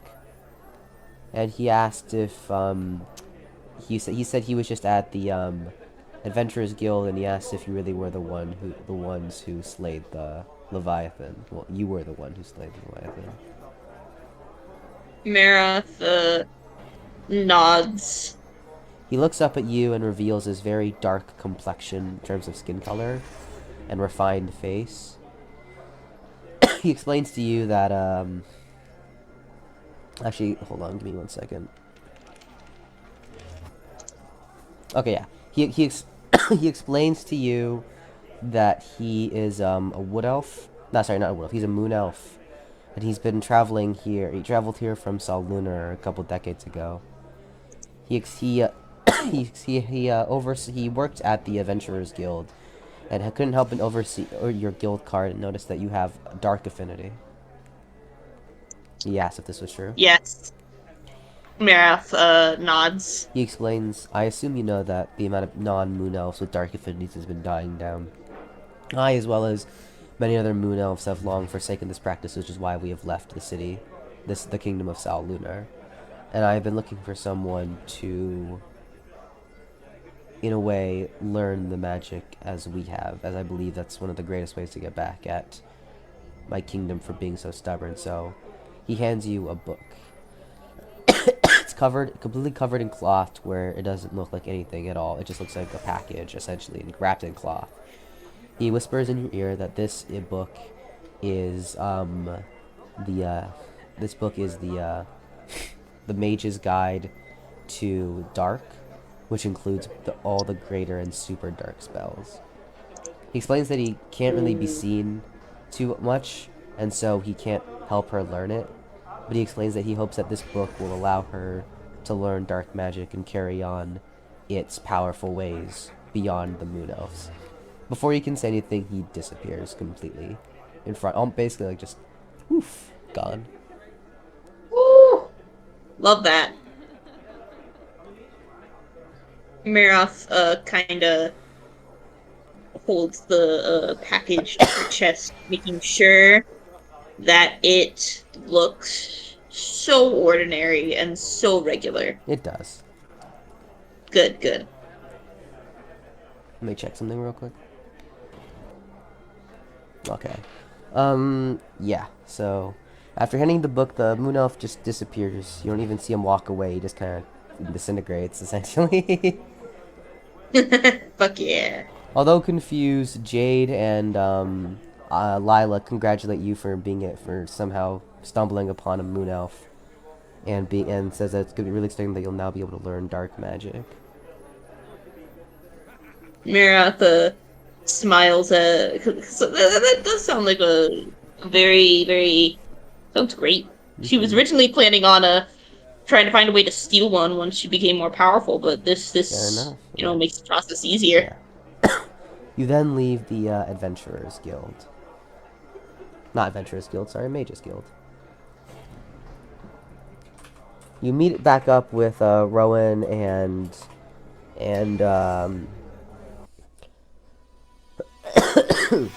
sorry. Hold on. Yeah. You then meet up with Rowan. Fucking hell. You meet up with Rowan and Cody, and they ask if things went well. You explain what happened. Well, Lila explained what happened, and they're also excited that you got your hands on a dark book, a dark magic book. With these things sorted, they then decide to head to a different place. It is now probably around like 1 to 2 p.m.